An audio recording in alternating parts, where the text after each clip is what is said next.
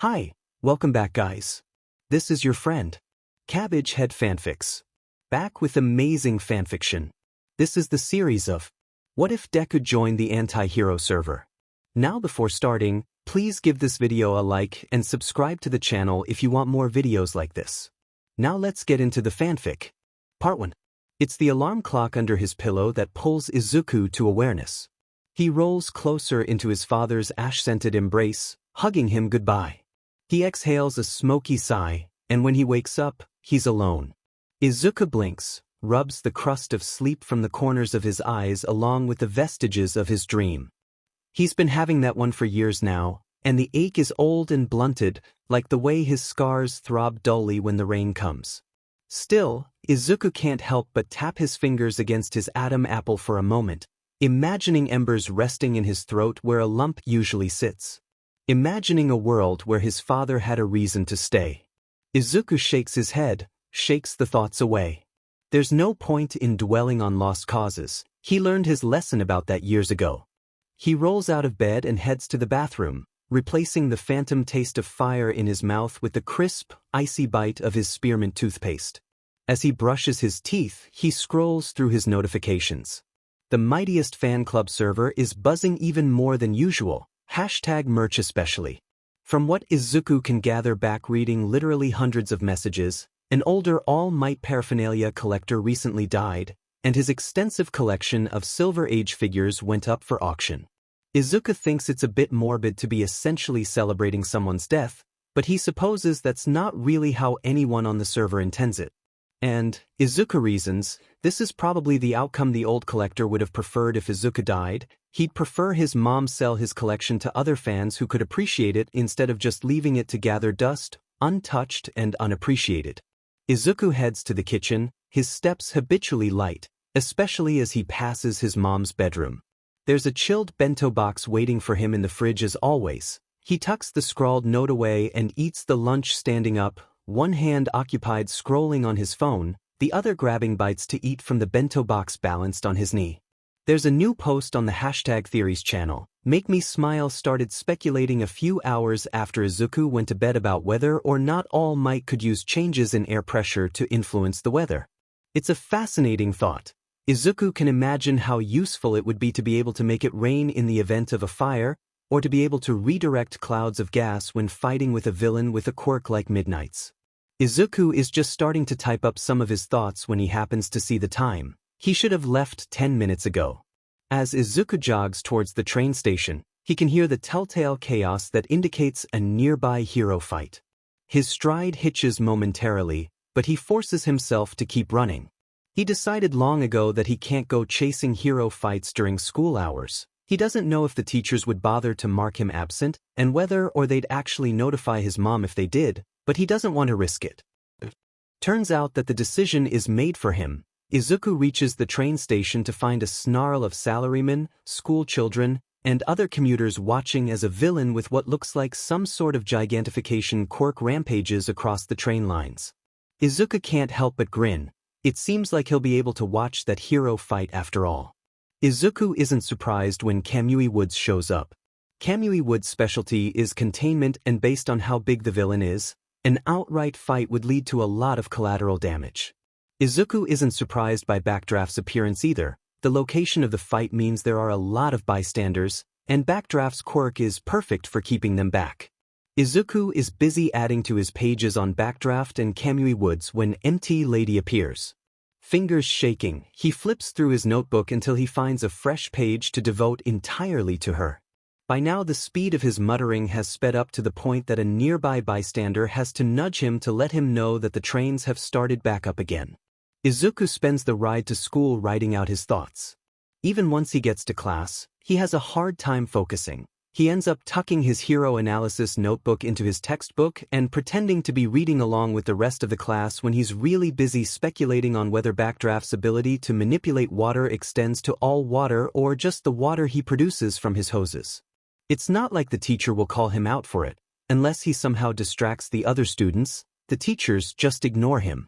His morning classes end, and he heads to the bathroom. Now that he's stopped bringing lunch, Kaken and his friends tend to bother him less as long as Izuku manages to slip out of the classroom before them and get away before they can follow him. They'll leave him alone. Izuku puts the toilet seat down and locks the door. He puts his feet up so that no one entering the bathroom will be able to tell he's in there, and then he pulls out his notebook and phone. #theories. Small Might today at 12:33. I saw MT Lady's debut on to school this morning. You guys have probably already read the news articles about it, but in case you didn't, TLDR, there was a purse snatcher with some sort of gigantification mutation quirk on the rails.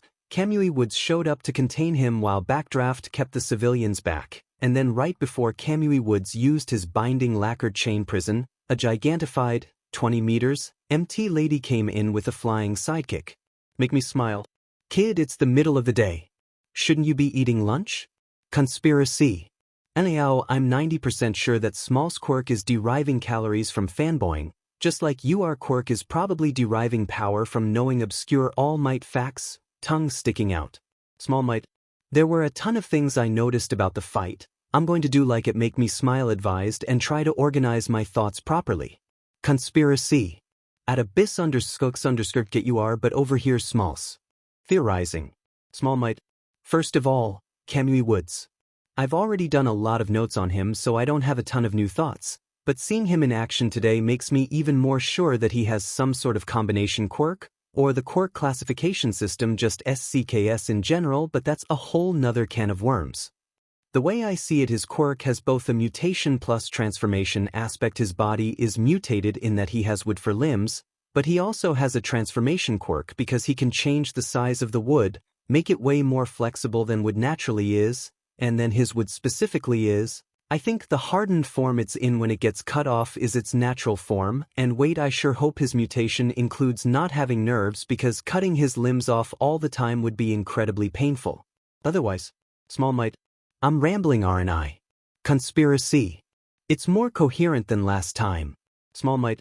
Anyway, I don't have much on Backdraft either. I just noticed that his quirk must include pretty precise hydrokinesis considering how he managed to shape his water into a barrier with excess every meter or so, and I was wondering if that only applies to the water he produces or if he can do that with all water. I think it's likely just his water since in my research of hydrokinesis quirks I got the impression there's a big quantity versus quality or scope versus precision trade-off. Anyway, I just thought that was interesting. Conspiracy. Definitely. Make me smile. In the research I've done, I've noticed the scope versus precision caveat of hydrokinetic quirks as well. It's rational to conclude Backdraft can only control his own water. I apologize for my tardiness, my charge was being bothersome today. Conspiracy. That's such a polite way to say that the kid you are babysitting is being a brat like usual. Seriously dude, you deserve better. Small Might. Since it was MT Lady's debut, obviously I have a lot of thoughts on her. I have to wonder if she can only go to the size she was at today, or if she can do sizes between those, like just 15 or 5 meters instead of the full. I think it's more likely she only has the one size since such a large size in the environment we were in made collateral damage a lot more likely. If she could have done a smaller size, she logically would have. Similarly, I wonder if she could gigantify isolated body parts, but again I doubt it because surely she would have used that aspect in the circumstances to minimize collateral damage. Small Might.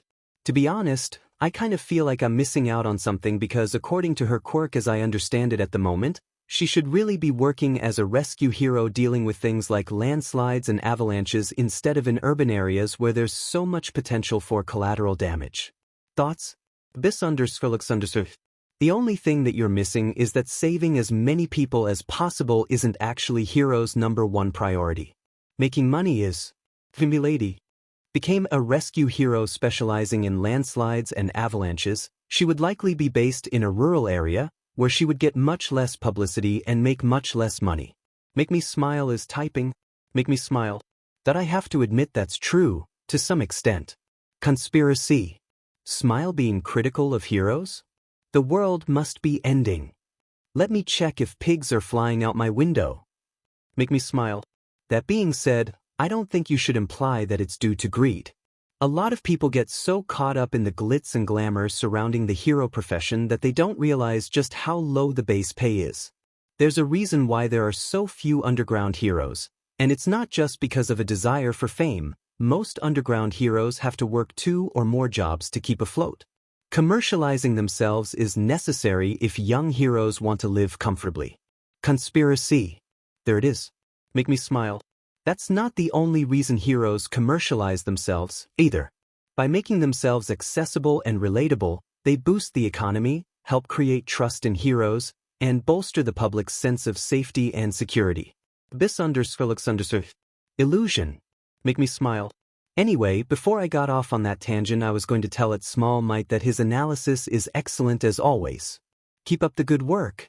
Small Might / omega / bis_. That's one thing that I and it make me smile will always agree on. Small Might Pavla. The bell rings, startling Izuku back to reality. The smile that had started to curl the corners of Izuku's lips upward quickly slips away. Small Might today at 1:10. I have to go, class is about to start. Bye guys. Conspiracy. Today at 1:10. Bye at Small Might. Have a good time in class. Izuku doesn't have time to see if the others reply as well. He tucks his phone away and heads to class. Class that afternoon is ostensibly spent planning for the future, but the teacher, as well as most of the class, already seems to consider all of their futures set in stone. Suzuki with her sterilization quirk will become a maid, Ito with his technopathy will become a programmer, and Kaken with his nitroglycerin sweat will become a hero. Suzuki doesn't seem very happy with the future everyone else is assuming she'll have, judging by the moisture in her eyes that she keeps on blinking away. Izuku can think of a dozen other occupations for her: a scientist whose experiments never suffer from cross-contamination, a dentist whose patients leave with impeccably clean teeth, a nurse carefully preventing infection, but he knows that Suzuki wouldn't want to hear from him. The only thing worse than a bad quirk is no quirk. Suzuki may have a low place in society, but at least she has a place in society.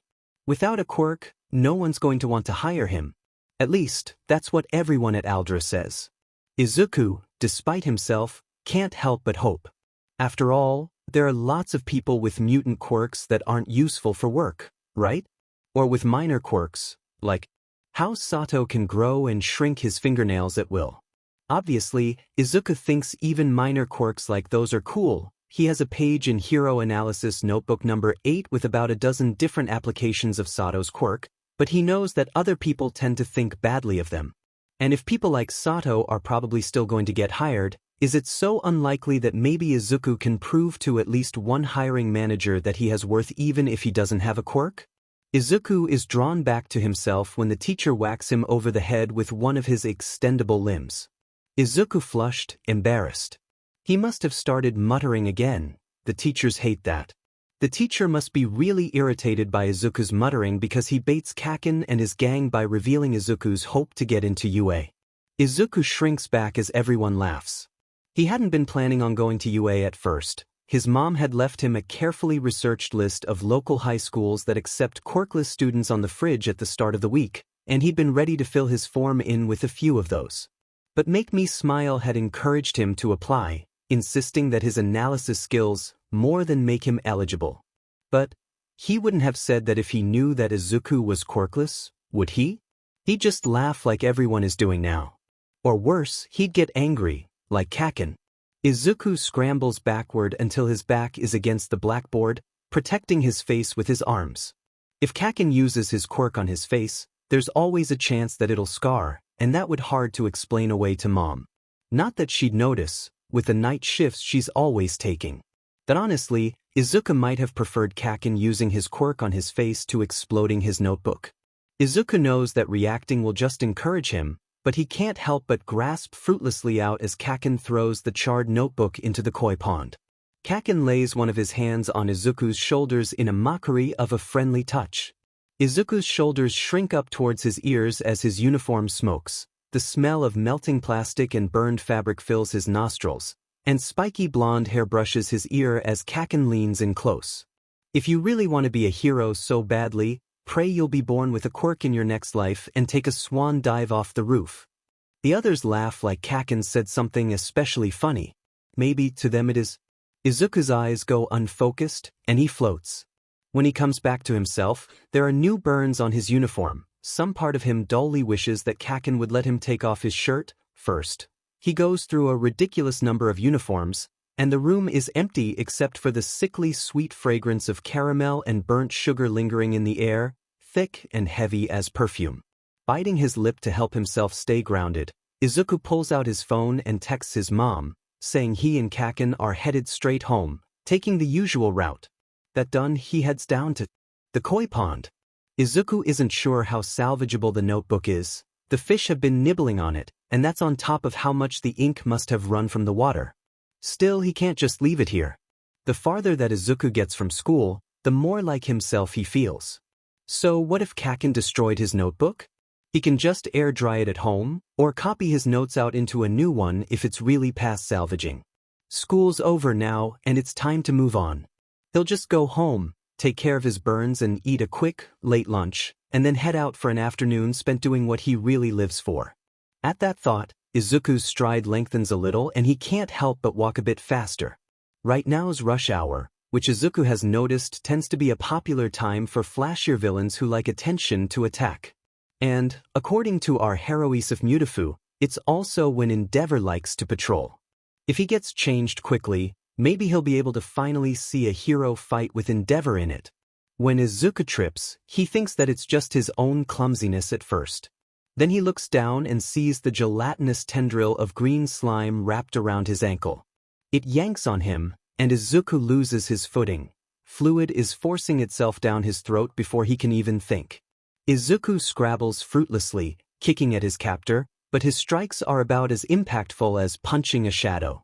The edges of Izuku's vision gain a disturbing gray tinge, and his hands begin feeling distant and tingly, kind of like how they feel when he's panicking.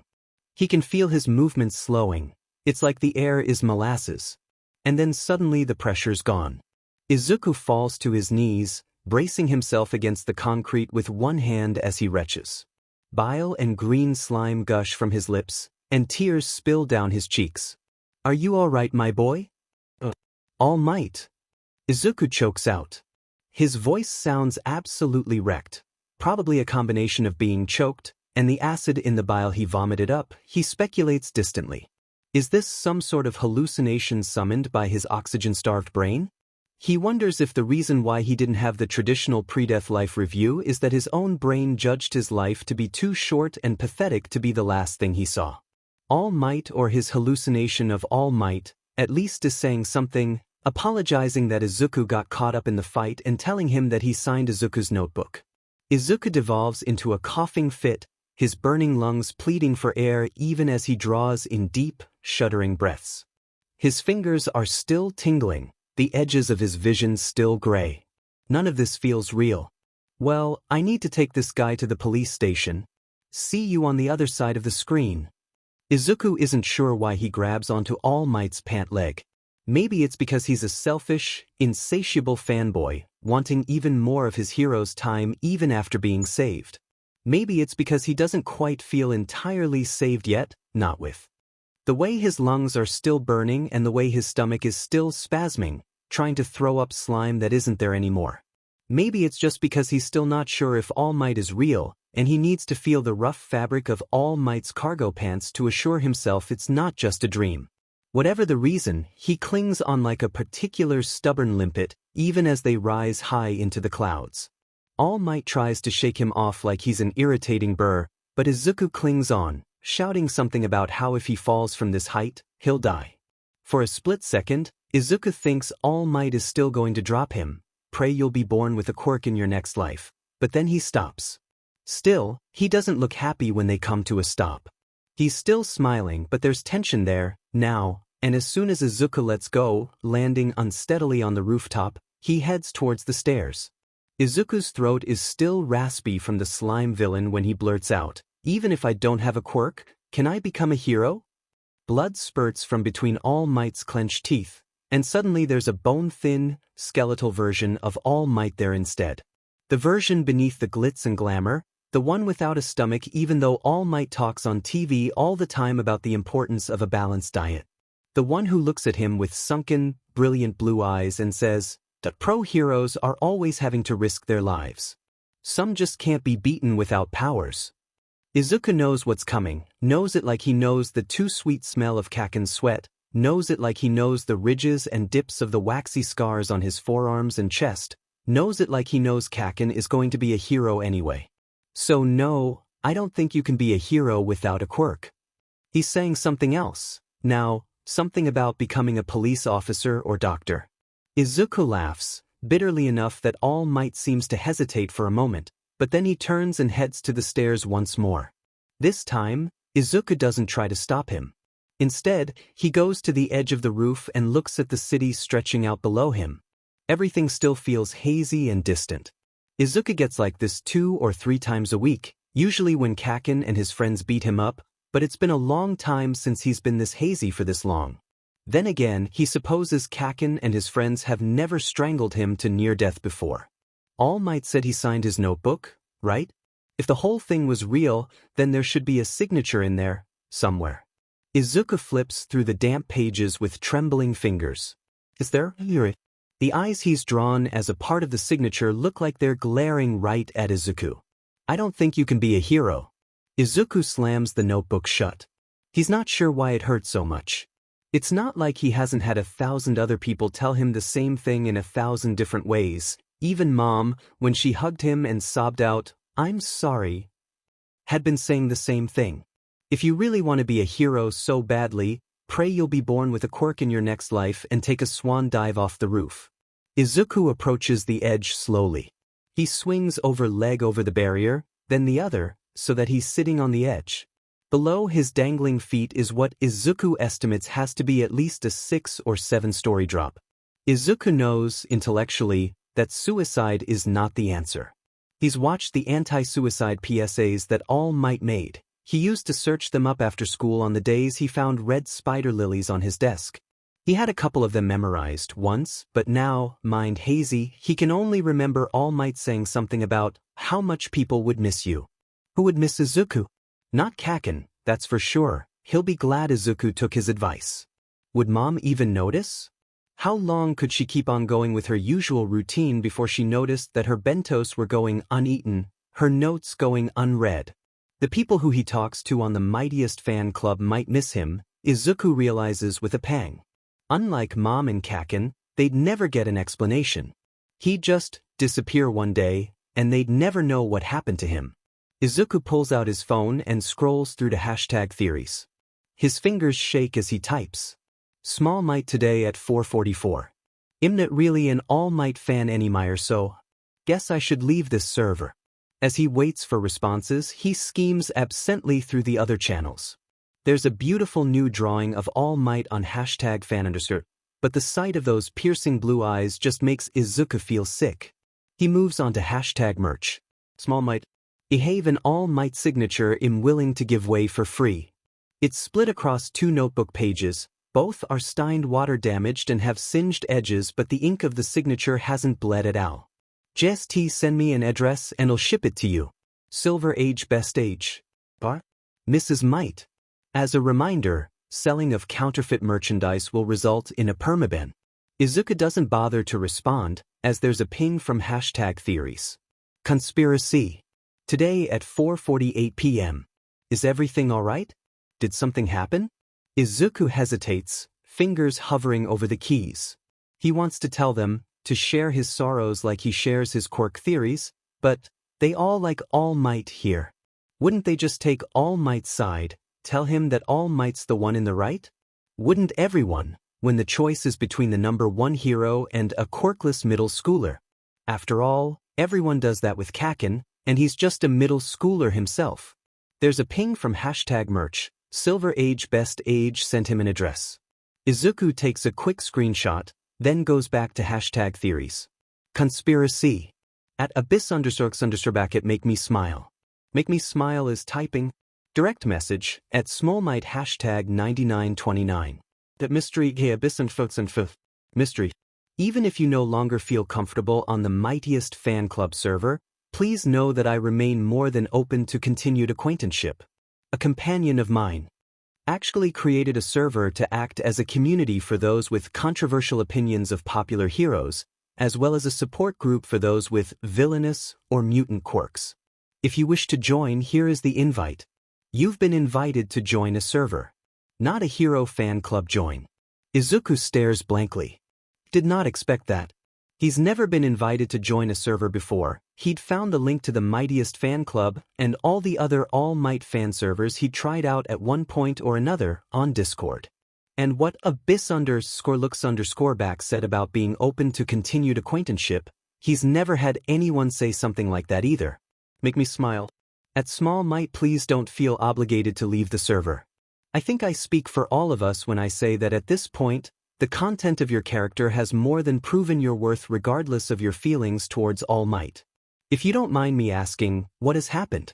Conspiracy. Small? Are you still there? Is everything okay? There's the distant rumble of an explosion, a bit like the pop-pop of Kaken's explosions but much deeper. Izuku squints. He can see smoke rising in the distance. Before he's even thinking, he's scooting off the ledge, heading towards the stairs, his mind already whirling as he tries to pinpoint the direction. Izuku rounds a street corner to find the slime villain from earlier. Kaken is in his grasp, and he's choking to death as the pros nearby look on, talking about how none of their quirks are suited to the situation. Izuku snarls, adrenaline bubbling up in him, and he moves before he can think. He ducks under Backdraft's water fence and sprints towards the villain, swinging his backpack off his shoulder as he does so. The villain's body is fluid, so it's useless to attack that, but his eyes still look solid. With one hand he grabs his pencil pouch from his backpack's biggest pocket. Then he zips it back up again and throws the backpack as hard as he can at the villain's eye. The villain startles, blinking, and for a moment his grip slackens and Kaken gasps, spitting out slime even as he heaves in a huge gulp of air. Then the villain regains his composure and starts choking Kaken again, trying to force himself back down Kaken's throat. Izuku bares his teeth in what is either a snarl or a grin and pulls his scissors from his pencil pouch, holding it like he would hold a dagger. He sprints right towards the villain, ignoring the gasps of the civilians behind him, ignoring the heroes shouting at him, ignoring. Fear not, for I am here. It's over before Izuku can process any of it. One moment, he's preparing himself to stab a villain in the eye with a pair of scissors, the next he's sitting in Saiza as Death Arms yells at him about how foolish he is. Should have stayed behind the barrier. What you did wasn't safe, especially for someone without a quirk. Izuku snorts. What? I should have let Kaken die. Maybe that was a bit too loud because now. Backdraft is stepping away from the civilian he was reassuring, his arms held out like Izuku is a fire he needs to put out. No, here's what should have happened. Izuku waves his hands at the pro heroes. You should have gotten your sheet together and done your FING jobs. That is what should have happened. Izuku yanks his backpack over his shoulders and starts blindly heading home. The pro heroes around him look too shocked to even think of stopping him. All might above, I just cursed out a bunch of pro heroes, Izuku thinks. Then he grimaces. I really need to stop swearing on All Might. Izuku pulls out his phone. He needs to leave that All Might fan club too.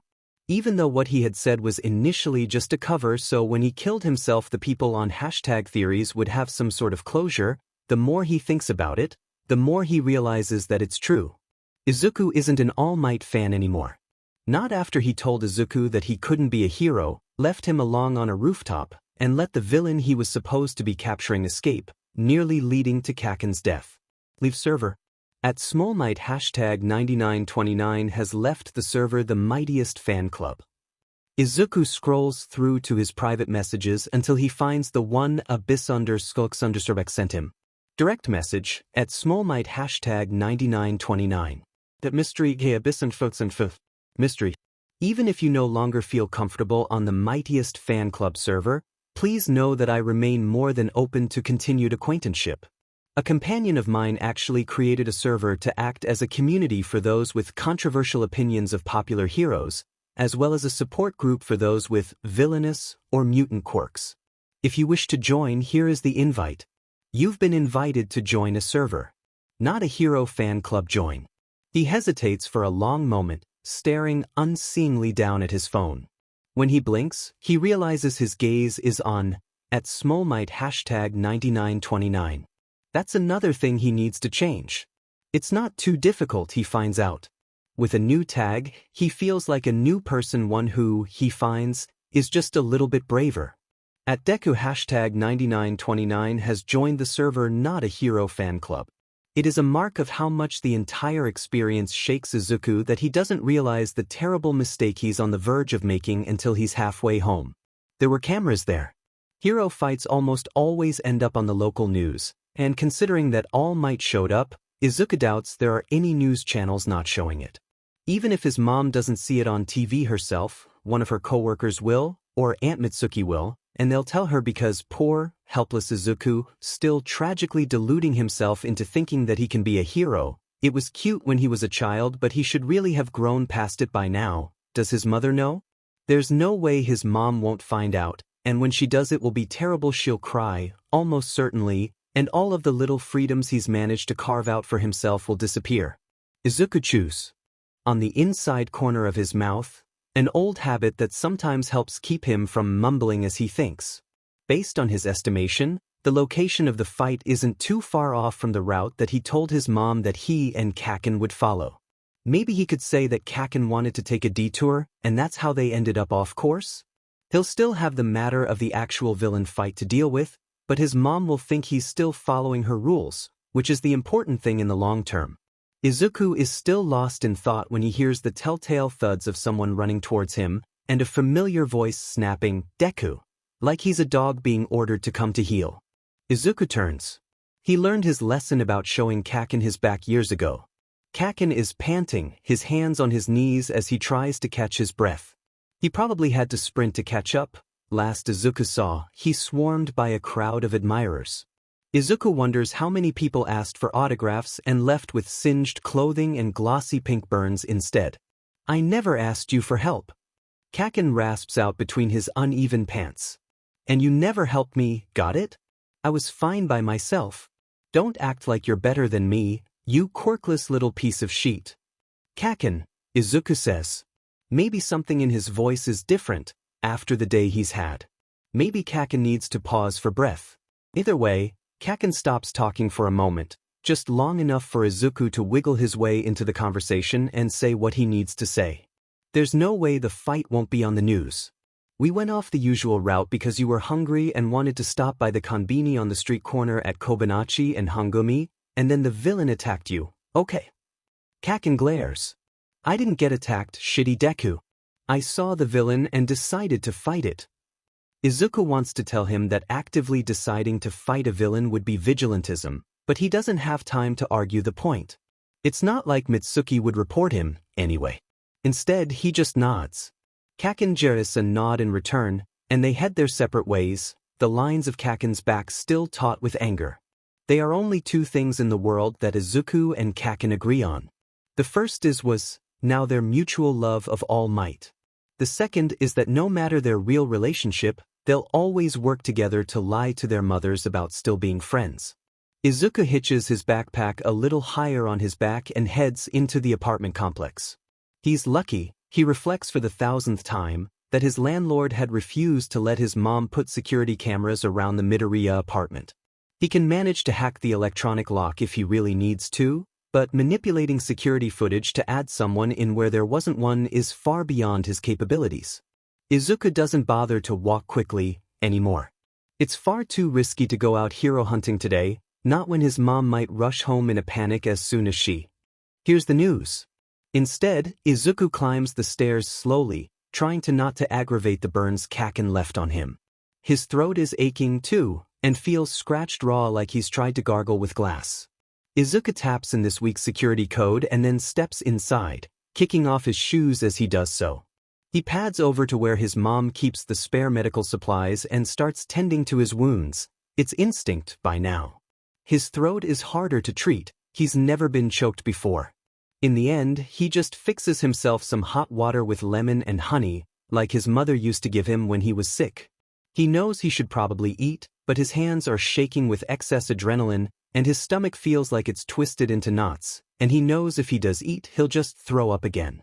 Instead, Izuku distracts himself with the matter of his hero analysis notebook. Enough time has passed that the pond water has dried almost completely. The edges of the pages are singed, and the water damage has made them bend.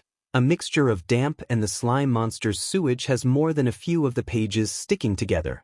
Izuku really doubts he'll be able to save it. Izuku still tries his best, mostly because it'll be easier to transfer his ideas to a new notebook if he has access to at least some of his old notes to jog his memory. Once he's salvaged as much as he can, lips twisting, he tears out the 2 pages with All Might's signature on them and tucks them into an envelope to send off to the user who requested them. He pulls out a new notebook and gets to work. Since he has the opportunity, he might as well make a couple of improvements. About halfway through Notebook 13, Izuku figured out a better layout for his notes, one that allows for his thoughts to flow more freely. He also wishes that he'd left margin space when he had first written his notes out. He can still add more notes in using post-its, but he doesn't like how that covers up his old writing.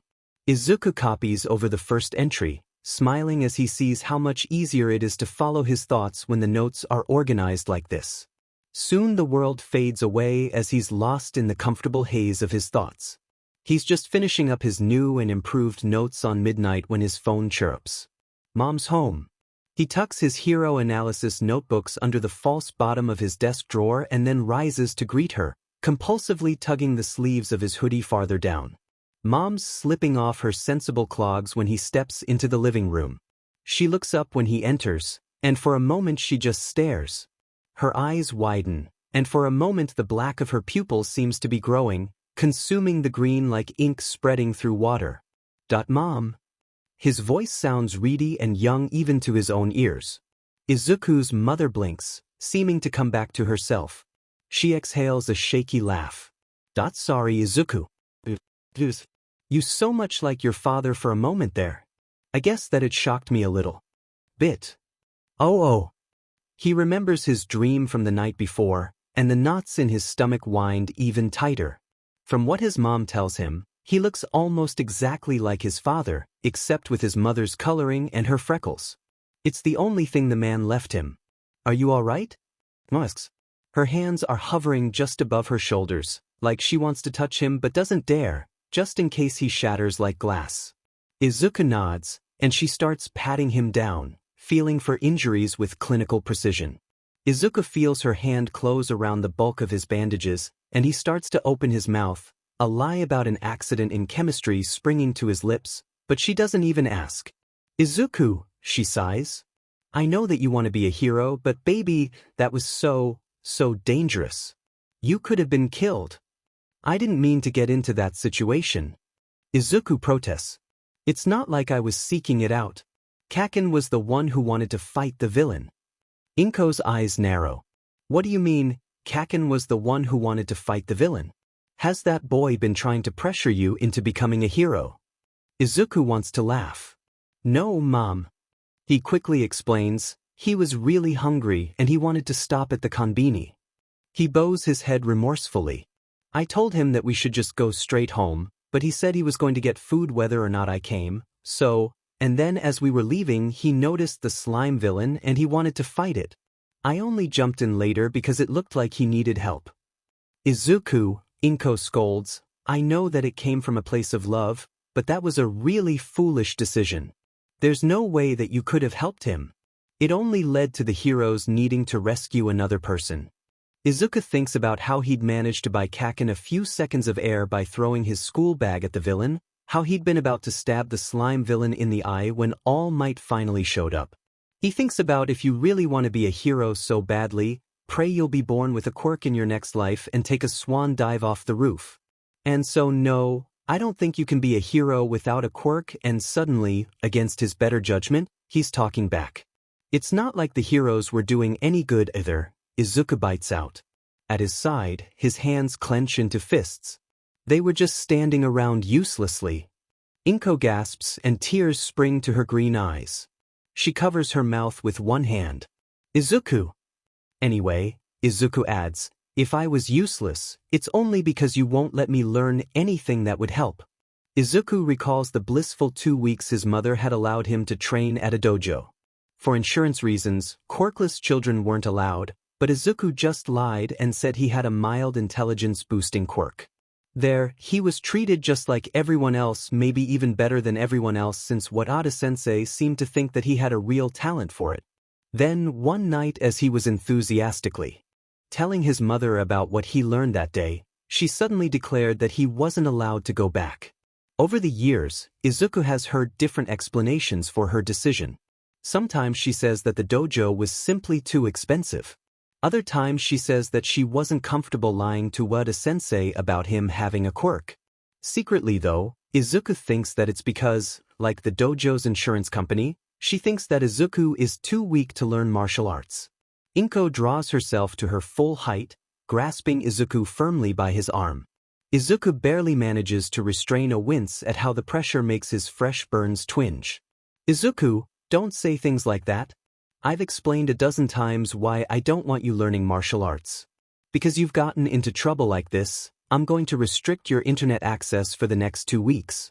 The Wi-Fi will turn off at 6 o'clock each night, so make sure you've done your homework before then. Now please go to your room and get some rest. Izuku nods and heads back to his room. As soon as he's inside, he lets himself smile. Restricted internet access? That's a joke. Izuku figured out the password their neighbor uses years ago. The Kakita's internet is honestly faster, anyway. Izuku throws himself onto his bed with a sigh and pulls out his phone. Speaking of the internet, he'd never gotten around to checking the server abyss_scorlux_back invited him to. #rules. No revealing personal information, real names, identities, addresses, etc., on pain of serious consequences. As stated by the title, this is not a hero fan club. We reserve the right to permaban hero otakus. Die mad about it. Respect the mods. No malware, viruses, or NSFW. React with a level up to indicate you understand the rules. Those all seem to be pretty reasonable rules to Izuku. He's a bit worried about the rule about permabanning hero otakus, but he's trying to get over All Might, right? Izuku reacts with a level up. #General. Medusa. DLKKFLKSTFKJ. My boss wants me to wear a hat so that my hair is more professional. I mean, to be fair, they do gossip a lot about how my boss has mouse vibes, but it's not like boss man speaks danger noodle. That also he does have mouse vibes. NGL. Don't want to get called mousy boy by my hair? Don't be such a mouse. Pockets. You're working at a department store now, right? Medusa. Yeah. I really kinda hate it, NGL, but like, your girl needs money to live, Mayo. Symbol of cynicism. Attired. At World War I nerd you free for the abandoned mall mission tonight? Pockets. If I ever go to a department store with a mouse manager and a snack-haired worker, I will make sure not to pay. Tired. Tonight tea works for me. Medusa. You never pay LMFAO. But thanks, smiley face. World War I nerd. Do you guys ever think about the fact that Cyberpunk 2011 is just updating the number in their title every so often? Like it was released in 2023 but it's set in the future. Future past stuff is wild. Izuku watches the chat rush past him, feeling more than a little bit overwhelmed. Things got pretty fast on the mightiest fan server, but that was really just the other channels, like #merch and #general, which he very rarely actually used anyway. On #theories it was always pretty quiet. Those were people that Izuku knew, and he'd been shy around them for a long time, too. He'd introduced himself slowly, first by just reacting to their own theories with thumbs up, and then eventually, with their encouragement, adding comments, and then finally beginning to share his own ideas. Was he expected to just jump in? Would they even listen if he did? Izuku sighs. It's late, and he's had what feels like the longest day in his life. Maybe he'll just take a bit of a nap, and then he can go get something to eat and introduce himself to the server after that. He puts his phone on his dresser and rolls over, tucking his head into his pillow and closing his eyes. Izuku is skipping, his hand in his mother's. He's excited because it's grocery day, when he gets to go out with Mama to the store. He likes being outside in the bright, fresh air, even though Mama walks so quickly that he barely has time to appreciate it. Izuku is just admiring a falling cherry blossom when he sees a sudden flash of yellow. He turns and sees a yellow-haired figure on the screen of a television in the electronics shop. It's a man, his hair sticking up like a bunny's ears, smiling widely. There are people slung over his shoulders, and the world around him is a mess of tangled, twisted metal and orange flames, but he's laughing. Everything's going to be fine now. But because I am here. Mama tugs on his hand. Izuku, we need to, she cuts herself off abruptly. In the silence, Izuku speaks. Mama, who is that? That's All Might, dear, Mama says slowly. He's a hero. The number one hero, actually. Even though they were in such a hurry just a minute ago, Mama lets him finish watching the video clip, then stay as it replays again, and again, and again. By the end, Izuku's entire face is wet with tears, and he's decided that All Might is the best. Izuku wakes up with a damp face. He wipes his cheeks angrily. All Might doesn't deserve his tears. He wants to be past this, past his stupid, childish obsession with a hero who just stood there as Kaken choked to death, who let a villain escape out of his own carelessness, who left him alone on a rooftop after destroying his dreams. After the chaos of yesterday, today seems almost strange in its normalcy. Izuku eats his bento in the kitchen while skimming through the new posts on our Heroise of Mutafu. On the train, he works on copying over his old notes into Notebook No. At school, Kaken is too swamped with admirers to bother harassing Izuku too much. During lunch, Izuku heads to the bathroom stall as usual. It's only after he's locked the door and pulled his feet up that he hesitates. Usually, he would talk with Make Me Smile and the others on #theories, but, for obvious reasons, he can't today. He guesses he could check out the new server now? #general. Tired. At 1:45 a.m. If I got 50 yen every time my foster parents implied that my quirk made me evil, I would have enough money to buy myself a lifetime supply of coffee. Medusa at 7 a.m. Also, have you considered that perhaps if you went to bed at night you wouldn't be so tired? At 7:05 a.m. Don't at me like that. World War I nerd at 7:59 a.m. Fun fact of the day, the Germans, who were the first to introduce chemical warfare in WW1, considered the shotgun, popularly used for clearing trenches by the Americans, to be inhumane and a war crime. Medusa at 8:12 a.m. Like the Germans can talk about war crimes, cough the Holocaust. World War I nerd at 8:17 a.m. You're mixing up World War I and World War II. World War I was the one that happened following the assassination of Archduke Franz Ferdinand of Austria and was caused by a mixture of militarization, imperialism, a fed-up network of alliances across Europe, and nationalism. World War II was the one with the Nazis. Medusa at 8:18 a.m. It's all in the past anyway. That was before quirks were even a thing, you know. Shrug. Pockets at 8:18 a.m. Nerds bow to throw hands with you for that comment. World War I nerd at 8:21 a.m. That I'm not even going to dignify that with a response. Medusa at 8:21 a.m. But you just did. Symbol of cynicism at 9:44 a.m. Ugh, things at work are going so slow. It's like I'm stuck in a cutscene waiting for the NPCs to stop talking exposition so I can finally get to the boss fight. Tired. At 9:46 a.m. My entire life is a cutscene. Abyss_lux_ back at 9:46 a.m. Tired? Shouldn't you be in class right now? Tired.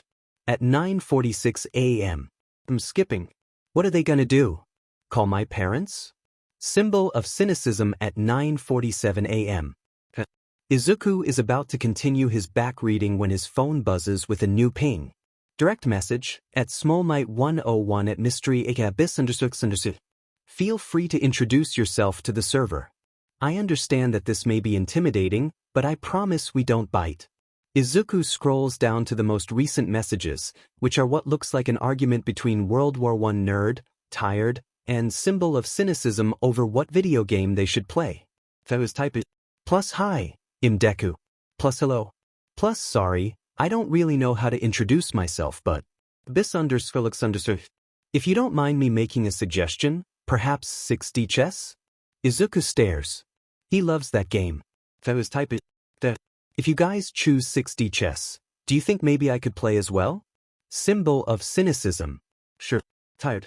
Fine by me. World War I nerd. Happy face carrot. Izuku presses his hand to his mouth. He can't believe that just like that. As though it's really that easy. Symbol of cynicism. The join code is GODSE8GR. Izuku shakes his head like a dog shaking off water, and wipes away the dampness at the corners of his eyes.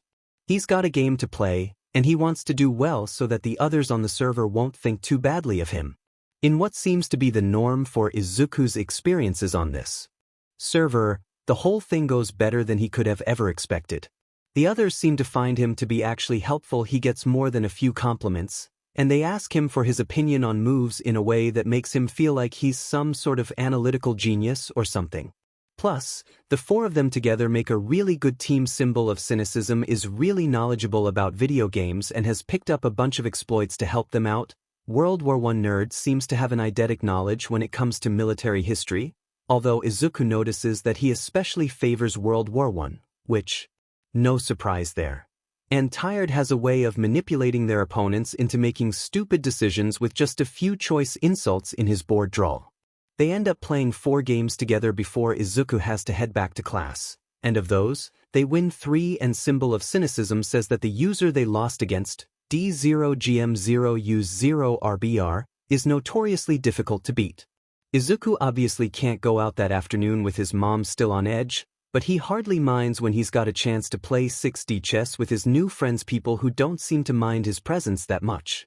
For once in his life, something is actually going well, and it feels amazing. It's been a week since the incident with the slime villain, and Izuku thinks it's finally safe for him to go out again. As enjoyable as his sessions playing 6D chess with Tired, World War I nerd, and Symbol of Cynicism have been, he's missed going hero hunting. There's a steady thrum of energy in the marrow of his bones, a taut twist low in his belly needs to be released. Every time that he ignores a taunt from Kaken, every time his teacher hands him an assignment marked lower than it should be because everyone knows quirkless children aren't evolved enough to do so well, every time that he sees All Might's big, gleaming smile on a billboard or television screen and remembers, so no, I don't think you can be a hero without a quirk, it winds just a little bit tighter. Even with a week-long break, the routine of it is still second nature to Izuku. He taps the newest code into the electronic lock and steps inside, toeing off his shoes as he does so. It's muscle memory to swing his yellow backpack off of his shoulder and shuck his Gakurin off, balling it up and lobbing it into the laundry basket. Izuku takes his hero analysis notebook out of the yellow backpack, then pulls his much darker spare backpack from the back of his closet. He tucks his hero analysis notebook into the largest pocket of his spare backpack, where it joins a small pencil pouch, several bottles of water, a box of energy bars, and a first aid kit. Supplies packed, Izuku gets dressed. He can't risk his mom spotting him in the background of a news broadcast and recognizing him, so he pulls a beanie over his distinctive green curls, dons a slouchy hoodie, and replaces his bright red sneakers with a much more subdued pair of gray running shoes. Medical mask covering the bottom half of his face completes the ensemble. After checking one last time that he isn't forgetting anything, Izuku steps out onto the balcony. He quickly glances around to make sure that nobody's watching, not that there's much risk, considering that he's pretty sure none of their neighbors are home from work yet, and then swings himself over the balcony and drops to the grass below. A forward roll that he learned from watching Kamui Woods fight safely disperses his weight, and he heads out to the street, hands tucked in the pocket of his hoodie. Usually, Izuku would head towards the richer area of town. With all of the banks and luxury shops there, burglaries are common. The proliferation of high-profile targets who can afford to pay ransom also makes kidnappings frequent. Heroes patrol often, and for villains who are more interested in making political statements than actually making money, they're tempting targets.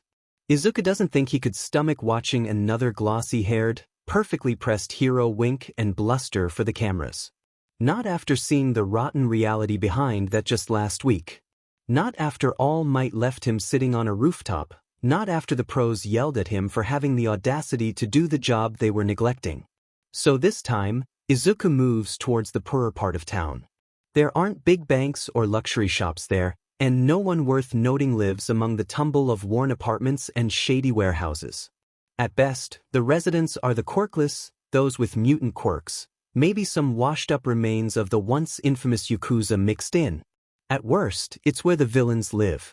No matter how many burglaries and kidnappings occur there, spotlight heroes seldom bother to patrol there. Why involve themselves in inter-villain fighting? After all, the logic goes, it's not like there are really civilians there. The only people who are getting hurt are other villains. Even before Izuku had met All Might and grown more cynical towards the hero system, he'd been quietly disturbed by the way the heroes handled the area. As a quirkless person himself, he knows how difficult life can be. He doesn't think anyone deserves to be left to the mercy of villains, no matter what stereotypes there may be about them. And even if he pretends that the residents are all villains, like the heroes seem to wrongly assume, from a strategic standpoint the heroes' actions just don't make sense. This kind of environment is a breeding ground for villainy. Wouldn't it be better to try to proactively create legal opportunities for the residents and solve the problem at its root instead of just continually hacking away at the symptoms of the problem?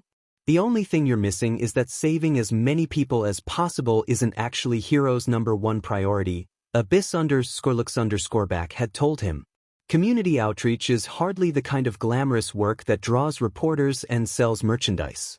Even more selfless heroes who genuinely want to do whatever it takes to help have bosses who expect a quota of villain defeats to be met, and social work, which is slow, unwieldy, and requires help from other government branches, has no place in the hero system.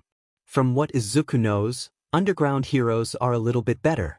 Eraserhead's and Izuku's usual times out and about are so drastically different that Izuku's never seen him in person, but he's heard rumors, and he knows that Eraserhead patrols the slums practically every night. When Izuku stays into the evenings, he can usually catch the start of Torva's patrol, as the hero walks with a cupful of flame in hand to light up the shadows. A few months ago, Izuku spotted Night Star slipping out of a shadowy corner just in time to trip a fleeing kidnapper, and he's followed Shatterglass's patrol alongside an underground hero with purple-black hair enough times that he knows their route like the back of his hand. He also spent one delightful afternoon watching a tired, rail-thin person he later recognized as the retired hero Long Night carefully de-escalating a domestic violence situation. Still, it's not enough, and that's what has Izuku occasionally taking a slightly more proactive approach to his extracurricular activities in the area. Izuku pulls his phone from his pocket and slips his earbuds into his ears, tapping into the police scanner app he has hidden in a folder labeled School Stuff. When he's in the rich part of town, he uses the police scanner app to track hero fights. Here in the slums, he uses it to call in any particularly egregious crimes. It's a risky maneuver. He has the codes the police use to call in various crimes memorized, and so far that's always been enough for them to assume he's an officer requesting backup, but every time he pulls the trick increases the likelihood that the authorities will catch on. That, along with the inherent risk in visiting the slums, generally has Izuku staying in the better parts of Mizudafu. Today, though, Izuku heads fearlessly into their depths. Today, he thinks that if he runs into a villain, he won't bother tricking the police into helping. What's the point of asking the authorities for help when sometimes, even with all of their quirks, they're still useless? It's not like Izuku can be charged with vigilantism, quirkless as he is. A more rational part notes that they can still charge him with disorderly conduct and assault and generally make his life difficult, but there's a thrumming in his bones and coiled, suppressed adrenaline pulled tight in his belly, and he would like to go fight something, logic bidmed. The fact that he doesn't even know how to fight bidmed. Izuku rubs the fresh burns blossoming pink and glossy at the base of his throat. It's not as though he isn't already injured. The snide comment he'd made about how wonderful of a hero Kaken would be had ensured that. A high whining noise draws Izuku from his thoughts. It sounds, Izuku thinks, like some sort of cat, but Izuku can't figure out where it's coming from. He can tell the general direction, but no matter how closely he scans the nearby alleys, he just can't find the source. At least, he can't find the source until he happens to glance up and spot a small stray cat perched uncomfortably atop a street light, his tail swinging anxiously as he lets out a series of pleading, raspy meows. Izuku's heart wrenches in his chest. The pole of the street lamp is smooth and unscratched. There's no way that the cat climbed it himself. If Izuku had to guess, he would say that some SDST with a flotation quirk deposited the poor thing up there for their own sick amusement. There's nothing Izuku wants more than to get the poor thing off that street lamp and back onto solid ground, but he isn't sure how. It's not like has a flotation quirk, or a quirk that gives him sticky fingers that could help him climb the pole, or a telekinesis quirk that could help him float the cat down. But he didn't have a quirk to help him fight the slime villain either, and he handled that one far better than the actual pro heroes did. Jaw set with determination, Izuku scans the surroundings for ideas. There's no way he's just going to happen upon a handy ladder. Izuku's luck is never that good, but maybe there will be something around that he can use? Izuku's eyes catch on a dumpster in a nearby alleyway. It's maybe 2 meters high just on its own, and if Izuku stood on top of it, it'd still be a bit of a jump for the cat, but it would just be a meter or so instead of nearly 5. That's assuming that Izuku can somehow manage to move the dumpster to right under the street lamp, even taking into account that A, his arms have roughly the consistency and strength of wet noodles, and B, the dumpster's angry, possibly villainous owner might come out and catch him red-handed any moment. Luckily, the dumpster has a set of wheels attached to its feet. By using his own body weight and being persistent, Izuku is able to maneuver the dumpster over to a spot just under the street lamp.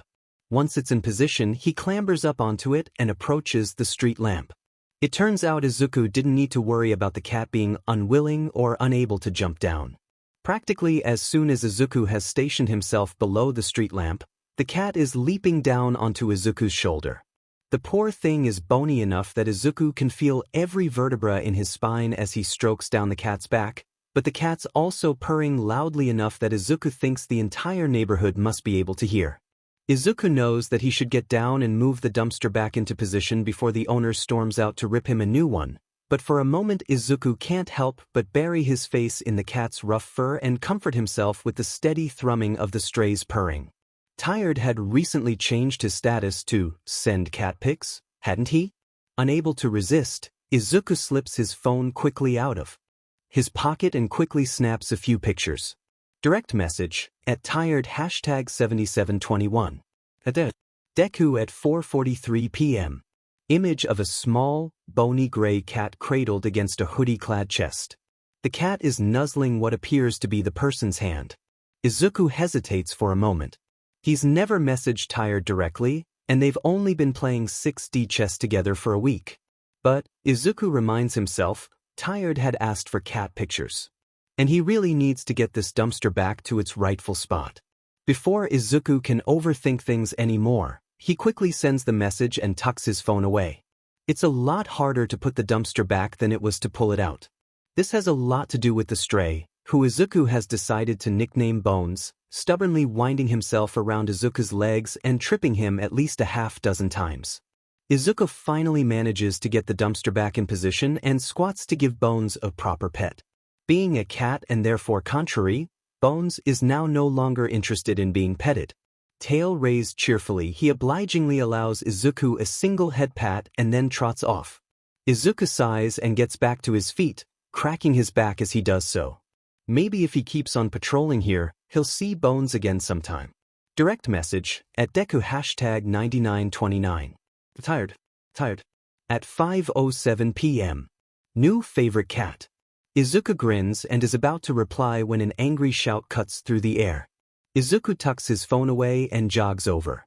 A tall, lanky figure is striding casually out of one of the neighborhood's many konbini. Behind him, the owner of the shop shoves open the door with one broad shoulder and lumbers out, yelling, "Stop! Thief!" The figure lifts one hand without turning, revealing a slightly singed bottle of jet black hair dye dangling from scarred fingers. "You talking about this?" he taunts. The shop owner snarls, the expression twisting his face into something animal and ugly. "Effing freak." He pulls a gun from his belt loop. With his back still turned, there's no way the thief will notice in time. Just like with the slime villain, Izuku is moving before he can think, yanking the thief to the side with as much force as he can muster. Both of them slam to the ground as the crack of the gunshot echoes in their ears, Izuku wincing when the rough asphalt digs painfully into his back. A patchwork face looms above him. "What the hell did you do that for?" the thief rasps. You some kind of fucking vigilante? You know I was stealing this, right? He lifts the container of hair dye, waving it pointedly in front of Izuku's face. That doesn't mean you deserve to get shot, Izuku replies. Come on, we should get out of here before he tries again. The thief sneers. There is no. His eyes suddenly catch on the burn blooming like a crooked pink blossom in the hollow of Izuku's throat, and he abruptly falls silent. Izuku takes advantage of the man's sudden stillness to scramble to his feet and tug his unwilling companion into a nearby side street. They walk in silence for a few minutes, Izuku pretending not to notice the way that the thief keeps on looking at him. It's strange, the way his eyes linger on the bandages around his wrists as Izuku compulsively tugs his sleeves down, at the too tight grip on his backpack, on the way Izuku's gaze flicks around their surroundings, scanning for threats. Izuku doesn't know how to read the look in his cool blue eyes. It's not one that he's ever seen before. After a couple more minutes of walking, during which Izuku is relieved to note that no one tries to mug them, they reach another tumble-down apartment, the only defining feature the way that smoke has irreversibly stained the paint with a grayish tinge. Without preamble, the thief opens the door and steps inside, letting the door swing wide open behind him. As much as I hate to admit it, I do owe you for saving me from that bullet, he calls over one shoulder. I've got some cork-made burn cream somewhere in this hellhole. If your schedule's not too packed for you to hang around a second, I'll get it for you. Izuku lingers uncomfortably in the entryway, watching as the man rifles carelessly through kitchen cabinets containing more cobwebs than food. He knows that this whole thing is a terrible idea, but curiosity prevents him from leaving. What does the strange look in his eyes mean? What does he want with Izuku? Will the burn cream really help? The thief withdraws from where he'd half-crawled into a particularly deep cabinet. His spiky black hair is mussed, but he has a tube of burn cream held triumphantly in one hand. This is the good stuff, he tells Izuku. These, he gestures at the purple-black scars turning his skin to a hodgepodge of mismatched color, were third-degree burns, and now they barely even hurt. I'll give the whole tube to you if you do just one thing. Izuku swallows heavily, taking a few cautious steps back. He never should have let his curiosity get the better of him. Tell me who gave you those burns. Suddenly Izuku recognizes the look in his eyes. It's anger. Anger, apparently, on his behalf. Why? Izuku stutters out. Why do you care? Because apparently, there's someone out there who needs to learn to pick on people their own size. A twist of his wrist and blue flame appears in the thief's hand. The familiar scent of smoke fills the air, and some distant part of Izuku finds himself remembering his father. The less distant part of him is thinking, instead, of being told 100 times in 100 different ways that he's fragile, that he's useless, that he can't do anything, and he finds himself spitting out, "I'm not weak." The thief's eyebrow is quirking upwards, but it's like a faucet has been opened, and now Izuku can't stop. Everyone thinks I'm weak and useless because I don't have a quirk, but I'm not. When the slime villain attacked Kaken, I was prepared to stab him through the eye, and the only reason I didn't was that the heroes finally got off their buttes. And did their goddamn jobs. Quirkless or not, they're a hell of a lot more useless than I am. The thief suddenly breaks out into a toothy, manic grin. I can respect that, brat. Still, let me give you my number. Just in case you ever need a bit of advice. You got a pen in there? He jerks his head towards Izuku's backpack. With trembling fingers, Izuku pulls out his notebook and a pen. I can respect that, brat. Is he dreaming? Did someone just imply that he's strong after all? Even though he knows that Izuku's quirkless? The thief scrawls something in Izuku's notebook and tosses it over. Alright, brat, get out of here. I don't care how strong you are, no one should deal with my a-hole of a landlord unless it's absolutely required. Izuku stumbles out onto the street, feeling like he's on autopilot. He flips his notebook open. Just beyond where he'd ripped out the pages All Might signed, the thief scrawled out, "Dobby, call me when you need advice on what to do when stab them in the eye isn't finishing the job," followed by a phone number. What just happened? Slime forces itself into his mouth, slipping down his throat and smothering the pathetic heat of the embers lingering there. The taste of sewage replaces the hint of ash that had lingered there previously as the slime villain chokes the life out of him. The world around him is gaining a gray tinge, and everything seems as hazy and ephemeral as a mirage in the desert. Beyond the muddle of unreality, All Might is saying something about how he can't be a hero without a quirk.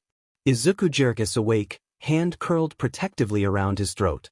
It's been long enough that it doesn't hurt anymore, but his body still won't let him forget almost dying. Izuku doubts that he'll be able to get back to sleep, so he grabs his phone and starts scrolling absently. He thinks that if he were anyone else, this would be the part where he would text his friends something nonsensical, some joke about his day to break the tension and pull his mind back from the ledge. Maybe, if he was particularly daring, he would even call. It's not like the distinction matters, considering how painfully theoretical this all is.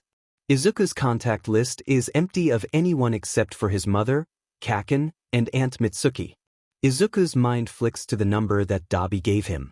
Receiving that number had meant even more to him than getting a bis_lux_back's invitation to the Not a Hero fan club Discord server had. Dobby had actually known that he was quirkless and still reached out to him, still implied he was strong. Izuku doubts he'll ever feel comfortable actually contacting Dobby. He can't imagine being so presumptuous as to waste the man's time, after everything he did for Izuku, but he still enters the number into his phone, feeling an odd heat rising in his chest as his number of contacts goes up to 4. Izuku supposes that technically he could post something on the Not a Hero fan club server, but it's not like he knows anyone there that well. The previous day, after Izuku had returned home from his afternoon in the slums, he had received a new cat picture from Tired. That little shred of contact had excited Izuku to an embarrassing degree, but it's hardly an indication that they're friends now or something. And he's even less acquainted with the rest of the server. He only played a few video games with them. People do that with strangers all the time when teams are randomly assigned. Izuku resolves to try to find another cat to take a photo of. The thread of connection between him and Tired is thin and tentative, but as starved of human contact as Izuku is, he's pathetically grateful for it, and he has no intention of letting it wither away if he can at all help it. It's late enough that Izuku's unlikely to be able to go back to sleep, and, he checks quickly to confirm, his mom is already home and fast asleep in bed. Plus, the early morning quiet seems like the kind of thing cats would enjoy. He can't imagine cats wanting to go for walks later in the day, with the hustle and bustle of so many cars and pedestrians. Anyway, even if Izuku can't find any cats to photograph, he has always enjoyed the serenity that a good early morning walk brings him. Somehow, he finds that walking tends to quiet the turmoil of his thoughts, and with the week that he's had, Izuku could desperately use a little bit of peace and quiet in his beleaguered mind.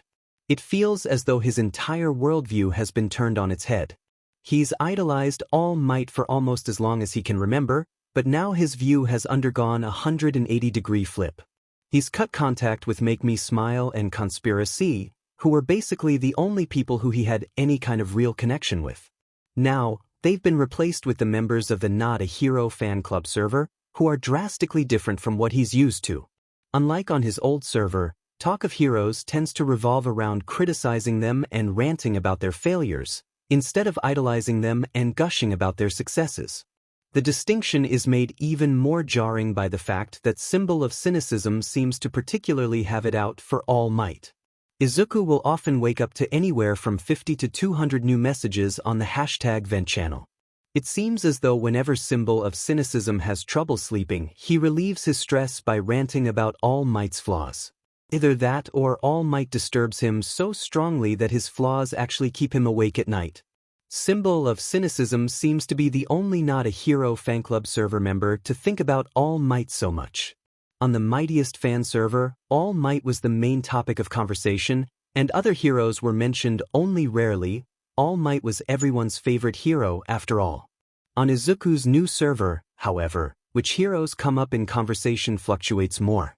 World War I Nerd has some sort of odd obsession with Midnight. Izuku honestly can't tell if he's her biggest fan. Or biggest hater. Medusa is a big fan of both Miruko and Ryukyu. Pocket seems to hold some sort of grudge against Death Arms. Based on some comments that Pockets made, Izuku theorizes that Death Arms attempted to apprehend him for petty thievery at some point, and both Tired and Abyss_looks_back seem to like, or at least respect the abilities of Eraserhead. It's nice talking about heroes other than All Might. Even Izuku had been forced to admit that you could only analyze All Might so much, but the entire thing is just disorienting. Somehow, liking All Might, liking heroes had become a part of his identity, and with that removed, Izuku feels stripped raw. At the same time, there's an odd sense of rightness to it, like Izuku has finally allowed himself to give in to the inevitable end that he was always going to reach sooner or later. As strange as this new world is, it's also somehow so familiar to Izuku. When Medusa advises Pockets on how best to deal with bullies, when Tired shares tips about things like how to hold their ID cards so that their registered quirk isn't immediately visible, when World War I nerd makes dark jokes about not being sure if he's going to make it to adulthood, Izuku thinks of Kaken's explosions singeing his shirt and burning his skin, of how his mother does the shopping because the grocers always ask him to pay more when they see his ID, of sitting on the edge of the rooftop, with his legs dangling into the void. In hindsight, even as he had clung to his idolization of All Might, there had been a hollowness to it. Yes, when he first became aware of All Might, his fanboying had been completely genuine. But then again, that had been back when he'd still wondered if maybe somehow, despite his extra toe joint, he'd be lucky enough to end up with a quirk. As time had gone on and hope had become harder and harder to sustain, he'd started to have apprehensions that he refused to acknowledge. Logical as he was, he must have on some level known that he was lying to himself, but at the same time, he was still only human. It was hard, if not impossible, to live without hope, and for Izuku, deluding himself into thinking that All Might would somehow believe he could be a quirkless hero after all had given him hope. But he's an adult now, and he's outgrown his need for such childish things. He doesn't need to gain hope from lies any longer, not when he has the proof of his own strength in the way he fought, and would have won, against the slime villain, in the way he managed to rescue Bones and save Dobby, in the man's dry, but clearly genuine, I can respect that, brat. He doesn't need to try to become a hero, either, not when he hardly respects heroes anymore anyway. Maybe, Izuku considers as his mind flicks back to the previous afternoon, he can become a vigilante instead. Just the thought feels a bit like a betrayal. Yes, he's been lying to his mother, pretending to be safe at home or being escorted around the neighborhood with Kaken to protect him when he's really out wandering alone, but it wasn't like he was taking any actually unreasonable risks. If Izuku became a vigilante, he'd very likely end up being shot, stabbed, possibly even outright killed. Either that or he'd be captured by police, where he'd be, at best, endlessly condescended to and prevented from doing anything actually useful because it would be too dangerous for someone as weak as him, and at worst, nailed with some trumped-up charges and be forced to spend considerable time in jail. But then again, it's not like Izuku's life prospects if he doesn't become a vigilante look so good either. With his bubble burst and no false hope to bolster him up, it's only a matter of time before Izuku gets tired of the constrictive, exhausting life he leads and tries to kill himself again. Even now, as Izuku wanders the neighborhood, he finds his eyes lingering on the nearby bridge, wondering if the fall would be enough to kill him. Izuku owes it to his mother to not make this decision lightly, but he also owes it to himself to not just throw the entire idea away. Izuku decides to think about it for a while and come back to it. For now, the matter of how he's going to procure a cat picture for Tired when he hasn't run into any cats on the entire walk is far more pressing. The next few weeks pass quickly as Izuku settles into a new routine. He returns to spectating hero fights occasionally, but some of the time he would have previously spent hunting down heroes he now spends playing video games, especially 6D chess, with the server. He ends up squandering quite a bit of his savings at cat cafes trying to reciprocate all of Tired's cat pictures. It's objectively mortifying, but also something he refuses to stop doing. As such, he starts looking around for some sort of part-time job, preferably one under the table since he doubts that he's skilled enough to forge a whole new identity for himself. Any free time not whiled away attempting to beat the server's new archenemy D0GM0Use0RBR at 6D chess is spent researching the laws surrounding vigilantism and the treatment of vigilantes in the past. What he finds isn't particularly promising. The way the government deals with vigilantes is shaped by the perception of what vigilantes are and what shapes or motivates them. From Izuku's research, vigilantes are perceived as generally falling into 3 categories. The first is failed heroes, who were too lazy, weak, or stupid to pass the certification exams and become above-board pro-heroes, or may have had their licenses revoked for misconduct. The second group is made of people who are essentially villains, but are occasionally willing to do a good deed if it's in their benefit, or at least not to their detriment. The third group is those who are motivated by some sort of personal vendetta and use their quirks to enact revenge. Izuku doesn't fall into any of those categories, but he knows it doesn't matter. He'll still be tarred by the same brush. If he does manage to save people, those same people will dismiss him as, at best, a washed-up attempt at a pro-hero, and at worst, a villain play-acting at morality. The more he learns, the harder being a vigilante looks. At the same time, though, Izuku feels a sort of magnetic, marrow-deep draw to it, as though it's his unavoidable destiny. Anyway, vigilantism may seem morally ambiguous, but Izuku knows that he has his own moral code which he'll follow, and even if the job itself is considered a bit morally gray, he won't be. Izuku starts turning his attention from the laws surrounding vigilantes to how vigilantes themselves operate. He starts a 15th analysis notebook, this one just on vigilantism. He signs up for a free first aid course, and he starts watching HeroTube videos explaining the basics of parkour. He researches dojos in the area and he reviews what he remembers from the 2 weeks of martial arts classes that his mom had allowed him. One afternoon, he even starts idly scribbling out some preliminary thoughts on what kind of specialized fighting style he might use, and what crimes he might be particularly effective at targeting. Izuku is just adding another bullet point to his list when his phone buzzes. A fond smile tugs at his lips as he sees the new cat picture. Wait, he recognizes that cat. He could have sworn that Tired sent him a photo of the same cat just a week or so ago. Direct message, at Tired #7721. Wait, I've seen that cat before. Do you have a cat? Tired. I wish. It's from a shelter I help out at. That's so cool. Do you volunteer just there or other places, too? Tired. LMAO, it's community service. Izuku can't help but grin a little at that. He doesn't know what Tired looks like, but he knows enough about him to be sure that he would never actually laugh his butt off. He probably typed that out completely deadpan, without even a huff of amusement to betray even a semblance of emotion. Still cool? Tired. God damn it, will anything puncture your optimism? I'm working there as court-mandated community service for getting into a fight. Still cool? From what you've said about bullies on the Not a Hero fan club server, you were probably just defending yourself anyway. Izuku can't help but chew on the corner of his cheek anxiously. So far, he and Tired haven't actually talked much in their private messages, just exchanged cat photos and made occasional, idle small talk. He might be overstepping Tired's boundaries by teasing him like this. Tired. That's true. That's why I want to apply to UA. They actually take into account the reasons someone might have a delinquent record instead of just assuming it was all your fault. Izuku lets out a sigh of relief. Oh my god, you're planning on applying to UA? Hero course, right? Tired. I don't think you'd be so friendly if you know what my quirk is. Izuku frowns. He really doubts anything could be worse than not having a quirk at all. Try me. Tired. Brainwashing. If someone responds to me, I can control them. That's amazing. How does it work? By responds, do you just mean verbally? Does it only affect people if you speak the other person's language?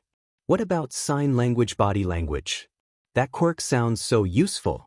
You could de-escalate situations so well with a quirk like that. Suicide attempts or hostage negotiation or tons of similar situations could be resolved quickly and with little to no collateral damage. Plus, that would be so helpful for rescue heroism. Shock is a huge problem out in the field since it prevents civilians from moving out of dangerous situations, but you could totally bypass that problem entirely. Tired. Is typing. Tired. Pay you win. Does this mean you'll tell me more about how your quirk works now? Tired. Defined. Just like that, the conversation is off like a shot. By the end of it, Deku is pretty sure they're proper, capital F friends now. It's an amazing giddy feeling that leaves Izuku smiling as widely as, and about 100 times more genuinely than, All Might. #General. Good morning, everyone. I'd like to announce that the mods have decided to host a group watch of this year's UA Sports Festival. That way, server members will be able to stay up to date on this notable cultural event without subjecting themselves to incessant pro-hero propaganda. This event will also serve to advertise our server to greater amounts of people and help our community grow. The UA stream will begin at 11 o'clock Japan Standard Time on Saturday, May 7th, but participants are encouraged to begin participating at about 10 o'clock so we can engage in some pre-festival speculation and prediction. We hope to see you all there. Medusa, Tired, Pockets and one other reacted with, thumbs up. Direct message, at Tired #7721. It's so exciting to think that next year, I'll be able to watch you in the UA Sports Festival. Greater than over equal to less than over equal to. Tired. You're acting like me getting in is some type of foregone conclusion. UA has an 0.2% acceptance rate, and I have a villain's quirk and a delinquent record. I'm more likely to win the lottery than get into UA, and Eve never bought a lottery ticket in my life. You mean your incredibly cool quirk with a lot of potential for efficient and low collateral damage hero work, and your clearly inaccurate record of being falsely accused plus unfairly blamed? They'd have to be crazy to turn you down. Tired. Izuku giggles. That's a true sign that Tired is struggling to think of a good response. Just accept that I'm right. If UA turns you down, I will show up at the school and throw hands with the admin myself. Understandably. Tired. And they say I'm a delinquent. Izuku throws his head back and laughs, long and hard. It's true that there are a lot of rules like no alternative projects out during class, and ask before going to the bathroom, that Izuku regularly gets away with breaking just because no teacher wants to acknowledge that he exists. The train slides to a halt, and Izuku swings out of his seat. They just reached his stop. I have to go to class now, but I'll Tired. Reacted with, wave. Izuku pulls his earbuds from his ears, tucking them away along with his phone. It's dangerous to appear unaware with Kaken and his friends around. Shoulders reflexively hunching inwards to make himself smaller, Izuku heads into Aldra. Class that day passes quickly, most of it just review of things that Izuku already knows.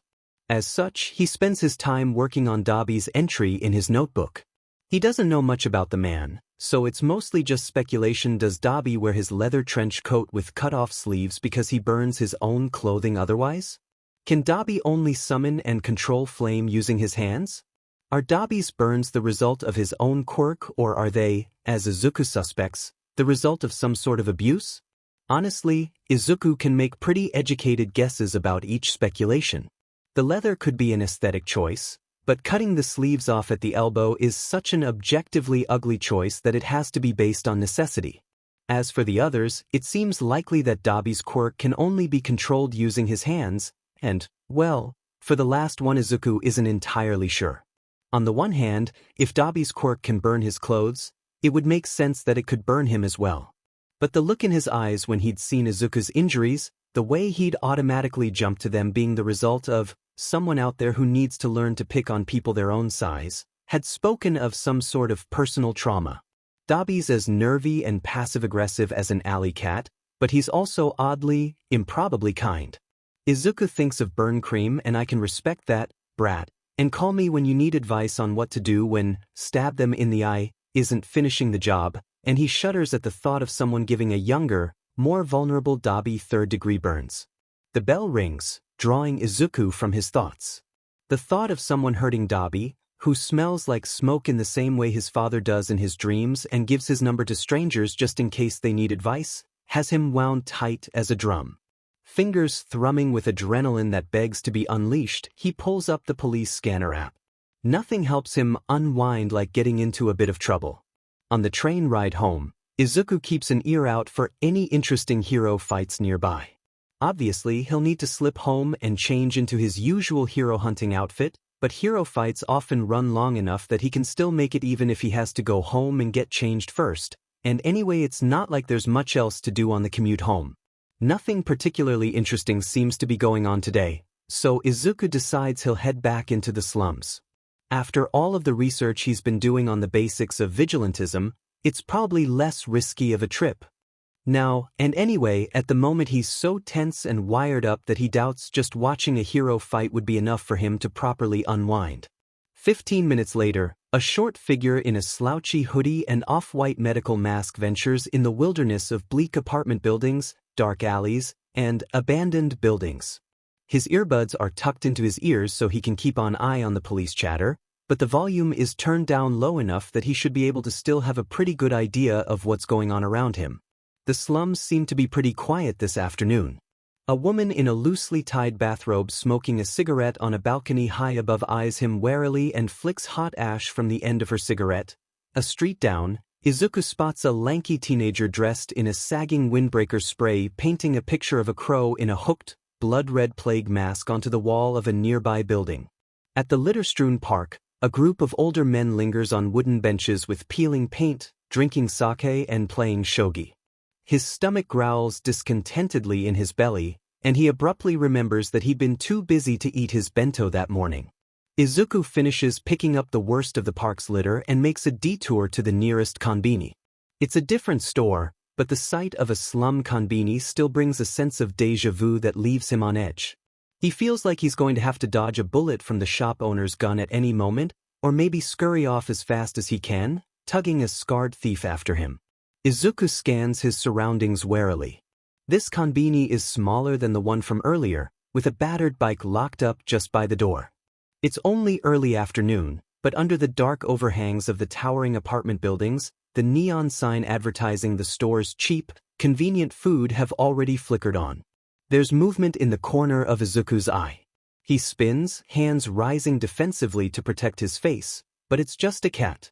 A familiar cat, bony, gray, with, Izuku knows from experience, a larger-than-life purr. There's a piece of tempura lying just a few feet from the shop door. Bones approaches hesitantly, the lines of his body rife with tension. Izuku kneels so that he's less threatening, and slowly approaches. He picks up the piece of tempura, and, still keeping low to the ground, moves the piece of tempura so it's in the secluded alley just beside the shop. Hopefully, Bones will be able to eat in peace there, and no sadistic teenagers will be able to find him and put him on a street light. Yes, Izuku is still bitter about that. Tail raised more confidently, Bones winds around Izuku's legs once in gratitude, then sets to work on the tempura. Izuku gives him a quick head scratch, then heads inside. He browses the selection quickly, not wanting Bones to leave before he's done. Luckily, the serpent-haired cashier on duty seems to be an expert on checking people out quickly. Less than a minute later, Izuku is heading back out, on a jirai and can of tuna in hand. It's a bit of a struggle to open the tuna can at first, but Izuku eventually grabs a pair of tweezers from his first aid kit and uses that to pry it open. Bones watches closely the entire time, nose twitching and tail flicking back and forth the entire time. As Bones eats, Izuku squats in the alley with his back against the grimy wall and his phone carefully balanced on his knee. He taps in his password with grubby fingers and starts scrolling through his notifications. 15 hours 58 minutes and 49 seconds. Friday, May 6th. Discord firm. You missed messages in Not a Hero fan club. 7H. For new messages. Midori Izuku at aldra.jp. 7H. 10 new messages. Deku@gmail.com. Izuku is just about to check his email. He hates having unread emails, when his phone makes an all-too-familiar chirping noise, and a new notification appears. Digilock. The front door of the Midoriya residence was unlocked at 15 hours 59 minutes and 35 seconds. Izuku thinks emphatically. He shoves his phone into his pocket and breaks out into a sprint. Why the hell is Mom home now? Her shift only started an hour and a half ago. Is she onto him? Did she see him on the news somehow, or was one of the neighbors home after all and saw him leaving the apartment complex? Or Izuku shakes his head. Does it even matter? What matters is getting home as fast as he possibly can. Out of an excess of paranoia, Izuku always locks the bedroom door. His mom has a key, of course, But maybe if Izuku's lucky, his mom will just assume he wants some alone time and won't check in quite yet, and Izuku can slip back in and pretend that he's just been taking a nap in his room and had locked the door just in case a burglar broke in or something. After what All Might had told him on the rooftop, Izuku had told himself that he didn't need to comfort himself with lies anymore, and yet here he is, once more trying to delude himself that everything's going to be fine when it's not. Everything's going to be fine. But I'm here. Izuku snorts and runs even faster. It takes every bit of willpower Izuku has, but when he's a few blocks away, he slows to a walk. If he walks out of his locked bedroom sweaty and panting, claiming that he's been asleep, his mom will know that he's lying. It feels counterintuitive, but slowing down is actually more beneficial than sprinting would be. Izuku's mind races as he tries to figure out the best course of action. Has his mom already figured out that he's gone? If so, he should come in the front door, since revealing that he hacked into their security system and rewired it to give him personalized notifications about when his mom unlocks the doors and knows how to climb up onto a balcony from the ground. Well, Izuku doesn't even want to know what would happen if his mom found those things out. On the other hand, if his mom hasn't realized that he's gone, coming in the front door is essentially self-sabotage. Luckily, the decision is made for Izuku when he spots his mother, frantically questioning the building's janitor, tears rolling down her cheeks. The janitor makes eye contact with Izuku and nudges Inko, pointing to Izuku with one calloused hand. Inko presses her hand to her mouth, and another wave of tears gush down her face. Izuku, where were you? Inko demands as she herds him into their apartment. I was just going for a walk, Izuku lies. He can't help the defensive note that slips into his voice. His mom's constant fretting is so exhausting, especially when she never seems to worry about the things that actually matter. Izuku rolls his shoulders, feeling old scar tissue stretch. That's hardly fair. He can't blame Mom for not doing something about Kaken when he's never even told her about it. Mom, is it alright if I don't invite Kaken to my birthday party this year? Izuku feels her hand close around the bulk of his bandages, and he starts to open his mouth, a lie about an accident in chemistry springing to his lips, but she doesn't even ask. He covers his face against Kaken's explosions, even as he thinks, not that she'd notice a burned face with all the night shifts she's been taking. Izuku shakes his head, dislodging his traitorous thoughts. His mom is saying something to him. Now is not the time for this. A walk? All alone, without Katsuki to protect you, without telling me, or even leaving a note. Izuku, I had no idea where you were. You could have died. She pauses to catch her breath, her chest heaving with emotion. Izuku can't help but scoff, bitterness climbing up the back of his throat with a bite like acid. Died? Mom, are you even hearing yourself? How paranoid can you be? It's just a walk. Izuku, I'm just trying to protect you. Protect me? You treat me like a China doll. You act like I'm weak and useless, like I can't do anything unless someone's holding my hand. And when I try to become stronger so that you won't have to worry, you just tell me that it's too dangerous. It's like you think that no matter what I do, I'll always be weak. Is this about the martial arts classes? Because I told you, baby, I don't feel comfortable lying to Wadada-sensei. And why is that, Mom?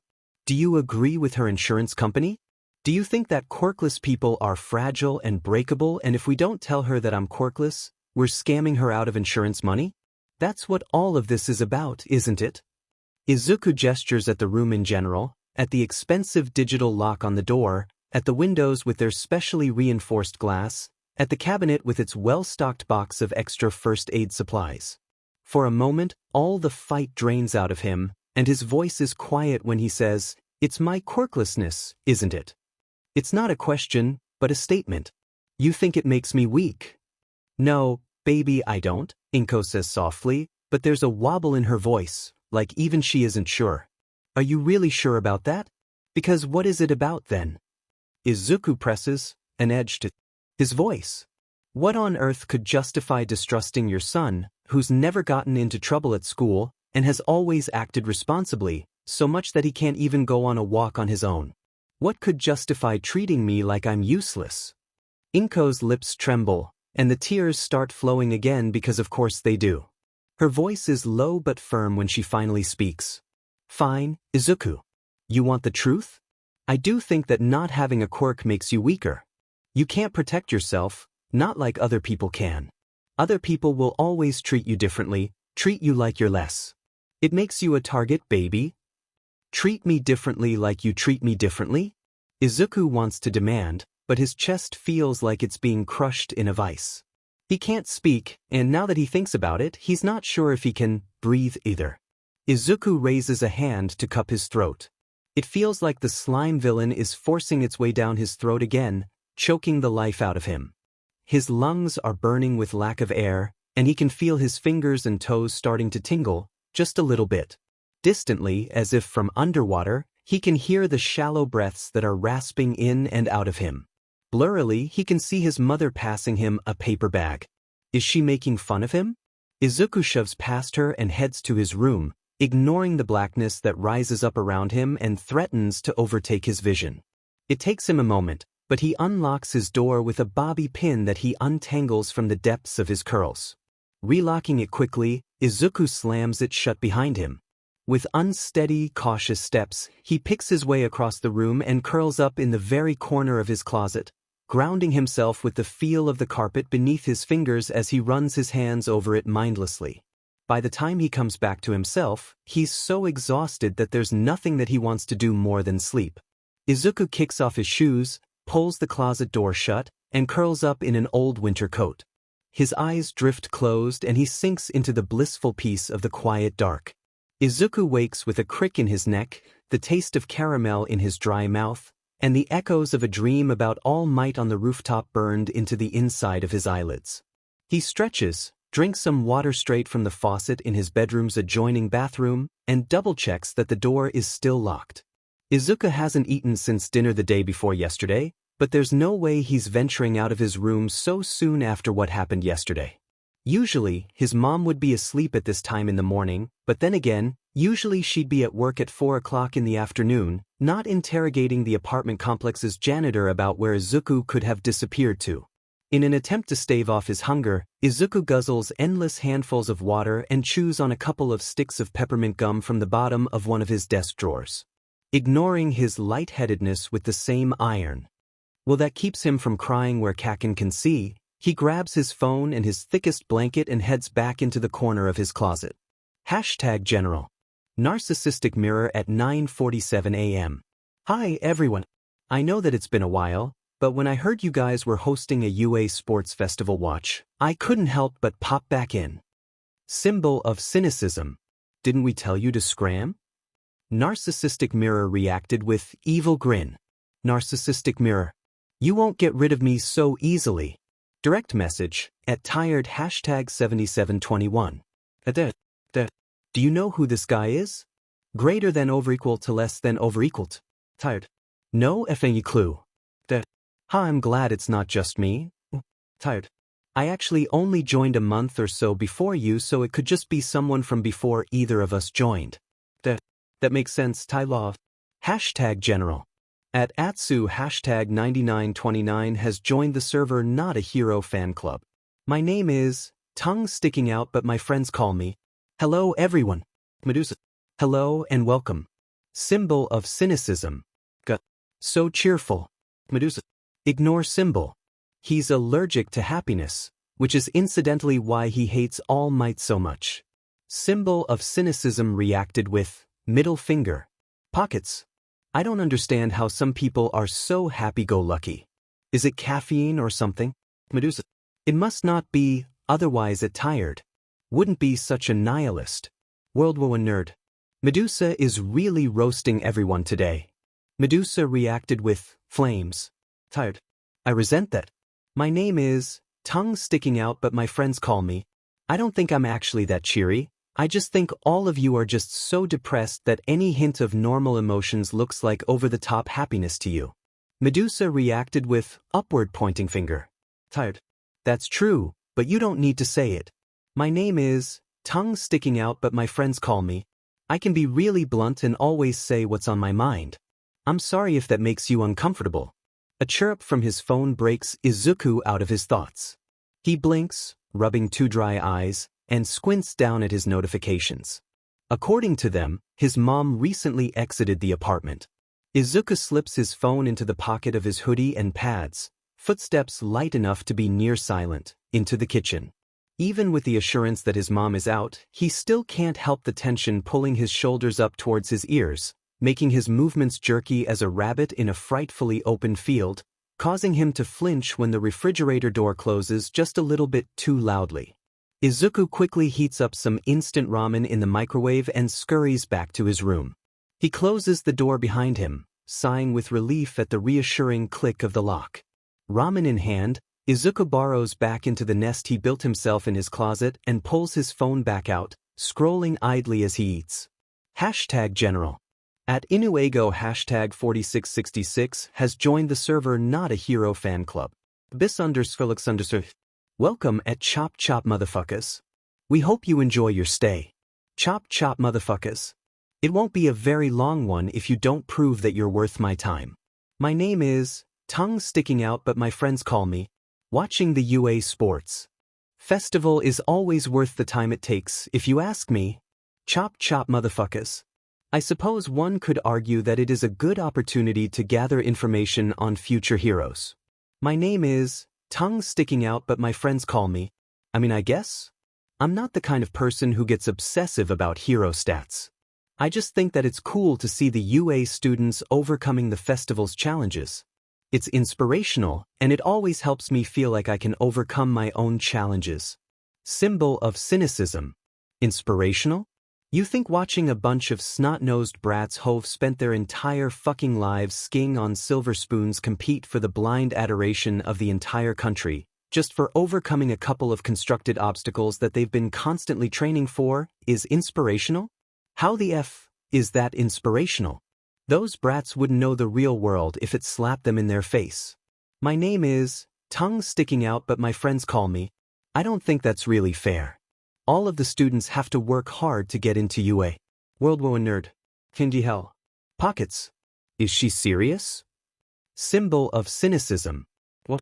They worked hard at the special tutoring lessons their rich hero daddies paid for? They worked hard to train their OP quirks that are just perfect for heroism? How naive can you be? My name is, tongue sticking out but my friends call me. Some UA students may be like that, but a lot aren't nearly so privileged. I'm planning to try out for UA, and I'm a girl with a mutant quirk and definitely no trust fund or special tutoring lessons. I bet that if you guys stopped being so pessimistic, you would realize that if you wanted to, you could do the same. Medusa. Look, kid, it's great that you're trying out for UA, but not everyone has the privilege. My SPRM donor scrammed as soon as he saw that I'd inherited his mother's mutant quirk, and now I have to work constantly just to keep me and my mom afloat. Even if I wanted to go to UA, there's no way that I could. My name is, tongue sticking out but my friends call me. I have to work to help out my parents too. Whether or not you can be a hero is about hard work and selflessness, not about quirks or status or anything. Izuku stares. His eyes are burning like someone's poured Tabasco sauce in them, but he refuses to cry. He shed enough tears over FNG All Might already. Instead, he taps out a response, fingers shaking. Not with pain or anxiety, this time, but with anger. The hard work and selflessness? Don't make me laugh. Tired. Oh shit. If Deku is mad, you know that you really done F'd up. I used to think the same thing as you. Then I met All Might. Chop chop, motherfuckers is typing. I ran into a villain. He tried to kill me, to take my body over, and he almost managed it too. All Might saved me, and because I was a huge All Might fan, I asked him a question before he left. If a quirkless kid like me could still be a hero. Tired. And Medusa are typing. He told me no. He left me alone on a rooftop after someone else had already told me I should throw myself off the school rooftop just that morning. Symbol of cynicism is typing. All Might was too lazy and irresponsible to properly contain the villain, so the villain broke free again and tried to kill the guy who suicide baited me. The heroes were just standing around FANG uselessly because they didn't have quirks suited to the situation. I ran in. I didn't have a plan, but as I ran I figured out the villain's weaknesses and ways to target them. I was about to stab the villain in the eye when All Might finally showed up. Pockets. Holy shit. You still want to tell me heroism is about hard work and selflessness? Medusa. In conclusion, heroes aren't shit. Pockets, World War I nerd, and symbol of cynicism reacted with upvote. The bis_sangsta kicked my name is tongue sticking out but my friends call mean from the server. World War I nerd. Thanks for taking out the trash at a bis_lux_. Direct message at inuego #4666. At protag #8284 aka symbol of cynicism. Symbol of cynicism. Heroism, at its core, is about self-sacrifice. That's why so many heroes these days are fakes. They're profiting from heroism, not sacrificing for it. Even though All Might may make money off of his heroism, he ultimately sacrifices far more than he gains. At Chop Chop Motherfucker USAID that heroism is about self-sacrifice. Deku risked his life to save the bully who suicide baited him. WOA quirk, WOA weapon, WOA plan, and All Might told him that he couldn't be a hero. Do you really still think that All Might is some sort of exception? He's just as fake as all the others. Chop Chop Motherfucker is typing. Symbol of cynicism. You can't be the sole judge of who is and isn't a real hero. That wouldn't be just. It would be no better than one of the fakes who presume that just because they have a bit of power, whatever they do is moral. You may still like All Might, but you have to admit that after everything he's done to my family, after all of the hypocrisy he's committed against people like Deku, he deserves to face some judgment. Chop Chop Motherfucker is typing. Chop Chop Motherfucker. I won't help you. But if some of my followers want to join you, that's their own business. Chop Chop Motherfucker blocked symbol of cynicism. Direct message at finalboss #6641. At protag #8284 aka symbol of cynicism. Symbol of cynicism. How was that? Final boss. Masterfully done. Symbol of cynicism is typing. Symbol of cynicism. Thank you, sense. #general. Narcissistic mirror. Now that that trash is gone, do you guys want to start commentating? The OFC. I have so many thoughts on what we know about their quirks already. That was type it. #vent. Symbol of cynicism at 3:23 a.m. I fusic hate people like that Smiley girl from earlier today. Smiley girl may not have had it as bad as us, but she was a mutant type. She must have known on some level what it was like, but she was still acting like the hero system works, like it was somehow worth idolizing. They know what the hero system does to all of us because they're one of us. At least they would be, if they didn't betray that by siding with the same hypocrites that oppress us. The traitorous speech. Pockets and World War I nerd reacted with upvote. Izuku stares at the message, feeling conflicted. He wasn't happy with what the newcomer had said either, and he had to admit that it had felt a little bit like a betrayal, but he would have never gone as far as symbol of cynicism had. He still believed that there was worth in the hero system. It was flawed, but it wasn't past redemption, and having people like the newcomer become heroes could help change it for the better. He didn't think that trying to become a hero was automatically a betrayal of mutant quirked, quirkless, and other disenfranchised people. It had been the way that she had been so dismissive of their struggles that had been a betrayal, and not her ambitions. Izuku isn't sure how to articulate any of this, and he's not sure how the others would take hearing it, anyway. Would they kick him out, like they kicked out the newcomer from earlier? Symbol of cynicism seems pretty set in his views, based on his lengthy late-night ranting, and Izuku doubts that he would be able to change any of their minds, anyway. Is it really even worth it to try? Izuku puts his phone on silent and shoves it away. He doesn't want to think about this right now, not when he has the far more pressing matter of what happened yesterday already stretching him thin emotionally. His relationship with his mom has been distant and strained for some time, and he suspected that his mom thinks his quirklessness makes him weak for a while, but having it actually confirmed had hurt him deeply. Just like some part of him had assumed that All Might would somehow be different, an optimistic remnant of his child self had hoped that maybe his mom didn't really think that about him. According to Digilock, Mom has left for work already, meaning Izuku at least doesn't have to worry about running into her quite yet.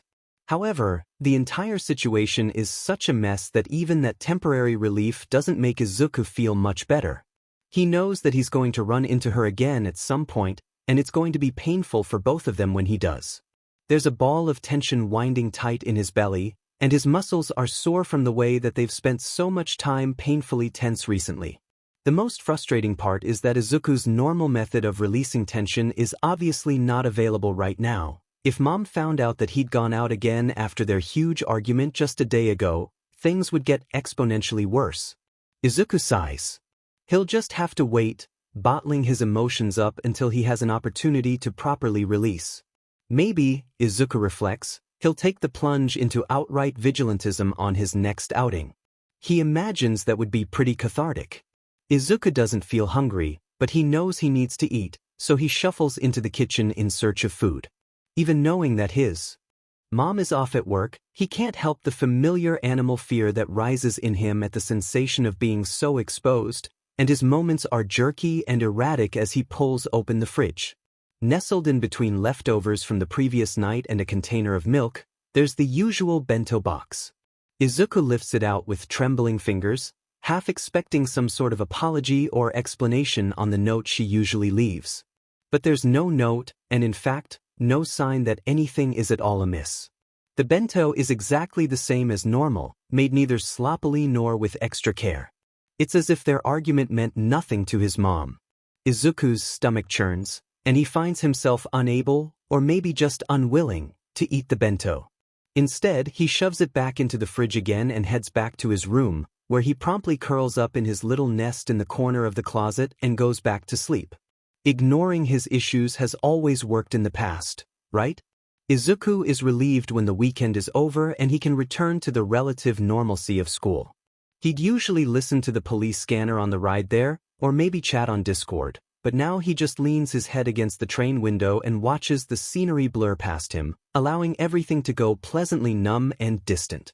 If pressed, Izuku would be forced to admit that he didn't retain anything from school that day. He can't even remember a single thing that happened during class. On the train ride back, he once again lets himself pleasantly float beyond himself, muffling his emotions and making it easier to ignore the stress that would otherwise consume him. He knows that this isn't any sort of real long-term solution, but right now, with his mom on high alert, he can't afford to use any of his other coping mechanisms. But maybe he can. When he'd been laying low after the incident with the slime villain, he'd played 6D chess with the others on the Not a Hero fanclub server as a replacement for going hero hunting. It hadn't been the same, of course, but it had still seemed to help quite a bit. After what Symbol of Cynicism said on #vent, Izuku's been avoiding the server for the past few days, but just like Disassociation, that's no long-term solution. Izuku eyes his phone warily, thinking of Symbol of Cynicism's harsh words to what had seemed to Izuku like a kind, if ultimately naive and a bit insensitive, girl. He knows that he should stop being cowardly and cease his childish ghosting of the server, but he's just too scared that Symbol will turn on him, dismissing him as a traitor and taking away the one social group of people that don't seem to hate him. He'll do better tomorrow, Izuku decides as he rests his head on the glass once more. Tomorrow he'll make himself stay alert and awake all day, and he'll stop ghosting the server. Tomorrow he'll fix things. The next morning as he boards the train, Izuku reluctantly slips his phone out of his pocket and pulls up Discord. With a stomach-clenching surge of guilt, he realizes that there will probably be a wave of messages from Tired wondering where he'd been, rife with unreciprocated cat pictures and questions on what was going on. Questions, Izuku notes with another rush of self-recrimination, that he hadn't even bothered to read. The reality is even worse. Tired hasn't sent him a single message since Saturday.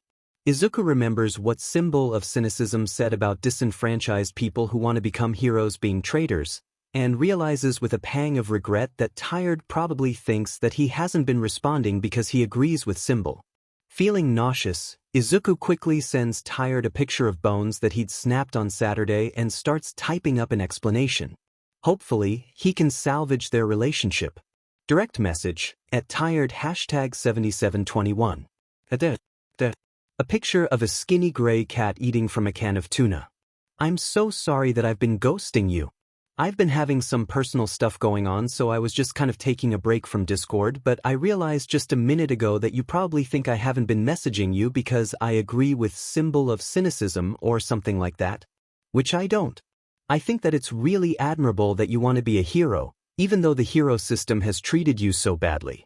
I don't think that it's a betrayal to become a hero, as long as you don't turn around and start acting like people with mutant or villainous quirks are somehow evil, which I know that you would never do.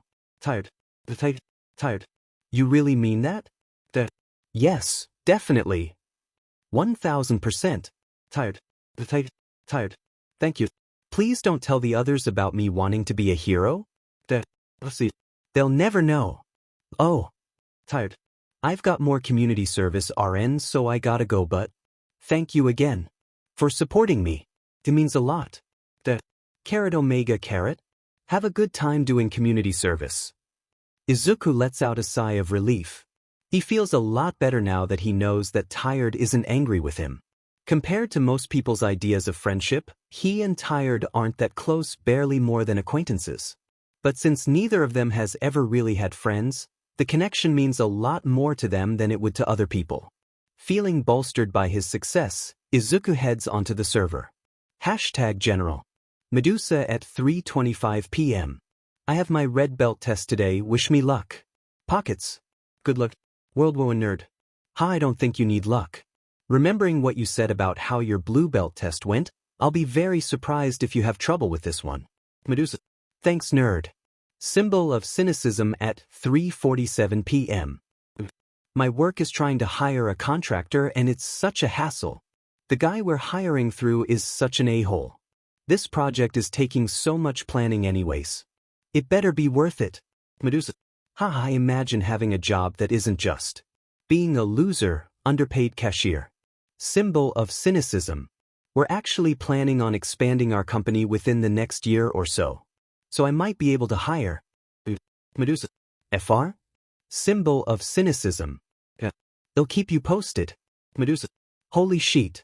If you do that, I might actually have to stop making fun of you and give you my undying loyalty instead.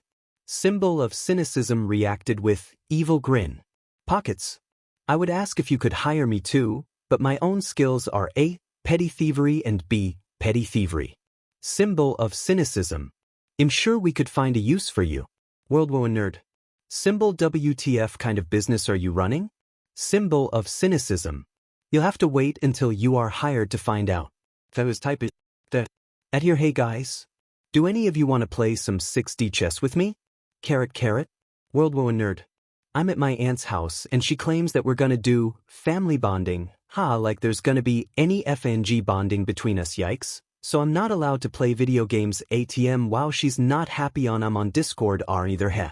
Symbol of cynicism. A work thing just came up, sorry. Oh, Medusa. Sorry, I have my red belt test in 5 minutes so I can't. Next time though. It's cool, I'll just play alone. The train comes to a stop and Izuku rises, tucking his phone away once more. He heads home, forcing himself to ignore the siren call of a nearby villain fight he can hear raging just a few blocks away. Once it's been a little while longer and his mom isn't so suspicious, he'll go back to hero hunting, he promises himself. But not quite yet. Once Izuku gets home, he logs into his 6D chess account and has the game sign him up against a random player. Playing as a team is a lot more fun, but Izuku is used to playing alone too. That was what he always did before joining the Not a Hero fan club server. After all, the main appeal of playing 6D chess has always been the strategy aspect of it. As much as Izuku loves analyzing quirks and heroes, it can be kind of frustrating how there isn't any opportunity to apply any of his thoughts beyond the occasional discussion with people like Make Me Smile and now, the members of the Not a Hero fan club server. 6D chess doesn't involve heroes or quirks, but it does use the kind of thinking that Izuku wishes he had more opportunity to do when it comes to his hero notebooks, so it's something that Izuku really enjoys. There's just something so satisfying about being able to bounce his thoughts off of others, to see how other people think and adjust his own strategies based on their responses. It's so much more nimble, so much more dynamic, so much more fun than just keeping his thoughts to himself is. He loves having to adapt, and he especially loves learning other people's inventive new strategies. His current opponent, a player with the username Anonymous Player, seems to have a particularly unique strategy. And by unique, Izuku means that he can't seem to figure out what the F he's doing. Izuku squints in confusion. That move seems to have no strategic value. It bypasses a clear opportunity to cut off supplies to Izuku's northern flank and sets up his knight to be taken by Izuku's rook. It must be some sort of trap, some part of a larger plan, but Izuku can't understand how it benefits his opponent. Izuku examines the board, trying to understand the strategy. A few moves later, Izuku's face slackens with relief. Oh, he sees. That move set his opponent up to be able to have his bishop jump a level. With one of his pieces in an aerial position, his opponent will have a huge advantage over him. Izuku will have to worry about a whole new angle of attack, and since he's invested so much of his time and effort into destabilizing his opponent's domestic political situation, he's not really set up to defend himself against aerial attacks very well. But his opponent seems to completely ignore the opportunity. And the opportunity to assassinate an important merchant that his sacrifice of a pawn brings. And the opportunity after that to damage the already shaky morale of Izuku's troops by spreading propaganda about the clear security issues his country has.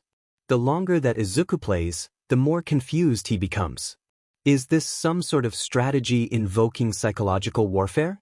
Because if so, it's working all too well. Izuku feels like he might have his king's guard assassinate his king just so that he can put himself out of his misery.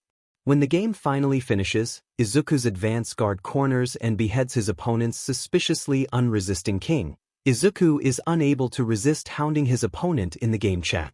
His opponent had previously been silent, and Izuku had been kind enough to, narrowly, resist harassing him, figuring that he was the type who preferred to play without distractions.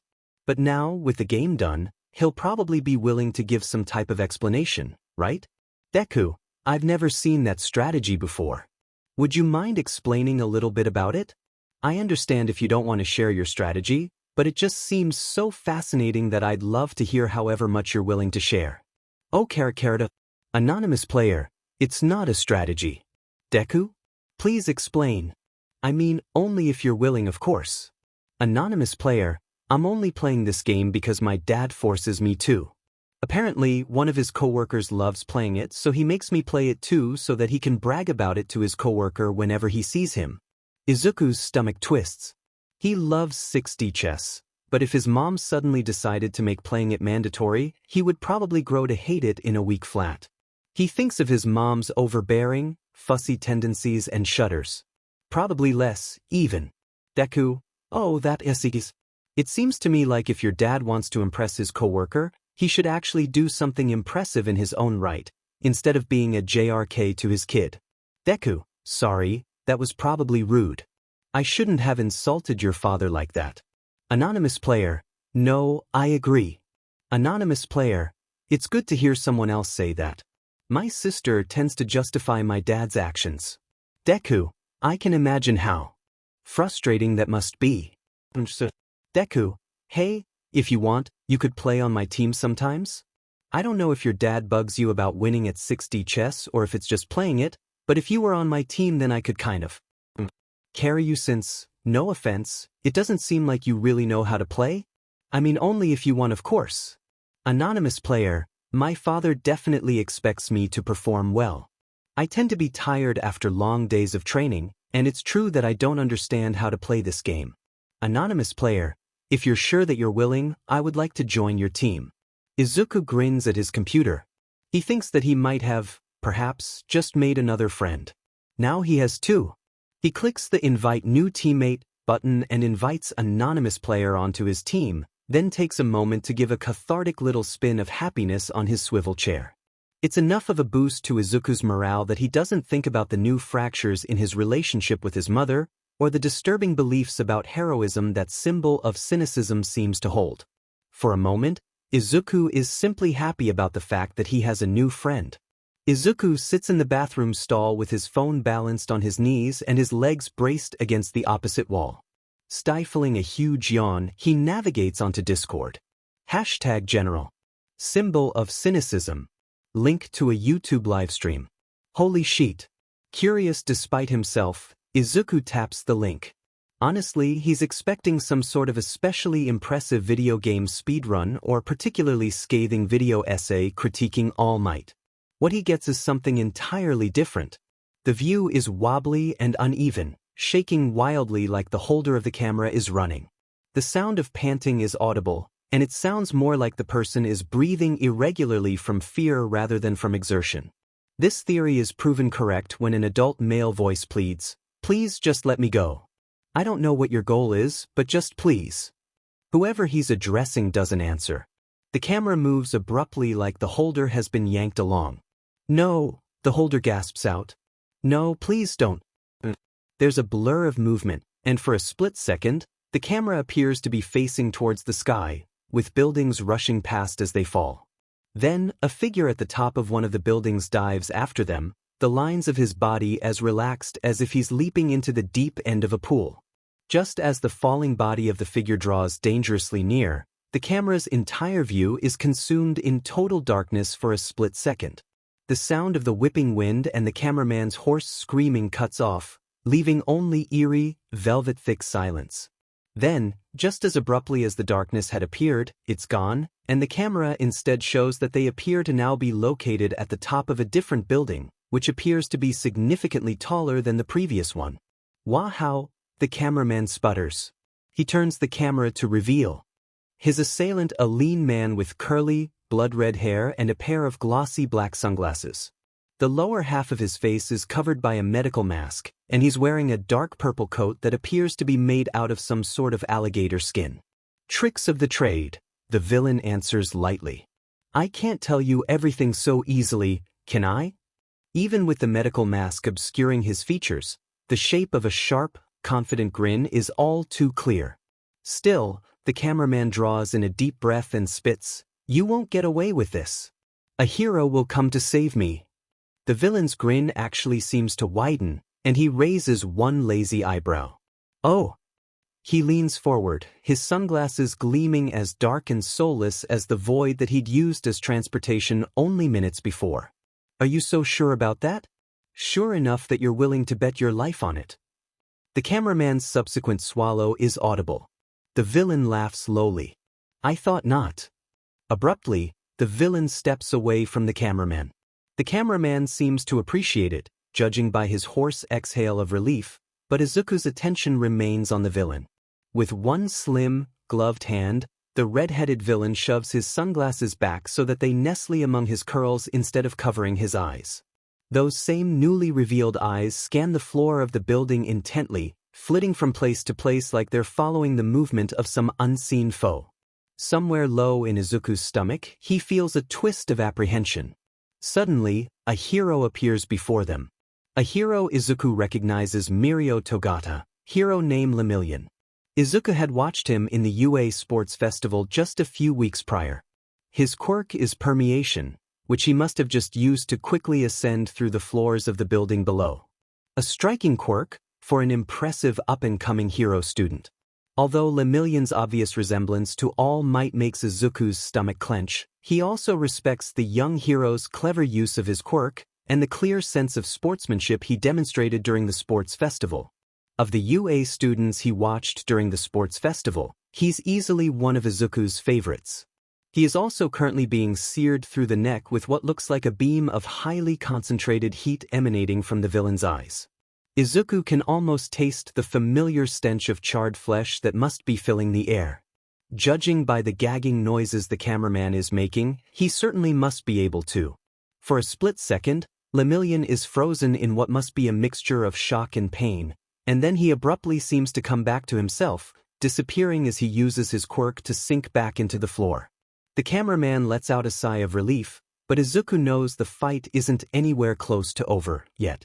The villain's gaze follows Lemillion's unseen movements, relentlessly tracking Mirio's heat. Izuku thinks with a sick sense of morbid fascination, the theory he'd come up with during the sports festival had been right, and when Lemillion pops back up, it's to be greeted with another bolt of concentrated heat burning right into the same spot on his neck. Izuku couldn't have come up with a better strategy to use against Mirio if he'd plotted it out himself. Lemillion must realize what is going on because instead of ducking below ground again, he grits his teeth against what must be the tremendous pain of having the flesh on his neck burned through and sprints right at the villain. The villain's eyes widen, and he raises his hands weakly to defend himself. Before he can throw so much as a single punch, Lemillion is slamming a powerful right cross into his chest. As the force of the punch bends the villain over, Lemillion expertly slips a pair of quirk-suppressing cuffs around his wrists. "Ha! Told you so!" The cameraman crows, zooming in on the villain's face as if to capture how sore of the loser the villain must be. But the villain is still smiling. His molten gold eyes, gleaming with the heat of his forcibly restrained quirk, lock straight onto the camera, straight onto Izuku. "I'm sorry that I failed you this time, Deku-sensei. But with your help, we were able to cripple the invincible All Might Jr., and don't worry. Next time, we'll do better. Soon, we'll be able to bring all of your plans to fruition." Izuku's feet slip from where they're braced against the opposite wall. He falls to his knees, hands trembling against the tile as he heaves up bile and chunks of his breakfast. "I'm sorry that I failed you this time, Deku-sensei." He recalls telling the Not a Hero fan club during the sports festival that someone could easily track Lemillion's heat to prevent the hero from surprising them. Izuku closes his eyes, seeing the beam of concentrated heat burning into the side of Lemillion's neck. "That's his fault." "Deku?" the cameraman asks, a note of confusion in his voice. Izuku's phone, which slipped from his hands and now lies on the tiles near him, is still playing the stream. Who's that?" "Our newest strategist," the villain grins. "A mastermind who can find the tiniest weakness, the smallest crack in your armor, and break it open into a gap wide enough to be fatal." His eyes gleam with a fanatical light. "He's the one who will give us what we need to bring hero society to its knees." The cameraman's gulp is all too audible, and Lemillion opens his mouth, clearly about to reassure the public. But the only noise that comes out of his mouth is a painful-sounding wheeze. One minutely trembling hand reaches up to gently cover the deep burn on his neck. He opens his mouth and once more tries to speak, but just as before, all that comes out is a powerless, deflated gasp. The villain laughs. He throws his head back and laughs, and Izuku reaches one vomit-stained hand over and slams down the power button until the screen of his phone goes black. Stomach clenching, he bends over the toilet and vomits once again. His stomach spasms again and again, drawing up acidic bile that makes his throat burn and turns his sobs into raw, cracked gasps. Izuku wonders if Mirio can even audibly sob anymore, or if the wound is bad enough that too, is taken from him. His fault. Izuku bends over the toilet once more, vomiting until finally his stomach is empty, his insides hollowed out and scraped raw of all of their contents. Izuku's raw throat itches and Izuku lets out a series of raspy coughs that quickly turn into something closer to frantic, animal pants. Izuku's chest is rising and falling rapidly in an instinctive motion that he has about as much control over as he had control over his vomiting earlier. Mirio Togata is mute now, and it's because of him. What is this, he thinks bitterly. Is it not enough for him to be useless? Must he be actively harmful as well? So no, I don't think you can be a hero without a quirk. But All Might hadn't said anything about being a villain. Evidently, Izuku can still manage that just fine. It makes sense in a twisted sort of way. It's so much easier to destroy than it is to create. The only problem is that this was never what Izuku wanted. If you really want to be a hero so badly, take a swan dive off the roof. That's what Kaken had told him, back before the slime villain, back when he'd still believed he might be able to become a hero despite it all. People who kill villains are heroic, right? When Endeavor kills villains, he's lauded for his hardline stance on crime and his dedication to the public, after all. So, the most heroic thing he could do now would be to kill himself, to put an end to the destruction that he brings upon others. It wouldn't be too hard to pull off either. It's not like anyone would notice his suicide until it was too late. It's not like anyone would care, except for maybe his mother. Tired would be sad. As far as Izuku knows, he's Tired's only friend. He's certainly the only person that believes that Tired can become a hero regardless of his so-called villainous quirk. Izuku coughs out a bitter laugh. Of the two of them, it's more than clear now which one is really villainous. Without Izuku, who would encourage him to apply to UA, who would remind him of all the heroic applications of his quirk, who would cheer him on when all of society is telling him he can't do it, and he'd be breaking his promise to Anonymous player too. Izuku promised that he would help Anonymous get better at the game, or at least help give him the appearance of getting better at the game. He needs Izuku's aid so that his father won't harass him so much. If Izuku doesn't take action, then Anonymous' suffering will be his fault. Izuku has to stick around long enough to at least help him out a little bit. Plus, what would Dobby think? Izuku told him that he was strong, that he wasn't useless, even without a quirk, and Dobby had believed him, had agreed with him. Giving in and crumbling under the pressure would prove that he was weak after all. If Izuku wants to prove the both of them right, he needs to find a way to move forward that doesn't involve killing himself, although he can definitely keep that as a last resort. If there's one thing that he's figured out just in the last few minutes, it's that he infinitely prefers being weak to being villainous. Izuku bites hard into his hand, both as a sort of inadequate punishment for his crimes, and to yank himself properly back to reality. Feeling a bit more grounded, Izuku spits bitter, bile-tainted saliva into the toilet and shoves himself to his feet with shaking hands. He yanks the bathroom door open and stumbles to the sink, where he turns on the water and rinses his mouth out. No matter how much water he swishes back and forth, though, the aftertaste of stomach acid won't leave, lingering along with his guilt. What should Izuku do? Should he go to the police to turn himself in? Izuku shudders at the thought, considering what Aldra is like. He doesn't want to imagine what prison would be like for him. Still, at least it would solve the issue, give Mirio the justice he deserves, and ensure that this never happens again. But actually, now that he thinks about it, that wouldn't necessarily stop this from occurring a second time. He has no idea where these people are getting his analysis from, how they even know his nickname. It's possible that someone found and took one of his analysis notebooks, in which case imprisoning Izuku wouldn't solve anything. Izuku frowns. No, it can't have been an analysis notebook. He never talked about Lemillion in any of them. The only place that he talked about Lemillion's strengths and weaknesses was on the Not a Hero fan club server when they had streamed the UA Sports Festival. The Not a Hero fan club server, which explicitly presents itself as a safe place for people who hate heroes, the Not a Hero fan club server which has banned someone for encouraging people to become heroes, the Not a Hero fan club server run by Symbol of Cynicism, who hates all might and thinks that marginalized people who support the hero industry anyway are traitors. Izuku's stomach spasms, although his stomach is devoid of anything to throw up. He knew that Symbol of Cynicism was bitter, and he'd been a bit disturbed by Symbol's views, but this to plot the crippling and attempted murder of a young hero in turn, only 16 or 17 years old at most. It's so horrific that Izuku can't even wrap his mind around it. He can feel himself decoupling from reality as he struggles to cope with the idea, everything going just a little bit blurry around the edges. NF-. Izuku gave Symbol paragraphs of analysis on every single hero student who participated in the UA Sports Festival. Strengths, weaknesses, best ways to attack them, to take them out permanently, in some cases even the best method by which to psychologically target them. Izuku just condemned several classes of young hero students too. Izuku has been trying to be strong about this, has been trying to think logically and figure out the best course of action to fix this mess, but something about that particular realization is just too much.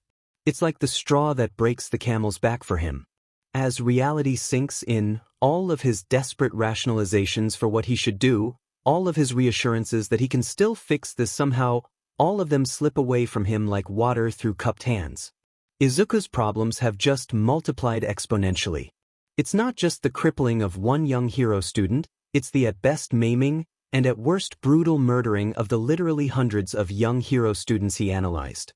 It's not just the fact that somehow, someone has his analysis and is using it to make their villainous activity that much more lethal, it's that it was someone who Izuku trusted.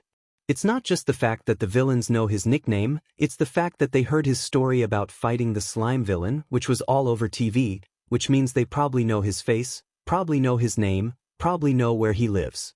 After that, Things go from floaty and distant to so far gone that he can't register anything. For an indeterminate amount of time, Izuku knows nothing is nothing. It's as though he's asleep or dead. Eventually, the ringing of the school bell slowly draws him back to something approaching awareness. Izuku would say it's as though it wakes him from his sleep, but considering that he still feels like he's dreaming, that's not entirely accurate either. With clumsy hands that don't feel like his own, he picks up his phone and stuffs it into his backpack. His body seems to go onto autopilot. He stumbles out of the bathroom and starts following the familiar route to the train station. As Izuku waits for the train, he stares blankly down at the ground. The only detail that manages to permeate through his fog is his own sneakers, and even those register only because there's such a bright shade of red. Something a similar shade of red appears in the corner of his vision, and Izuku half turns, vaguely interested despite the lingering haze that makes it hard to concentrate on anything around him. Someone a meter or so away is wearing a pair of red shoes very much like his own, Izuku realizes distantly. But then how had they just appeared out of nowhere like that? He lifts his gaze, noting the stranger's lanky, almost malnourished build and rumpled clothing. The stranger's hair is the pale, bluish-white color of skim milk, and his skin is terribly chapped. Most notable of all is the expression he wears. The man's mouth has literally fallen open to expose a set of yellowed teeth, his eyes have gone wide enough to see each individual inflamed blood vessel, and his face has turned sickly pale. In any other circumstance, Izuku would probably be worried, or confused, or at least curious.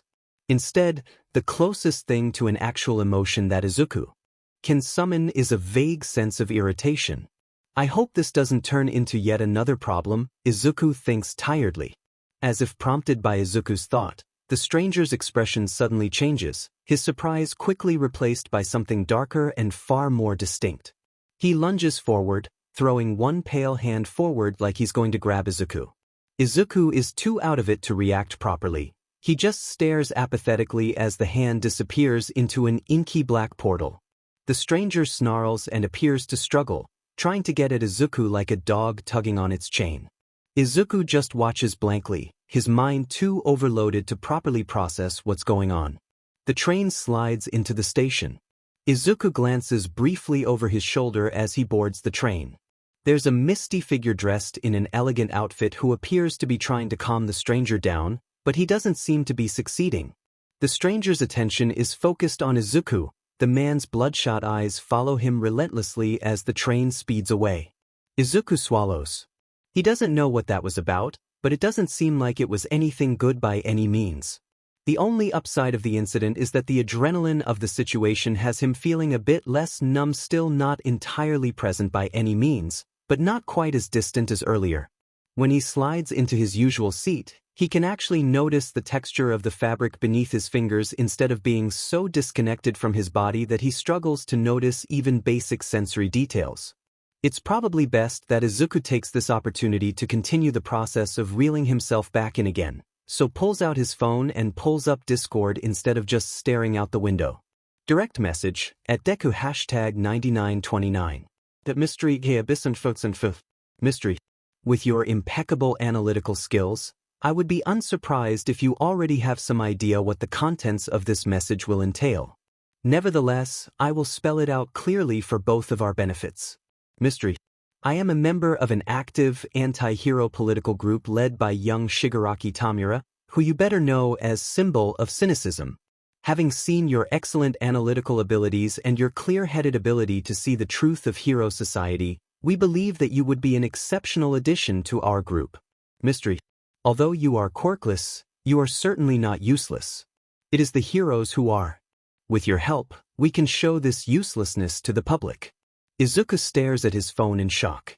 He thinks blankly. Direct message, at Deku #9929. At protag #8284 aka Symbol of Cynicism. Symbol of Cynicism. I believe that us who join my party. But before you do you need to understand. This is my party, I am the leader here. I know your address, Midoriya. I know where your mother works, I know where you go to school, I know the routes you take to and from there. I have the power here, not you. You will do as I say. You'll be loyal to me. Or else, I'll kill you our classmates, kill you our mother, kill everyone. Whoever bothered to give you the tiniest scrap of kindness. And only then will I kill you. Slowly, painfully, until you beg the mercy of death. With one trembling finger, Izuku forcibly powers off his phone for the second time that day. As it goes dark, the train pulls into his stop, and he stumbles out. His legs are shaking, but he forces himself to walk faster. He needs to get home, he's not sure why, but some animal part of him feels certain that if he can just get home, everything will be okay. He'll just hide away in the safe little corner of his closet and everything will be fine. He's so busy hurrying home that he doesn't notice the chirping noise from his phone. It's only when he shoves open the door, already halfway through kicking off his shoes and heading towards his room, that he realizes his mother is already there. Mom. His mother glances up. Her own eyes are bloodshot, as though she's been crying, and the rest of her face is pale. She looks about like Izuku is feeling, which is to say, like sheet. What's going on? Is everything all right? Baby, Izuku, his mother says, taking a deep, shaking breath. I have something that I need to tell you, baby. Are you FING serious? Izuku thinks. Another thing, on top of everything FING else going wrong today? Inko eyes him, her eyebrows furrowing together in a way that looks almost wary. She pats the cushion next to her in an invitation to sit down. God damn it. Izuku fingers the dense weight of his phone in his pocket, which seems to be tugging on his mind like a black hole pulling the matter around it in, and then reluctantly lifts his hand out of his pocket and sits down next to her. Izuku's mother takes another deep breath to prepare herself, and then says, "Your father is coming back." Izuku's jaw drops open, and it feels like he's been dunked abruptly into a pool of icy cold water. All of his hard-won scraps of groundedness fly out the window like the wind lifting away so much dandelion fluff. He's submerged in water, the air liquid thick, and reality as slow-moving as molasses. His mom is saying something, but Izuku can't hear it. It's too muffled by the water he's drowning in. It's as though he's listening to static on the radio or the white noise of the waves at Dagoba Beach. Occasionally he thinks he catches little snippets, something quirkless, something dangerous, but they're all mushy and meaningless, more like vague collections of syllables than real words. His mom is looking at him expectantly now. Izuku licks his dry lips. What? I said you need to pack up, baby. She blots at her damp eyes with the back of her hand. Izuku frowns. Why would he need to pack? What does he even need to pack? Just the necessities, his mother tells him, waving him to his feet. Izuku squints. He still isn't sure what's going on, but his mom would be angry if she found out that Izuku was zoning out throughout the whole conversation, so he just mutters. Right. Feeling like he's in a dream, Izuku meanders into his room. He watches from a distance as his hands close around the strap of the black backpack he usually brings when he goes out. With clumsy movements, he removes his hero analysis notebooks from their hiding place under the false bottom of his drawer and sweeps them into his backpack. He transfers over the pens and pencils he brings to school, too, then grabs his pair of gray running shoes and shoves them in, too. They're not built for quirkless feet, but they don't squish his toes too badly, and unlike the shoes meant for quirkless people, they're not a bright, eye-catching red. He riffles through his school backpack, grabbing the assignments that will be due soon and slipping them into his backpack. The notes on topics he found more interesting go in as well. That done, he looks around his room absently, trying to figure out what else he should pack. Surely there is something else that he's missing? His mom enters the room, her fingers shaking where they rest against his door. You need to leave now, Izuku. Izuku zips his backpack and throws it over one shoulder. His mom reaches out for him, one hand almost brushing his shoulder, but she curls her fingers back at the last moment and lets her hand drop. Izuku's ears are too filled with static to be sure of it, but he thinks he hears his mom say, "Goodbye, Izuku." Izuku looks back at her. His mouth feels heavy, like he's too tired to speak. He turns away and walks to the balcony. After years of practice, it's no trouble to leap down and land with a roll, even in his current state. Clutching the straps of his backpack with limp fingers, he sets off. Time slips away from him once again, And when he comes back to himself, he's at the playground where he and Kaken used to play together, back before they learned he was quirkless. He's sitting in the old covered plastic slide, his feet braced against the side of it like he always does in the bathroom stall. The fresh air is helping him concentrate a little better, enough for him to think a little bit about his situation. He's out in the open, with the only protection against cold and rain being this single covered slide. He doesn't have anything to eat beyond a few protein bars in his backpack.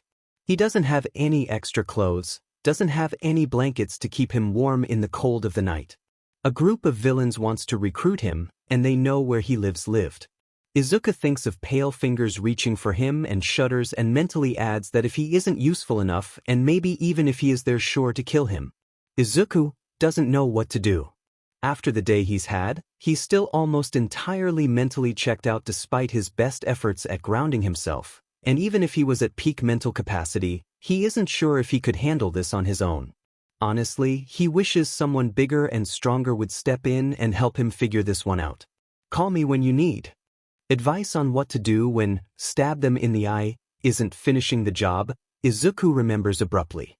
At the time, he had never even considered the idea of actually contacting Dobby. He felt far too shy and self-conscious to even considering the idea of reaching out. Now, Izuku is too exhausted for such petty concerns. He pulls out notebook number 14 and flips to the appropriate page, then punches the number into his phone. Who is this? A familiar raspy voice demands. Wait, sheet, this is the brat, isn't it? He doesn't even phrase it as a question. Evidently, Izuku is the only person he gave this number to. The thought brings warmth to Izuku's numb chest. Kid, what's going on? Are you alright? Where are you? There's a rustling noise in the background, the sound of a door slamming, the thud of hurried footsteps. I'm fine, Izuku tells him. It's difficult for him to speak, there's a slight slur to his words, and his voice wobbles and hitches from exhaustion and his current irregular breathing pattern. Dobby snorts, muttering something that sounds a lot like, "Don't sound fine to me," but Izuku ignores him, pushing on. "I do just need a bit of advice." Dobby sighs. "But what's going on? What do you need advice on?" Izuku swallows. He doesn't even know where to start. "Anywhere works," Dobby tells him gruffly. He must have spoken aloud, Izuku realizes. Funny that with all the effort speaking takes, he can still manage to do it by accident. The story spills past his lips. It's disjointed and out of order, a mixture of rapid mumbling and hitching pauses. Izuku thinks that there must be no way Dobby is understanding more than one word in 5, but when he finishes, he doesn't ask any clarifying questions, just hums thoughtfully. "Right," he says. "Let's review your options. I could tell the police," Izuku says hesitantly. "That they'd put me in prison, which would be. It would be dangerous for me, someone like me, but at least," he's about to say at least that would solve the issue, but when he'd thought this through earlier, he'd concluded that it probably actually wouldn't. The group already has the information, and he doubts that the police could handle something like this. Izuku falls silent. "I know that you're thinking at least in prison I'd be safe from the gang, but that's not true," Dobby tells him. "The cops don't give a shit about prisoners' safety." He sounds like he speaks from experience. But maybe it's different for minors, or people without dangerous quirks. Izuku's tongue feels thick in his mouth. He can't speak. "No, it's not different for people without powerful quirks. If anything, it will be worse." Dobby easily reads his silence. "Not the police," Dobby confirms. "Not the police," Izuku agrees, "but maybe the heroes?" Even as he says it, he can feel the pit of doubt opening up in his stomach. Judging by Dobby's silence, he doesn't like the idea either. Izuku takes a deep breath and continues. They would have the resources and be able to warn the targets. Izuku's stomach twists at the thought of talking to the heroes. "But they just ignore me, they probably wouldn't believe me. And no one believes quirkless people. That, and they'd put you into prison just as quickly as the police would," Dobby agrees grimly. "Even if you do regret it, feeding villains analysis like that's going to get you time, brat." Izuku isn't listening, thoughts elsewhere. I don't know if they would even do anything, even if they believed me," Izuku murmurs. He thinks of the heroes, standing around uselessly while the slime villain rampaged. But these would be UA students, promising young heroes with powerful quirks and innocent, untarnished hearts. Then again, Kaken had been a promising young future hero with a powerful quirk too, and they had been ready to just let him suffocate to death. Not the heroes, Izuku says. Dobby hums in agreement. What other options do you have? I could try to avoid them on my own, Izuku offers. Even as he speaks, he knows it would be futile. Symbol clearly has the resources to find him, and he outright told Izuku that he would kill all of his loved ones if he resisted. There's only one real option for Izuku. I could join, he says. They seem to think I would be useful, so they probably won't They probably won't kill me unless they think I'm not useful anymore. Symbol He didn't seem to like me much, but Abyss, at least I think it's Abyss, seemed willing to kind of. He thinks of the hand disappearing into a black portal. That stop him from doing anything too drastic? Dobby sighs. I'll be honest with you, brat. None of these options are good, but joining up is probably the best you'll get. You're clever, and you've got a good sense of self-preservation. It might be a bit risky at the start, but honestly, threats against new colleagues are almost always just posturing to help cement the status quo. If you snitch or aren't willing to join the group, that's different, but no one likes wasting potential resources. I believe that you can make it in their gang. Izuku lets out a slow, shuddering sigh. Oh, okay. He hesitates, then blurts out, thank you. Dobby seems shocked. For a long moment he doesn't speak, then finally, voice even raspier than normal, says, yeah, brat, and hangs up the phone. The hints of a fond smile tug on the corners of Izuku's lips. They quickly dissolve as he pulls up Discord. Direct message at mystery #8842. I accept. Izuku only has to wait in the cold for a few minutes longer before the earthy, heady smell of ozone fills his nose and cuts him off from the outside world. It's surreal seeing the well-dressed stranger from the train station again, and knowing this is the same Abyss who listened to hours upon hours of Izuku's childish rants, who was the first person to ever willingly invite him to spend time together, who broke his trust and used his analysis to maim a child. Deku, the familiar stranger says with a nod. Up close, Izuku can pick out all sorts of details he missed earlier, the angular yellow eyes, the metal neck guard that likely protects a weak spot not rendered into mist by his quirk, the slender dark tie that accentuates his elegant outfit. I would offer you my hand, but, he lifts one misty appendage wryly. I am told it is a rather strange experience. In any case, now that we will be working together, I should introduce myself properly. He bows. I am Kurogyri, Shigaraki Tamura's guardian. Izuku nods in acknowledgement, swallowing the lump that rises in his throat at the thought of symbol Shigaraki. I will be using my quirk, Warp Gate, to transport us to where you will be staying for the duration of your time working with us. I have been told that the experience can be a bit disorienting. Please rest assured that you are in no danger. Izuku nods again and stands, pulling the backpack containing all that will remain of his worldly possessions as close to him as he can. Just like in the live stream he'd watched earlier, within the void of Kurogyri's warp gate there is only a dense, velvety silence. Izuku moves to reach out, to try to touch the dark purple mist, but it parts before him, insubstantial as a dream, and he finds himself stumbling out into an unfamiliar alley. Izuku can tell at once that they are somewhere in the slums.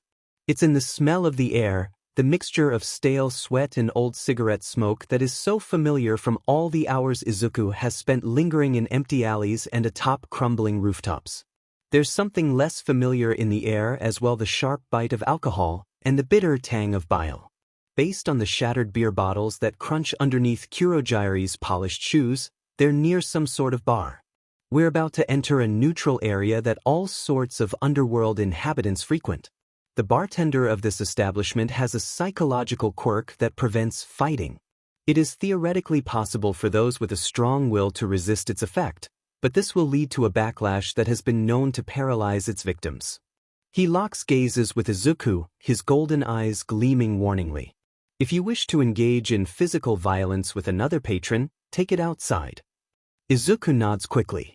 He hopes Kurogyari doesn't expect a verbal affirmation, because his mouth is too dry for speech. Kurogyari must be satisfied because he turns and leads the way towards the battered door. Izuku can see a hint of old blood, still smelling of iron, splattered on the concrete nearby. He shudders and turns his face away. The door opens to reveal a tall, muscle-bound man leaning against the opposite wall only a meter or so away. It's odd to see what must be a bouncer when Kurogyari just explained that the bartender's quirk prevents fighting, but Izuku supposes that there's a reason the bouncer's watching the entrance and not the actual bar. His job is probably to ensure that none of the patrons drag the owner, or anyone else on his payroll, outside to beat them up. Or, Izuku supposes he might be guarding the door in the wall behind him, which Izuku figures probably leads to a stairwell. He can't imagine the owner wanting patrons heading upstairs to their personal space, after all. Kurogyari slips past the bouncer with Izuku a few steps behind him, and they round the corner to the larger bar area. The bar is populated by an eclectic mixture of furniture, likely to accommodate the diverse proportions and bodily characteristics of people with different mutant-type quirks. Just west of the closet the bouncer was leaning against, there's an alcove cut off from the rest of the room by a counter of worn, scarred wood.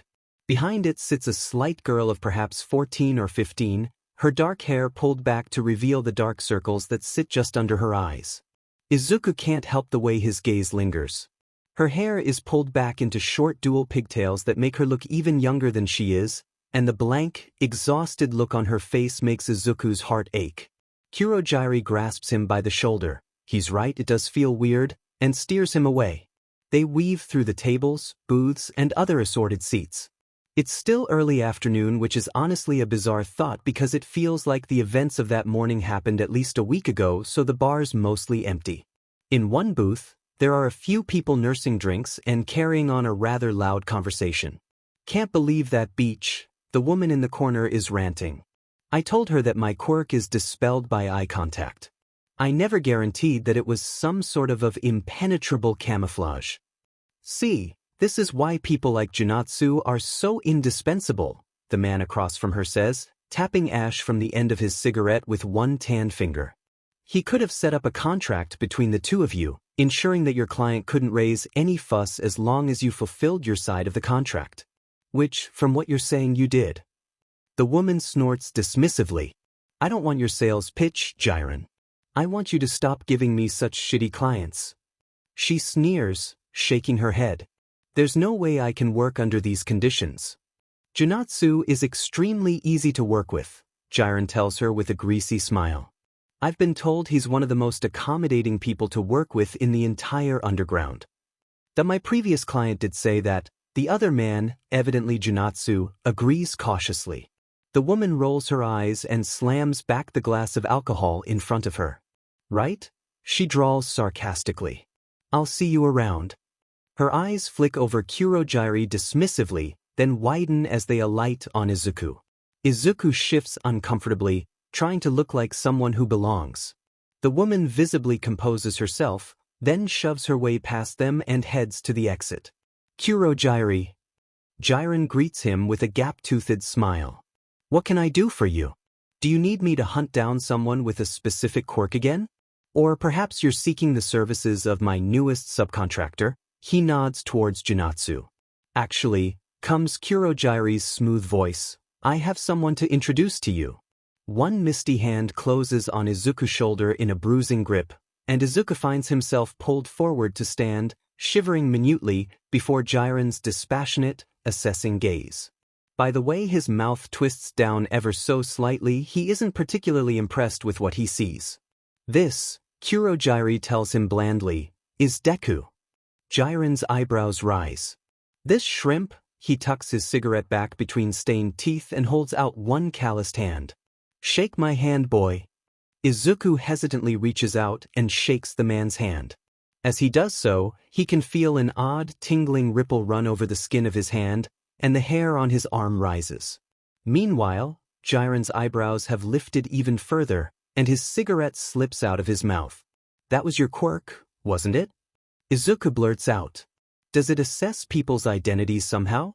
It can't be a truth detection quirk, since then you would be using it on Abyss and not me, but you also clearly used it to tell whether or not he was telling the truth about my identity. Jiren laughs, flicking his lighter open and relighting his cigarette.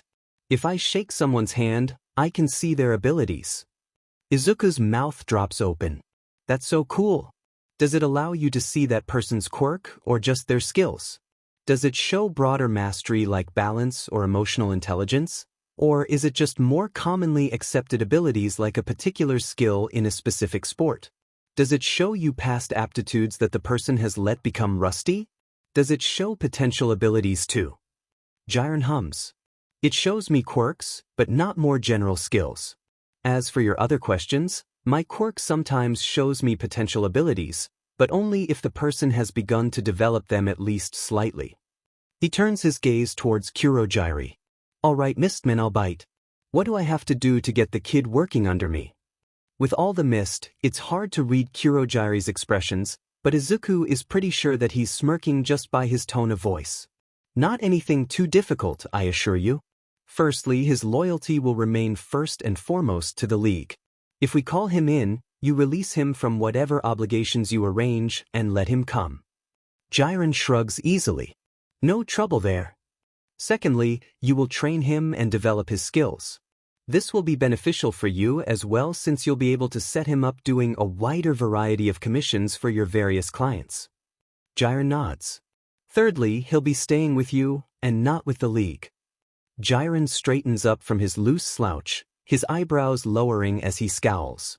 Why can't you League BSTRDS keep him? I'm no babysitter. Izuku thinks of Shigaraki lunging forward with outstretched hands, snarling and spitting like a wild animal. He can't imagine Kurogiri outright saying that for some reason his boss charge is filled with murderous rage at the sight of him. He wonders what excuse he'll come up with to give instead. Circumstances don't allow it, is all Kurogiri says. And this isn't a babysitting job. Just keep our analyst alive. Jiren eyes him skeptically for a long minute, then finally nods. Is that all? Kurogiri hesitates for a second, then says, Are you planning on putting him under contract? If so, the League has a few clauses we'd like to add. Izuku hopes no one notices the shudder that runs through him. Not gonna happen, Jiren tells him bluntly. Junatsu has a limited number of contractually binding words that he can use per person. I'm not putting the kid under contract until I know his characteristics better, and even when I do, I'm not gonna waste words on appeasing someone else. Kurogiri is silent. Jiren raises one eyebrow. I'm already making a concession by agreeing to house him. You realize that, yes? That's true, Kurogiri says at last. In that case, I will leave him in your capable hands. Izuku's heart sinks as he watches Kurogiri leave. It's not as though Kurogiri is trustworthy in any sense, but he at least seems to be somewhat invested in keeping Izuku alive, and he was the only familiar thing around. Jiren grins at him, a gold crown on one of his back teeth gleaming in the light. Don't look so nervous, boy. We don't bite. His grin widens. Much. He jerks his head to a spot in the booth across from him and next to Junatsu. You'll be sitting in on my next consultation. Izuku gingerly sits down, clutching his backpack close. He eyes Junatsu nervously, the other man jerks up his chin in a gruff sort of greeting, then turns his gaze away. There's an odd look on his face, almost like one of distaste but just a little bit different. Izuku bends his head and scuffs his shoe against the grimy floor. Jiren's next client must be late. After almost a quarter of an hour of waiting, Jiren checks his gaudy gold watch, sneers, and pulls out a battered laptop which he uses to work on another project. There's nothing going on in the bar that could entertain Izuku, and in any other circumstance he would pull his phone out and start scrolling through Discord, but considering the situation he's in, he's not willing to make himself vulnerable by being so unaware of his surroundings. Eventually, Jiren's client arrives at long last. His quirk is a fascinating, versatile one, the ability to shift the state of matter a material is in. He wants to know the potential applications of his quirk, and Izuku is more than happy to oblige. Could use your quirk to quickly combine various chemicals. Like you could carry different elements in a solid state, and then turn them to liquid so they would combine, and then from there turn the new compound into gas. This would be useful for making things like the sleeping gas midnight uses. You could also control the spread of gases like those by only turning limited amounts of the material into gas, or turning it back into a liquid as soon as you've neutralized your specific target. This could be extremely useful for assassinations, Jiren speaks up. Simply use a poison gas without any noticeable residue, and you've got an excellent way to carry out nice clean assassinations. Izuku swallows. He didn't mean to encourage someone into possibly becoming an assassin. He just wanted to help someone think of good ways to use their quirk. This is wrong. He may be keeping himself safe from Shigaraki by doing this, but with each day that passes, he's going to end up with more and more blood on his hands. Didn't he conclude that it was better to be useless than to be a villain? The man's eyes are bright, glistening with unshed tears. He grasps Izuku's hands in his own. Thank you so much, Deku. By following your plan, I'll be able to pay back my debt in no time. Izuku nods, gently slipping his trembling fingers out of the man's grip. The client may be thanking him, but the people who will end up being killed by this newly minted assassin certainly won't. The client bows profusely in gratitude, then slides a thick stack of yen over to Jiren. Humming, Jiren counts the money, then nods and allows him to leave. As Jiren slips the money into his ostentatious snakeskin wallet, he says, "I've got a client coming in who I think you'll be perfect for. He wants to kill his ex. The problem is he's determined to do it himself, and his quirk is a pretty useless one. I'm sure you'll be able to think of a lethal way to apply it." Izuku stares at the cheap lacquer table in front of him. I don't want to kill anyone," he whispers. Jiren pauses for a second, then abruptly barks a laugh. He turns to Junatsu, who looks like he'd like to be anywhere in the world other than here, and says, "Grab some grub from the bar, why don't you? I'll take an American-style burger. You can buy yourself whatever you like." Junatsu turns to Izuku, his eyebrow raised in a clear question. Izuku opens his mouth to say that he'll take an American-style burger, too, but Jiren shakes his head sharply. No, the kid doesn't get any. He needs to work to eat. Junatsu nods and heads up to the counter. Jiren turns towards Izuku and grins, toothy and far too smug for comfort. "You'll come crawling back begging for work soon enough, boy." Izuku has to sit quietly and watch as Jiren and Junatsu eat. Jiren seems to take a special pleasure in taunting him, remarking loudly on how juicy the beef burger is, how the fries are just the perfect texture, how filling the meal is. Izuku tries not to react, but his stomach betrays him by rumbling. The last thing he ate was his mother's bento for breakfast that morning, and he threw all of that up after watching the live stream. By now it's about 6, around the time he would usually eat dinner. He's missed almost 3 meals today, and his stomach knows it. After Jiren has finished liking every last drop of grease from his fingers, he pulls out his phone and starts using it as a sort of makeshift mirror. He rearranges his scruffy gray hair, adjusts his glasses, and even uses one ragged nail to get a bit of lettuce out of between his teeth. The reason for his sudden vanity is evident when the bar door opens and a tall woman with her hair bound back in a high ponytail enters. Not that any of Jiren's little attempts at grooming himself seem to make a difference. There's a derisive twist to the woman's mouth as she locks eyes with Jiren and jerks her head to the door. "Come with me," Jiren tells Junatsu. Junatsu and Izuku rise to their feet, but Jiren shakes his head. "Not you, boy. You're staying here." Izuku sinks back into his seat. He's not sure whether he should be grateful that he isn't expected to help someone else become an even more efficient villain, or worried about whether or not Jiren is upset with him. Izuku shakes himself. Grateful? Definitely. How could he be so selfish to prioritize his own well-being over that of others? From his vantage point in the southeast corner, Izuku can see all areas of the room, including the entrance where the bouncer lingers. Jiren pauses momentarily to speak to him. At one point he turns and sticks a thumb out to indicate Izuku. The bouncer nods, his lips tightening, and then the little group heads out. Izuku digs his nails into the soft lacquer of the cheap table once more. Jiren instructed the bouncer not to let him leave, he figures. The eastern entrance is the only door to the outside that Izuku has seen, but that doesn't mean there aren't any other exits. He can't see any windows. The owner probably doesn't want his clients to be reminded of the passage of time, since that might make them leave more quickly, but he knows there are often windows in the bathroom. Pulling his backpack over his shoulder, Izuku heads southwest to where there's a labeled bathroom.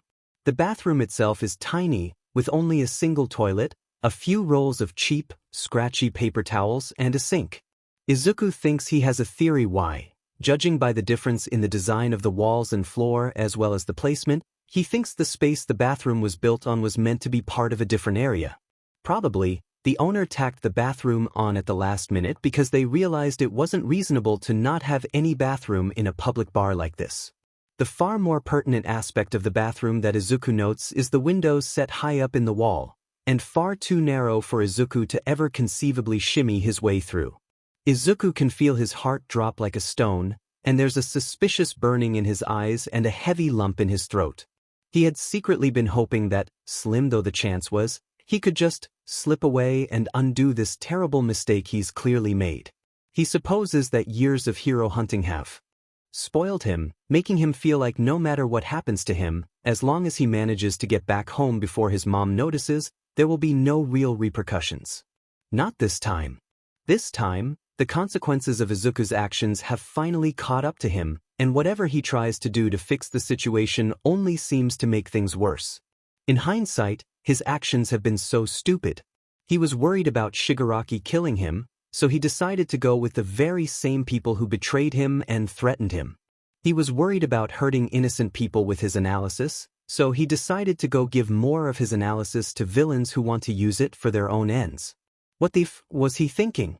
That he could still kill himself. He'd resolved that he would keep that as an option just in case, hadn't he? Jiren wouldn't like it, but he's not here, and the bouncer can't see him from his spot near the entrance. He can barely see any of the room aside from the little entryway and the easternmost part of the seating area. Izuku schemes the surroundings. It's not like there's just a handy gun lying around, but he's sure there's something somewhere around here that could be turned lethal. The sink and toilet could be used for drowning, but he knows that even when making a suicide attempt, it would be impossible to avoid giving in to instinct and jerking out of under the water to draw in air. There are no visible rafters on the ceiling, so he can't hang himself either. Izuku starts patting himself down, looking for anything handy. Practically the first thing his hand falls on his phone. He reflexively gives it a little shake to check his notifications, but it doesn't respond. Right? He'd powered it off after receiving messages from both Kurogiri and Shigaraki, which meant his phone would only buzz if he received notifications deemed essential, i.e. Digilock notifications. Probably a good thing.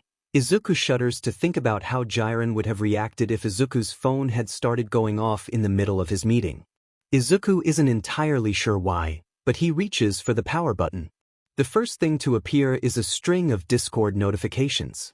Izuku dismisses them all without so much as looking at them. Right now, the thought of Discord makes his stomach twist uncomfortably. Part of him still can't believe that symbol of cynicism is really a fully fledged villain. What really stands out to Izuku is the notification that he got a private message through his 6D chess account. He opens the app and pulls up his private messages. Anonymous player, my father checked in my 6D chess stats yesterday. He was reluctant to admit it, but your help allowed me to get my stats high enough to appease even him. He didn't push me nearly so much in training today because of it. Anonymous player, thank you. For some reason, after all of the huge, world-rendingly horrible things that have happened over the past 24 hours, it's this that has Izuku crumpling, one hand pressed over his mouth to muffle his sobs as hot tears spill down his chapped cheeks. His mom kicked him out, left him out in the cold like a bag of yesterday's garbage with no food, nowhere to sleep, no resources, none of the 1,000 little comforts of home that Izuku had always taken for granted. The worst part is that Izuku shouldn't even be mad at it because it's only what he deserves. He's a villain after all. It's because of him that Lemillion has lost his voice, it's because of him that literally hundreds of children are in danger, and it's him who's decided to turn around and agree to join up with a gang of villains just because he thought that it would be safer. Izuku falls to the ground, stuffing his face into his knees as he sobs silently. He doesn't want any of this. He doesn't want Jiren's cool, calculating stare or the greedy gleam in his eye like Izuku is some gold-plated trinket he plans to sell at the nearest pawn shop. He doesn't want Deku-sensei and Teary thinks that now he'll be able to pay off his debt. He certainly doesn't want Shigaraki's threats and bluster. All he wants is his warm, welcoming bed, his usual cat pictures and jokes with Tired, and the occasional casual game of 6D chess with the members of the Not a Hero fanclub server anonymous player. He cries for a long time. It feels like he has an endless well of tears. Every so often he'll stop and try to compose himself, only to quickly devolve back into desperate stifled sobbing only minutes later. When he finally feels better, he rises and examines himself in the cracked bathroom mirror. It's obvious he's been crying, which is the kind of vulnerability Izuku has no intention of showing in a bar populated by thugs and mobsters. He washes his face, then guzzles as much cold water as he can stomach, both to help stave off any more tears and also in the hopes of tricking himself into not feeling hungry anymore. Empty stomach sloshing uncomfortably with water, he takes a deep breath and heads back out. A quick glance around the bar shows that neither Jiren nor either of his associates have returned. It also shows that the bar has begun to fill up.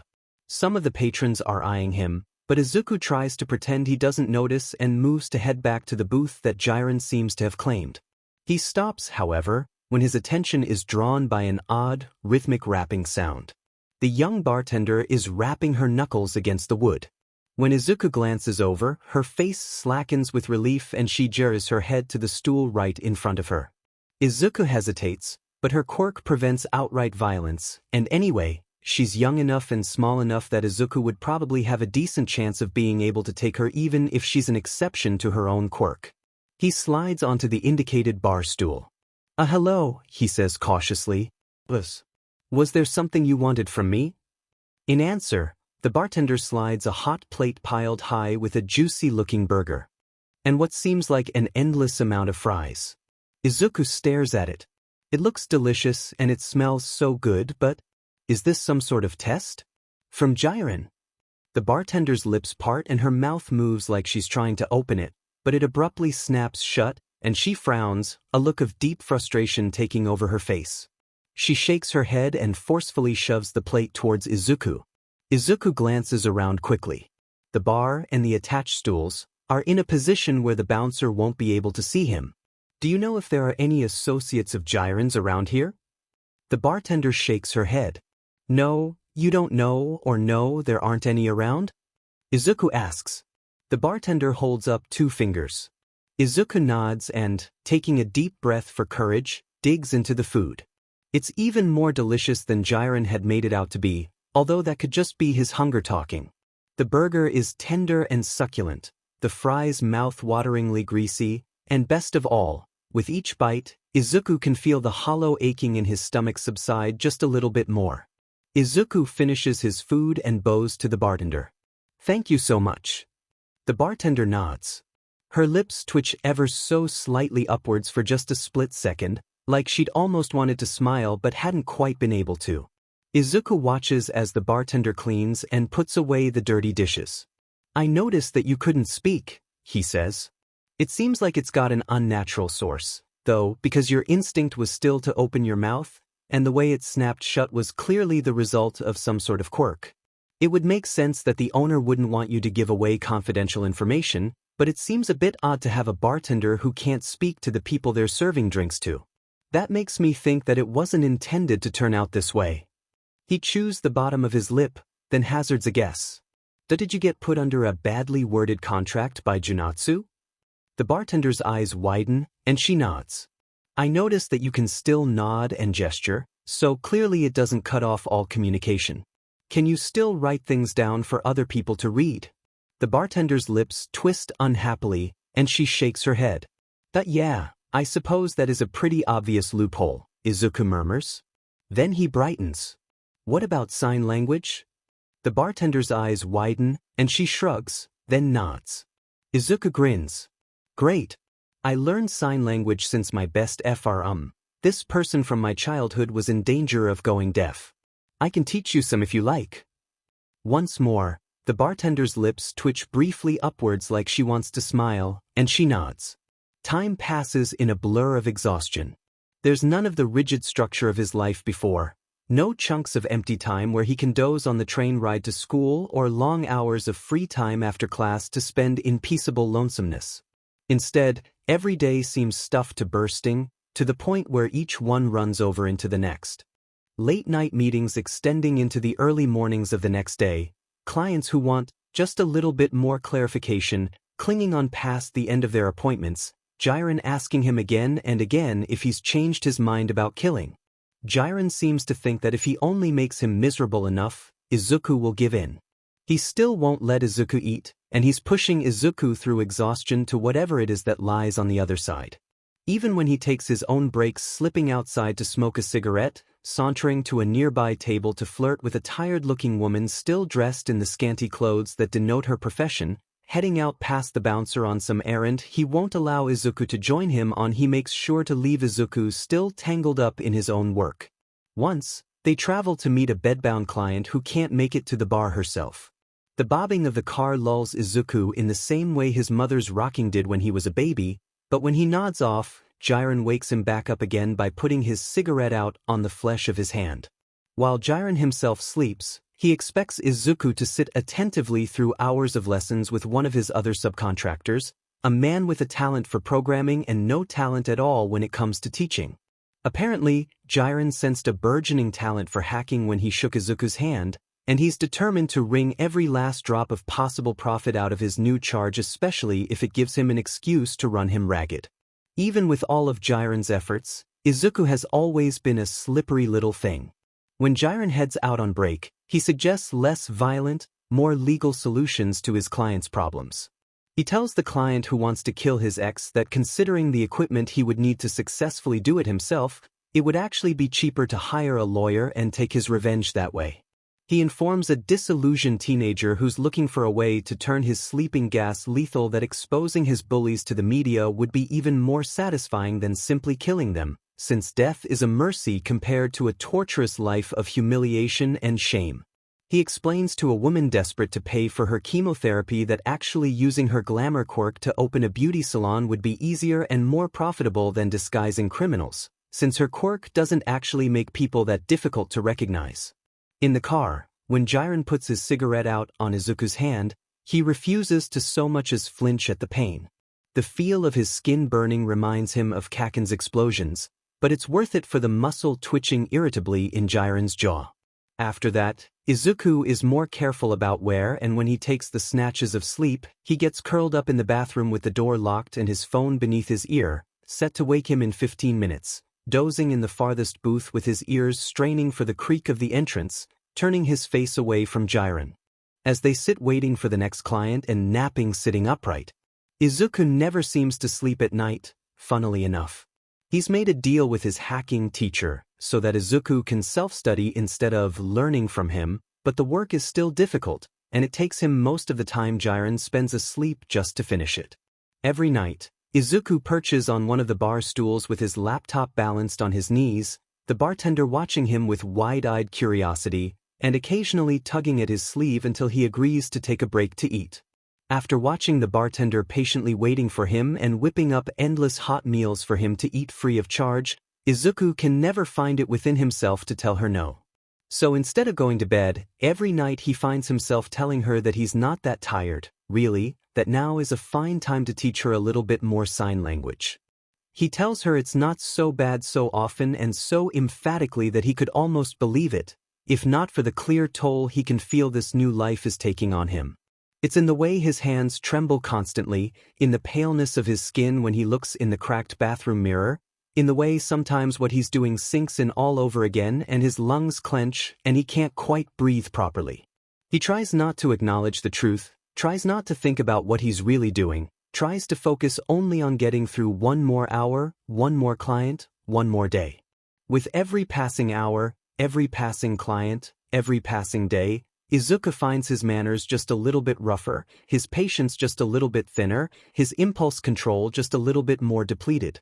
At some point either a week or 10 years after Kurogiri drops him off, it feels more like 10 years but is probably just a week, things come to a breaking point. His client just isn't listening. He came in for advice on how to use his quirk, but now that he's getting it, He refuses to even consider using it. Are you saying that I'm using my own FING quirk wrong? He spits. Exhaustion loosens his mouth, and Izuku replies, yes, before he can think better of it. He knows he's effed up by the way the client's mouth twists in a snarl, the way he can see the bartender's face pale, by the resignation in the lines of Junatsu's face. The client fists his hand in Izuku's gakuren and drags him towards the door. Izuku half hopes that someone will stop him, but the bouncer just steps aside with a respectful nod, and then Izuku is outside, the client's fist slamming into his teeth and filling his mouth with the metallic taste of his own blood. Izuku sways unsteadily, trying to regain his balance, but another punch, this one to his stomach, has him hitting the ground. Gravel digs into his cheeks. Distantly, he can hear Jiren saying, now, don't hurt my merchandise too badly, and then a kick is slamming into his ribs. After that, Izuku lets himself float, lets himself pretend that the pain is someone else's. When he finally comes back to himself, it's because Jiren has hauled him roughly to his feet and is examining him clinically, the way a farmer might examine a cow he's considering purchasing. His eyes narrow when he sees the bruising already starting to develop on his face, but Izuku knows it's not a frown of anger on his behalf. He recognizes that frown from when his mother realized she had another chore she had to add to a very long to-do list. Jiren sighs and releases him, not seeming to care at the way Izuku crumples back to the ground without anything to brace himself against. Go inside and sleep it off, he tells Izuku. Izuku limps inside, Jiren a few steps behind him. His ribs are aching, his face is crusted with blood, and his vision is blurry in the way that he knows from experiences means he has a concussion, but at least he's going to get some proper sleep now. It's a happy enough thought that even the bartender's mournful, far too empathetic gaze doesn't sway him quite the way that it normally would. Izuku heads to a booth in the southeastern corner, where he should be able to see all areas of the room. He kicks off his shoes and burrows deep into the stained cushions, trying to ignore the lingering gaze of several of the other patrons. It's harder than he would expect to all asleep, considering that Izuku has gotten maybe 6 or 7 hours of sleep over the past week. His body aches in so many places he doesn't bother even trying to keep track, and out here in the open, in a bar full of people who don't give two sheets if he lives or dies, doesn't seem like the safest place to conk out. Still, Izuku finds himself slowly relaxing, the tension seeping out of his body and his vision going slightly out of focus as he incrementally approaches sleep. By the time Dobby enters, he's a hair's breadth from dreamland. Dobby looks exhausted and vaguely ill. His dyed black hair is a stark contrast to the cadaverous paleness of his skin. It's hard to tell with his scars, but it looks like there are bags under his eyes. As he enters, Izuku catches a glimpse of the area of his chest that isn't scarred. The pale skin there is marred with ovular, reddish-purple bruises that remind Izuku a bit of mosquito bites, except far larger than any mosquito bite bruises that Izuku ever got. Now that Izuku is looking for it, there are even some bruises visible on Dobby's neck. The bruising must be really bad if it shows through the purple-black of his scarred skin, Izuku thinks with a distant twist of worry. Izuku tries to open his mouth to call out to him and draw his attention, but he's so exhausted that he can't seem to move his lips. Besides, would Dobby even want to hear from him? He probably only gave Izuku his phone number as a way to pay him back for saving his life, and now that that debt is filled, he won't want anything to do with him. Izuku gives up on speaking, instead just watching blearily as Dobby heads straight to the bar. Izuku allows his eyes to slip shut just as Dobby heads to the bar and starts ordering. For some reason, now that Dobby is here, it's so much easier to let go of the last of his inhibitions and permit himself to succumb to sleep. At the counter, Dobby throws back his drink, enjoying the way it burns on the way down. He'd already showered in scalding hot water back in his dingy apartment, long enough that his scars ached with the phantom pain and the memory of fingers on him was almost gone. Still, there's something he loves about alcohol that he can't quite get anywhere else. The burning bite feels like harsh but effective disinfection, and the smell is familiar, almost nostalgia-inducing, even from the way their family would always use rubbing alcohol to sterilize bloodied surfaces. There was always something about scrubbing away at blood splattered on tiles or counters or tablets, about watching the red stains disappear like they were nothing more than bad dreams, that had been so cathartic.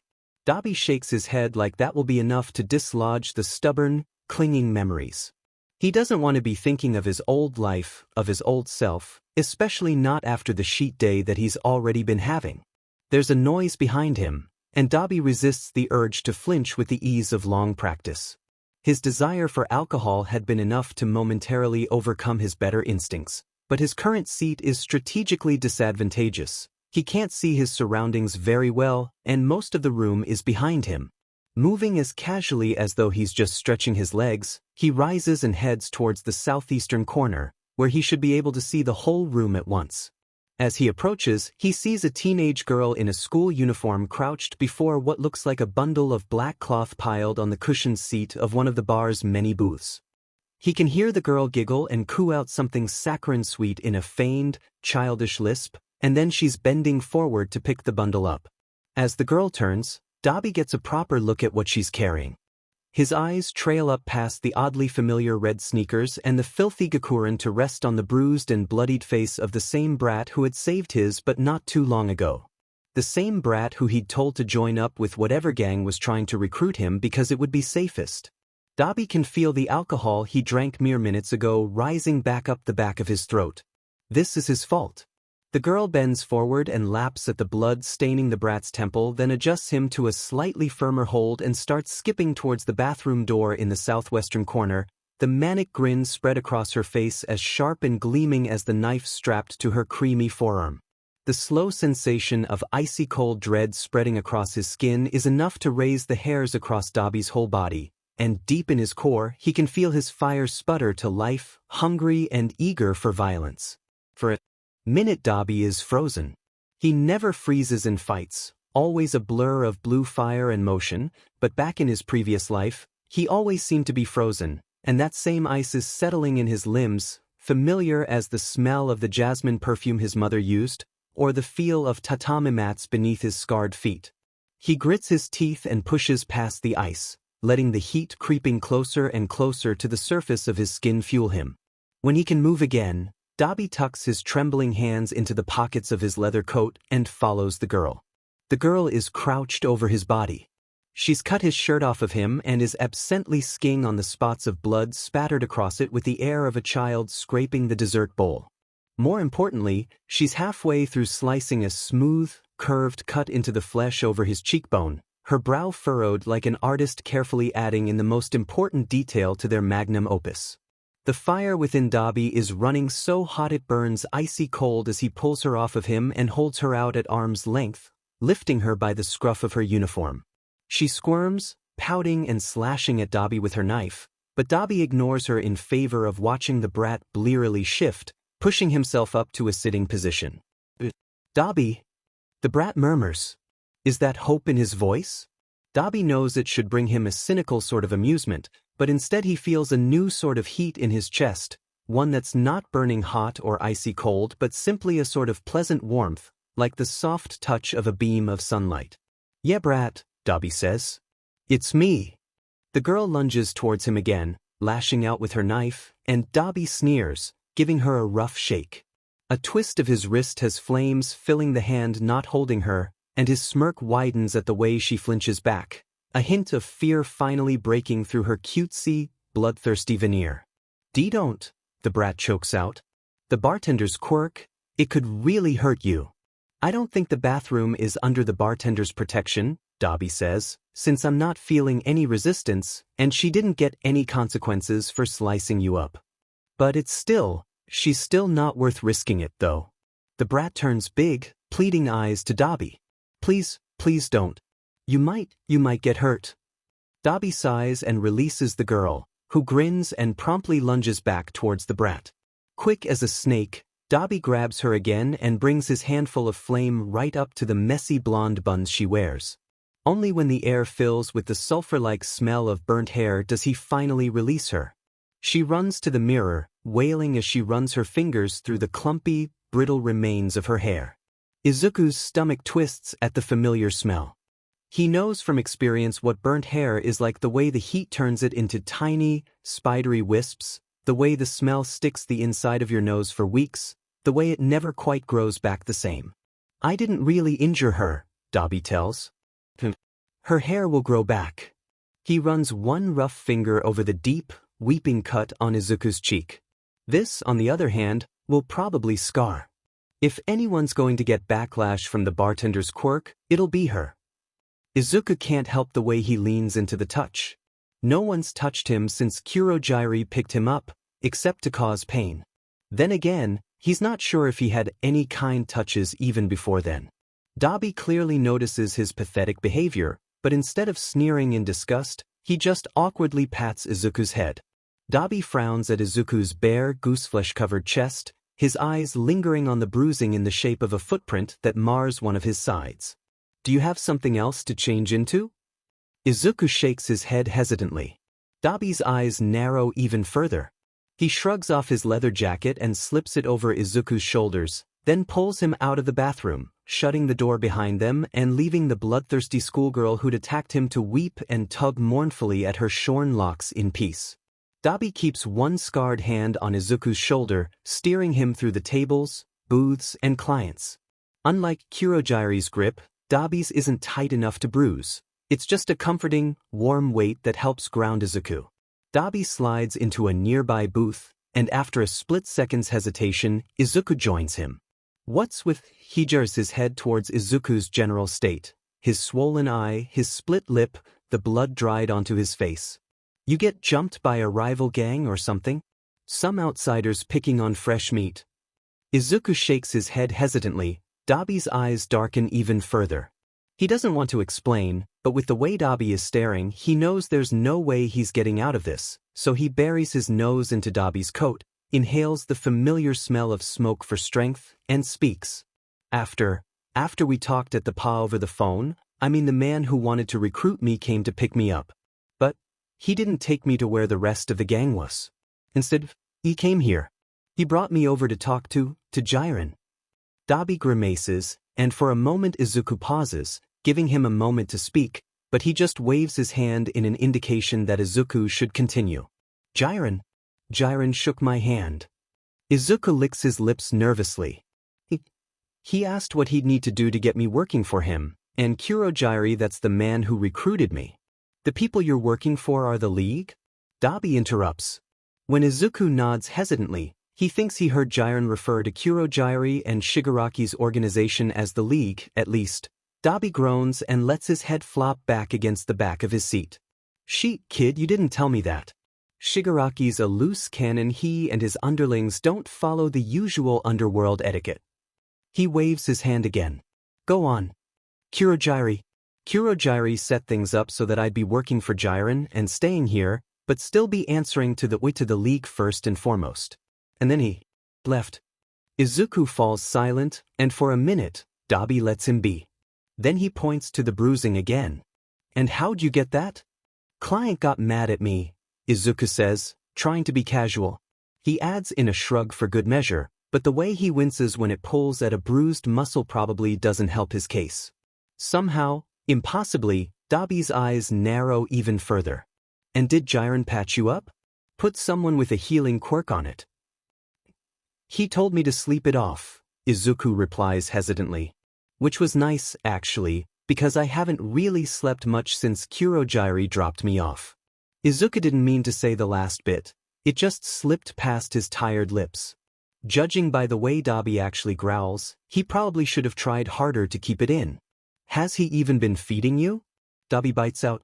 Izuku bites his lip, not replying. It must be answer enough because Dobby snarls out a low, emphatic F-. Izuku can see the light of a blue flame burning behind his teeth. It's at that moment that the door at the entrance opens and Jiren strolls in, picking at his gums with a toothpick. Dobby makes eye contact with him, then jerks his head sharply in an indication he should get his butt over. Jiren takes the toothpick out of his mouth. What's this about? You want more information on an abuser you're targeting, or? His eyes fall onto Izuku, Dobby's leather coat over his shoulders and multicolored bruises mottling the side of his face. His throat bobs, just slightly as he swallows. Nosy BSRD that you've probably figured out that I have some issues around familial abuse, Dobby tells him coolly.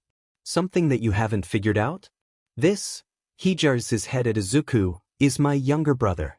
If you think I get sad about people hurting children I don't know, well, let's just say that's nothing compared to how I act when people F with my younger FNG brother. Izuku is choking quietly. Luckily, neither Dobby nor Jiren seem to have noticed. Younger brother? Did Dobby just adopt him? This has to be the weirdest thing that's happened to Izuku this week, and he's had one hell of a week. Jiren's gone pale. Look, Dobby, be logical about this, he starts. I had no idea he was your brother. And he gathers himself, straightens. He's my subordinate and a member of the league on top of that. You can't stop his decisions from having consequences. He works under me and the league now, and you can't change that. That's true, Dobby admits reluctantly. And now Dobby's voice is positively frigid, there are some things that are going to be different around here now. You may not protect him, but I will. You may not feed him, but I will. You may not give him the basic FING necessities that a kid needs to survive, but I will, and you won't get in my way when I do it. Understand? Jiren is silent for a moment, then his face splits as he laughs. Perfectly. He turns and strolls away, saying something about, never thought I'd see the day. Dobby turned into a babysitter, under his breath as he leaves. Dobby rolls his eyes, but when he turns back to Izuku his face is surprisingly gentle, showing none of the cold rage that he directed towards Jiren and the girl who attacked Izuku earlier. You can go back to sleep now, he tells Izuku blandly. Izuku nods hesitantly and curls up on the booth's cushions. When he shivers, Dobby gruffly pulls him over to rest his head against his warm side. Warm, comfortable, and surrounded by the smell of smoke, Izuku drifts off knowing that Dobby will make sure nothing will happen to him in his sleep. Izuku drifts asleep with Dobby's hand in his hair and the smell of smoke filling his nostrils.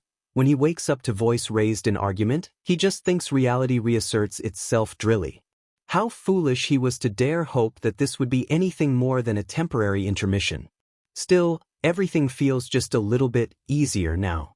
Suddenly, it doesn't seem so terribly difficult to keep on being brave, keep on being clever, keep on being kind for just a little bit longer. Somehow, this one good night's sleep is enough to make him nearly feel confident in saying he has a chance at surviving this. A chance, Izuku notes unhappily, that decreases with every second that Dobby spends arguing with Jiren. Come on, you stingy bisudi, Dobby is saying. There's an edge of tension sharpening his voice, and the lines of his shoulders are as taut as a garrote wire. Something about the way he's standing reminds Izuku of how Bones would hold himself right before he pounced onto whatever blowing newspaper or bald plastic bag had caught his interest. Izuku pushes himself up to something approximating a sitting position. Dobby had been this nervy and prickly the night before when he'd come upon the bloodthirsty schoolgirl about to when he'd caught her well. Izuku doesn't want to think about what she might have been planning for him. The important thing is that at the time, Izuku had managed to make Dobby listen to reason enough that he'd only burnt her hair instead of doing anything more drastic. Even then, though, Izuku had only barely succeeded, and considering how vain Jiren is, burning his hair might be just as much a death sentence as burning his actual flesh. I know that there are spare rooms on the floor above the bar, Dobby continues in a steely, unrelenting way that's either ruthless or reckless, Izuku can't tell. Any fool can tell you're making bank having the kid work under you. It's effing ridiculous that you're not providing even the bare necessities. I have little patience for bullshit, and you're the biggest source of it that I've encountered since my FA in a long time. He sneers, baring a set of surprisingly straight, white teeth. Jiren stares blandly back, looking nowhere near as frightened as Izuku would be if Dobby was making threats like that at him. Fraught with tension, Dobby's shoulders bend in further, like a burning paper curling in on itself. And then he seems to gather himself, shaking his shoulders back into a slight slouch. Look, he spits out harshly, I know that someone is antisocial. You're calling me antisocial? Jiren scoffs. Dobby stares back, raising one ash-dark eyebrow high, until Jiren finally rolls his eyes and, tucking his cigarette back into his mouth, waves his hand in an indication to continue. I know that someone is antisocial as you might neglect to fulfill the basic moral obligations that apply to anyone with custody of a kid, but I had thought that at least common sense would have clued you in. Dobby rolls his eyes, adding in a mutter, "Considering you think you're such a shrewd businessman after all." Jiren looks a bit more interested now. "Oh. It's been a week, and the kid's already been beaten up 2 separate times," Dobby begins bluntly. Izuku shifts uncomfortably. Dobby is making him sound weak, but he can't deny that it's true. "Neglectful motherfucker that you are, you may not care if he gets knocked around, but even you still want him alive," Dobby sneers, "even if it's just so you can keep making money off of him and keep the league off your butt about breaking your promises." Jiren nods grudgingly. "That's true," he admits. "But I don't see how this is relevant. It's not like he's going to die from missing a bit of coddling." He returns to his cigarette, looking less than interested in what Dobby has to say. "Missing a bit of," Dobby hisses out, then visibly composes himself. "You may think it's all fine and well to let the kid get a bit of light knocking around, but you really shouldn't assume that none of what they deal out won't be fatal." Jiren snorts skeptically, but Dobby continues relentlessly. "He could get internal bleeding, have a rib crack from a blow, or any number of other soon-to-be fatal injuries without it being immediately obvious." Jiren looks up, the smirk sliding off his face like butter melting in the summer sun. Izuku has to admit that Dobby's made a good point. One of his hands involuntarily rises to touch his aching side. It doesn't seem impossible that kicks to the chest as hard as the ones he'd gotten the night before could break something important. "I'll be here to protect him during his time working, of course, but I can't stay awake forever," Dobby says. He seems a bit calmer now that he has Jiren's full attention. He needs somewhere reasonably safe to sleep, otherwise it's just a matter of time till the kid gets killed. "Understood." Jiren stares assessingly at him for a long moment, then nods. "Fine." Dobby lets out a harsh sigh of relief, and a bit of tension leaves his shoulders. "Took you long enough," he grumbles, rolling his eyes. "I'll be taking the kid out to get the basic FING necessities that you neglected to provide him. Don't even try to stop me." He turns towards Izuku, but before he can get far, Jiren cuts him off. "I've been very lenient about this whole affair," he says, an edge of warning in his voice. "But I'm not letting the kid just go wandering around wherever he pleases. What's to stop him from just running off to the nearest hero agency?" Dobby visibly grits his teeth. "I already told you that I recognize that the kid's stuck with the League. What more do you want, Jiren?" Jiren grins, sharp and gleaming. "Just that in writing." Izuku stares frantically at Dobby, trying to get him to turn around by sheer force of will alone, but Dobby doesn't notice. Jiren whistles and Junatsu steps out of a nearby booth, already pulling a roll of paper and a fountain pen out of one pocket. "How about this?" Jiren says. "Just to ensure you don't go accidentally letting him slip away to beg help from the heroes, you sign a little something saying that whenever you're the only villain with him, you have to stick within, let's say 3 meters of him." He glances at Dobby, then Junatsu. "How does that sound?" "It'd be best to rephrase villain to something more specific, since I doubt rival villains would bother involving themselves with him, but I could make it into a workable contract without using too many words," Junatsu says. Dobby is silent for a long moment, then says, 6 meters. Izuku gapes. Is Dobby honestly considering agreeing to this? It's one thing to stand up for him against Jiren, who he obviously already hates. It's quite another to agree to essentially babysit Izuku. Then again, he'd already seemed to verbally adopt Izuku. Honestly, Izuku's still not entirely sure that this isn't all the result of some sort of head trauma resulting from being knocked about by both the client and the bloodthirsty schoolgirl in such short succession. Jiren's sly grin widens. 4 meters. Dobby's eyes narrow. 5 meters. Jiren shrugs. 5 meters and you'll sign? Sure. There's a long moment of tense, drawn-out silence, then Dobby rolls his eyes. Fine. Just get it written up so the kid and I can get out of here. Junatsu drafts up a brief contract and Dobby scrawls out a signature on the bottom of it while Izuku watches in horrified silence. Dobby turns back towards Izuku for the first time since he woke up. "Come on," he says. After a split second, Izuku forces himself to his feet, pulling his backpack onto his shoulders as he does. His legs feel unsteady beneath him, and he bites the inside of his lip to ground himself. It feels like Izuku's in some sort of dream. He's not really following Dobby through the bar towards the door, he's just napping curled up in one of the bar's booths and dreaming about freedom. There's no way Jiren's going to let this actually happen. Surely he's going to stop him at any second now, pull him back and reveal that it was all just a joke, mock him for being foolish enough to think that he was ever going to be allowed out of the bar. When they reach the door, Izuku waits for the bouncer to stop them, but he doesn't even look their way. Dobby pushes the door open with one scarred hand, and Izuku is outside, and not getting the living daylights beat out of him, for the first time in the week. To anyone else, the air would hang heavy with the stink of stale sweat, of cigarette smoke and bile, but after a week spent in the stuffy, airless bar, it feels like Izuku is breathing in the finest, freshest mountain air. He can't help but SCK in huge, deep breaths. This is the closest to free he's been in what feels like an eternity. Come on, Dobby repeats in his raspy voice, and Izuku hurries to catch up with him. Dobby's already doing so much, so unbelievably much for him that Izuku is half scared, half resigned to that Dobby's help will expire as soon as his so-called little brother turns out to be too much of a hassle. Izuku follows behind Dobby as they weave through the muddle of slum life. Narrow, tall apartment buildings rise above them, balconies and air conditioners sticking out from their flat sides like moles on a salaryman's face.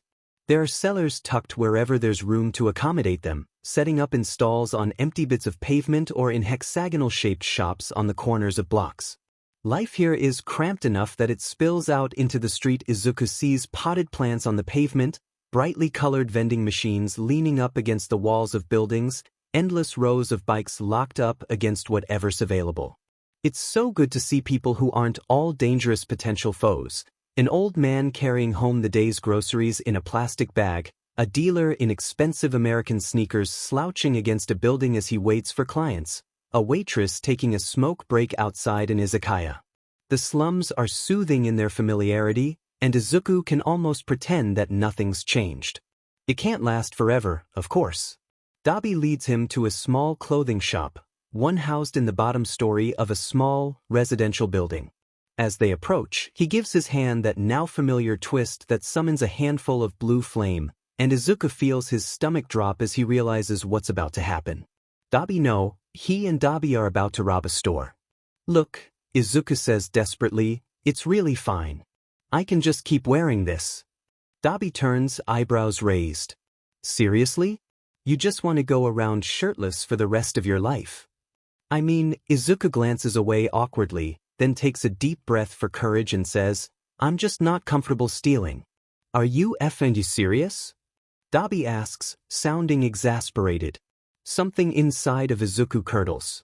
Now's the moment when he gives up on Izuku, he just knows it. Dobby gives his hand a shake, and the fire extinguishes itself. How the hell are you going to survive if you're so moralistic that you can't even steal?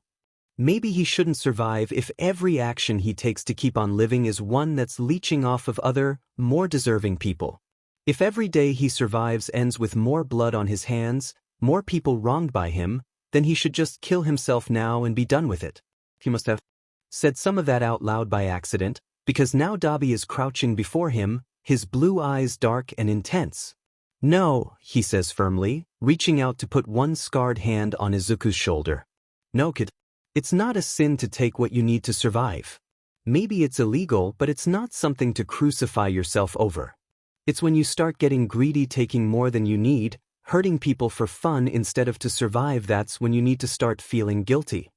For a moment, Izuku stares back, a warm lump heavy in his throat and a threatening wetness dampening his eyes. Then he swallows and says, I still don't think it's a good idea. Groaning, Dobby pulls his hand back and starts to stand up, but Izuku doggedly continues. The last time you stole from a shop in the slums, you almost got shot. It would be better to go to a shop in the suburbs somewhere nice enough that no one's going to be carrying guns and the things available to steal will a bit better quality, but not so nice that there's security systems or anything like that. For a moment, Dobby's face is blank with shock, and then he grins, wide and genuine, and reaches out to ruffle Izuku's hair. Then he grows more serious. That's a good thought, but I'm too suspicious looking for that.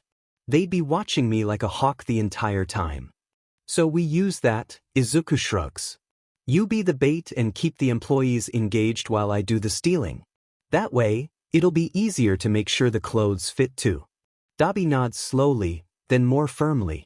That could work. He grins again, loose and easy and warm. No way to find out but to try, right? He rises to his feet, and they turn around to head towards the better part of the city. The further they travel, the more respectable everything starts to look. Graffiti becomes less common, there are fewer homeless encampments, and newer vehicles start replacing the mixture of older, cheaper cars and endless bikes that had populated the slums. The people look more respectable, too. Izuku starts seeing students in school uniforms, women walking their young children to school, and formally dressed salarymen with briefcases. These polished-looking people with their easy lives and warm beds waiting for them can't help but stare, and it's no wonder, considering the scarring warping Dobby's skin, the long leather coat Izuku is wearing over his filthy, blood-stained school uniform, the bruises and cuts all too visible on his face. Izuku pulls Dobby aside into a nearby alley and has him take the coat back, borrowing his relatively innocuous white shirt instead. As he shrugs off his shirt, he reveals a broad swathe of purple-black scar tissue where his ribs meet his stomach, and Izuku can feel something wet and magma-hot settling in his throat, coating the back of his mouth.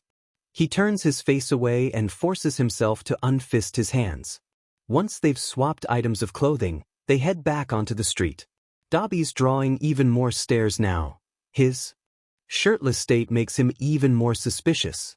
As for Izuku, it seems that now he looks more like a victim of bullying or abuse than a delinquent who just got in a fight because the looks people are giving him are much more worried than wary. Izuku even sees some people glancing between Dobby and Izuku like they think Dobby is the reason he's all black and blue.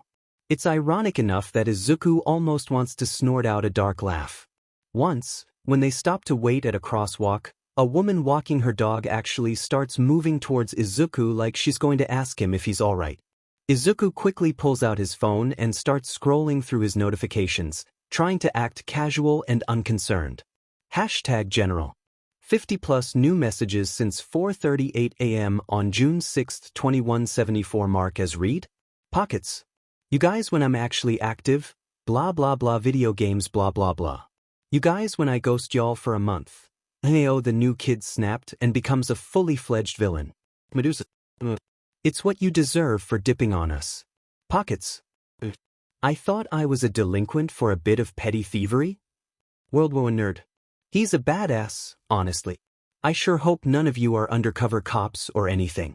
I actually asked him for some analysis a few days ago. Cost a fat wad of cash but it was worth it. Medusa. You. What was that like? I still can't believe this is our Deku. Our BOI's all grown up. World War Nerd. Honestly, I was scared shitless. I met up with him in this bar. All of the people there were sus as F. He's actually not that old?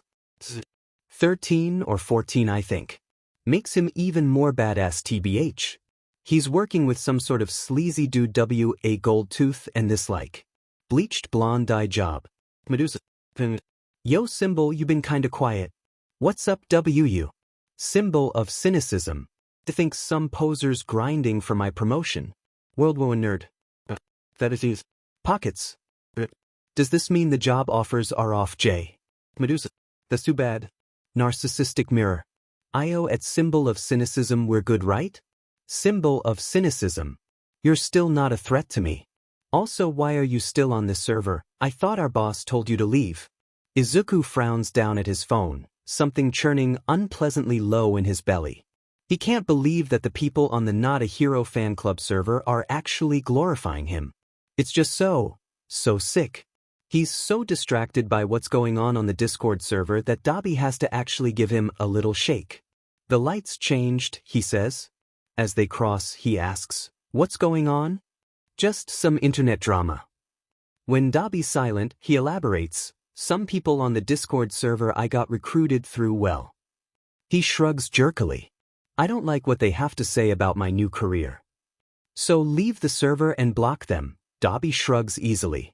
Izuku opens his mouth to protest, but Dobby's right. There's no reason not to.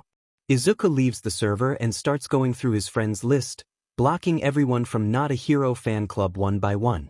It's only when he comes to Tired's contact that he hesitates. Direct message, at Deku #9929. Tired. 50+ new messages since 2:37 a.m. on June 2nd, 2174. Mark as read. Tired. Look, I'm sorry if all of this is coming across as harsh. It's just that. This isn't like you, Deku. I know that you're a good person. You wouldn't hurt other people just for fun. Please go to the police, to the pro heroes, to someone. Please. We're almost there, Dobby says. Izuku powers his phone off, tucking it away. He can always block Tired later if he needs to. The store they're targeting is an Itoyakado on a relatively secluded street. Dobby enters first, swaggering and generally trying to draw as much attention as possible. Izuku slips in after him, moving much more subtly. While Dobby heads for the area with food and other common grocery items, Izuku migrates towards where the clothes are. The cashier is too scared to say anything, but Izuku can see him following Dobby with his eyes as Dobby shamelessly tucks a toothbrush, toothpaste, and other toiletries into the pockets of his leather coat. It's almost comical in a weird, fed-up way, although the urge to laugh is probably more from how nervous Izuku is than anything else. He can't believe he's really about to steal something. After all of those years wanting to be a hero, hadn't he been telling himself that becoming a vigilante would be okay because he followed a strict moral code?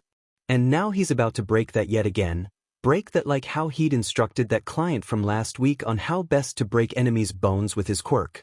Shame rises in the back of his throat, thick and bitter as bile. What the hell is he doing? He can't do this. He just can't. He won't be the same Midoriya Izuku as before if he does. It'll be like his old self, the one who's actually morally upright and a good person, will have finally died. This will be the final blow that puts him in the ground for good. But it's like Dobby said, this is the only way to survive.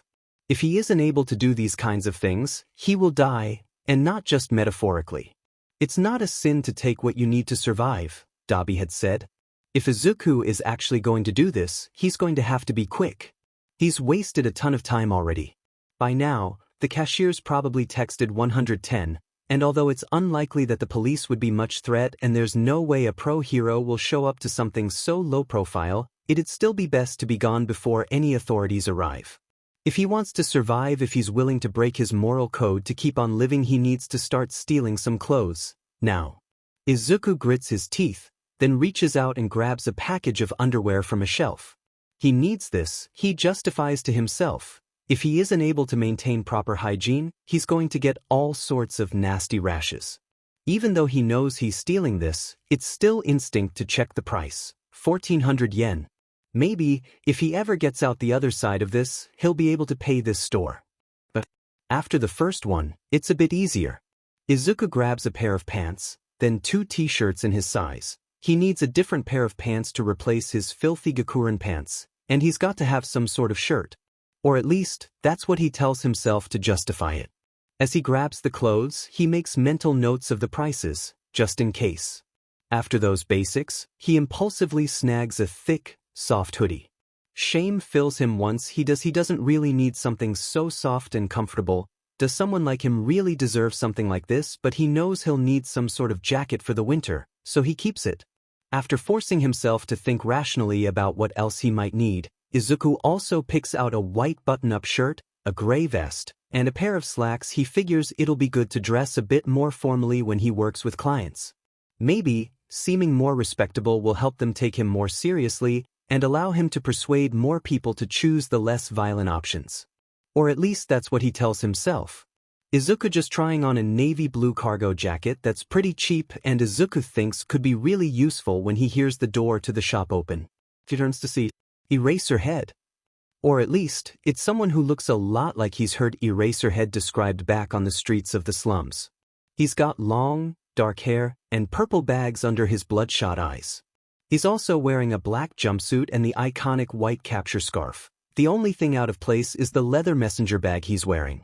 Izuku supposes if he was out on some errand and happened to be nearby, that would explain why he's intervening when this A, not the time he usually patrols, and B, not where he usually patrols. Eraserhead doesn't even glance his way. His eyes are locked onto Dobby. "Get behind me," he grunts, and Izuku obeys quickly, since it's a good opportunity to get on the other side of him, and hesitating would be suspicious. The store's alarms blare as the sensors in the clothes he's holding register that he's outside of the premises, but Eraserhead just says something about paying for it afterward, and the cashier seems to have bigger things to worry about. For a split second, Izuku imagines that Eraserhead's assumption is right, that he's just a civilian caught in a villain battle completely unrelated to him. After so long admiring Eraserhead, the thought of facing up against him feels fundamentally wrong, and for a moment he fantasizes about giving himself up, taking the consequences, and going back home to his mother. But his mother doesn't want him home. Nothing is waiting for him outside of cold police holding cells and even colder jail cells. More importantly, there's Dobby's contract tying the two of them together. Even if Izuku made the decision to turn himself in, he can't make that kind of decision for Dobby. Izuku grits his teeth. He needs to help him. Dobby's mostly a long-distance fighter, but it'll be a lot harder for him to burn Eraserhead from this distance than it is for Eraserhead to wrap him up in his capture scarf. Additionally, any time they waste is an opportunity for more authorities to show up. Eraserhead's currently in between him and Izuku, which is a problem considering that Dobby's contract means they have to be within 5 meters of each other. Izuku's got the element of surprise, though. He crouches and picks up a stray chunk of asphalt from a place where the pavement is cracked and crumbling, then lobs it through a nearby shop window, as hard as he can. Eraserhead turns quickly, but Izuku is faster than he is. He's got his dusty hand tucked under his stack of clothes and an innocent, surprised look on his face by the time Eraserhead glances over. "I think there's someone else working with the thief hiding out in that alley over there," Izuku says helpfully. Over Eraserhead's shoulder, he can see Dobby ducking behind a shell containing rows of coffee grounds. "No, there isn't," the cashier yells. Izuku grits his teeth. "Snitch. It was that kid. He's the one who threw the stone through the window." "You're just saying that because you're quirkist," Izuku shouts back. "Don't think I didn't see the way that you were looking at me when I was shopping. Acting like you thought I was going to steal your shitty clothes because I have a so-called villainous quirk. What kind of bullshit is that?" The cashier rears back, affronted. "What the hell, kid? I don't even know what your quirk is." "Shut up," Eraserhead grits out, but it's too late. Dobby's already managed to reach the end of the grocery aisle, and now he leaps through the window Izuku smashed for him, sending out a wide spray of blue fire behind him to cover his exit. As he falls into step with Izuku, Dobby says, "Good job, kid," and raises one scarred hand for a high five. Guilt should be filling him right about now. He just stole from an innocent person's store and fought Eraserhead, but the adrenaline of having successfully pulled it off is so great that he can't help but grin and high-five his big brother. Izuku can't stop himself from glancing back over his shoulder as they keep running. Behind Dobby's blue flames, Eraserhead is watching them flee. And this time, his eyes are locked onto Izuku, not Dobby. Dobby meant it when he said that the kid did a good job. When he thinks about the kid's clever plan and even cleverer misdirection, his chest fills with that same strange, soft warmth from earlier. At the same time, though, something about the whole situation is making his stomach twist uncomfortably. Dobby's run into Eraserhead a time or two himself, and had more than a few close calls. Hell, he's been in the slammer before. But something about it is different, now that the brat is involved. The thought of Dobby being captured, being separated from him, it makes Dobby shudder. He does not doubt that Jiren will go right back to his old ways without Dobby there to keep him accountable. The memory of the kid's glassy eyes, the bruising showing all too clearly on his pale skin, the cut on his cheekbone that has only just scabbed up, the thought of the brat ending up in that state again makes him grit his teeth. Contrary to what Dobby said during that first phone call, the brat isn't suited to this kind of life at all. He's too soft, too moralistic, too young. Dobby was a idiot is too weak of a word, but it's the only he can think of a huge FING idiot to encourage him into it, but he can't take that back now. Not when the kid is undoubtedly already under a contract. The only thing he can do is offer as much protection as he can. Dobby's gaze turns from where he'd been absently staring out the bus window to where the brat is dozing curled up against his side. He doesn't take public transportation often, but even after last night's sleep, a week without proper rest has left the kid exhausted. Dobby hesitates for a long moment, and then he very carefully rests a hand atop the brat's mess of greasy, matted curls. That's another thing the kid needs, he notes absently. A shower. There's probably one back at the bar, and even though Dobby didn't think to grab any shampoo back at the shop, he'll be all too happy to filch some of Jiren's. Dobby's mouth twists. It's the least of what the BSTRD deserves. Dobby pulls the brat just a little bit closer. Back at the shop, the only thing he'd had to protect himself from Eraserhead was his wits. As intelligent and resourceful as the kid is, that isn't a situation Dobby ever wants to see replicated. Back when he'd first met the kid, he'd offered to teach him to defend himself. That had just been because of seeing those all too familiar glossy burns on the kid's collarbone. The kind of skills he'll need to survive in the underworld are far wider and more varied. He's not sure if he'll be able to teach all of them to the brat quickly enough. Then again, Dobby realizes he doesn't need to. Knowing the kid, he probably won't want to fight offensively just to protect himself, and Dobby doesn't want to encourage him to go looking for fights that don't concern him.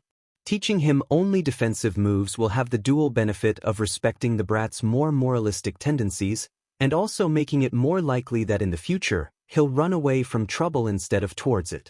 When they get back to the bar, Jiren has a meeting with a client that he expects the brat apparently known as Deku to the underworld to attend.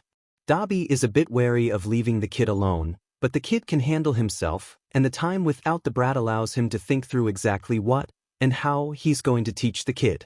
After the client meeting is over, they grab the lunch at the bar. Dobby notices the bartender seems fond of the brat, which, well, no surprise there. The kid has a way of worming into even the hardest of hearts, and then they head out to a nearby dojo.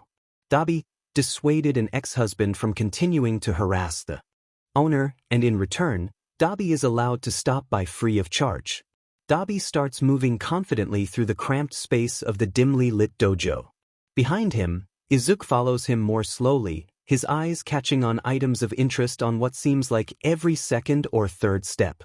He spots some awards in one worn but well-maintained case against the wall, and there's a variety of modified equipment that Izuku can only assume is meant to accommodate different quirks. At one point, they run into a compact, muscular woman who introduces herself as the owner. Izuku can't help but run his mouth a bit about her quirk, which gives her a strong, mostly bald tail, but she doesn't get angry, instead just laughing in an easygoing way. Even Dobby, who seems to be prickly with everyone except Izuku, seems to like and respect her. After the owner leaves, Dobby starts in on training Izuku. He's got high expectations and can be a bit strict, but his instructions are always clear and concise. It helps that he explains why he's teaching everything before he teaches it and goes into all of the situations where Izuku could use it. Izuku is surprised and relieved that despite how ruthless of a fighter Dobby himself seems to be, none of what he teaches Izuku would do his opponents any real damage. In fact, not all of what he teaches Izuku is something that would be used in a fight at all. For instance, practically the first things he teaches Izuku are how to pick every kind of lock under the sun, and how to slip out of HNDCFFS or other restraints. Even with Dobby's concise, clear teaching, Izuku can't learn everything in one day. They come back whenever Izuku has a few hours between his various meetings with clients, although Izuku notices that if he's more tired, or hasn't had much downtime recently, Dobby will refuse to take him and tell him needs to take a break instead. He also notices that Dobby never lets them go over to the dojo in the afternoons. Or, more accurately, between the hours of about 3 in the afternoon and 8 or so at night. When Izuku finally caves and asks him about it, Dobby explains that the owner has a son around Izuku's age who often practices in the dojo after school, and Dobby has no interest in running into him. Just because Ojiro-san's willing to have me in her dojo doesn't mean she wants me around her kid's son, Dobby explains. Besides, he adds, I already get my fill of teenage melodrama from you. He softens the words by rubbing his knuckles along the top of Izuku's head. When Izuku considers the fact that he's meeting with Jiren's clients and training with Dobby, it seems like his time should be packed, but Jiren started scheduling a more reasonable amount of clients now, and Izuku doesn't have most of his time filled up by class anymore.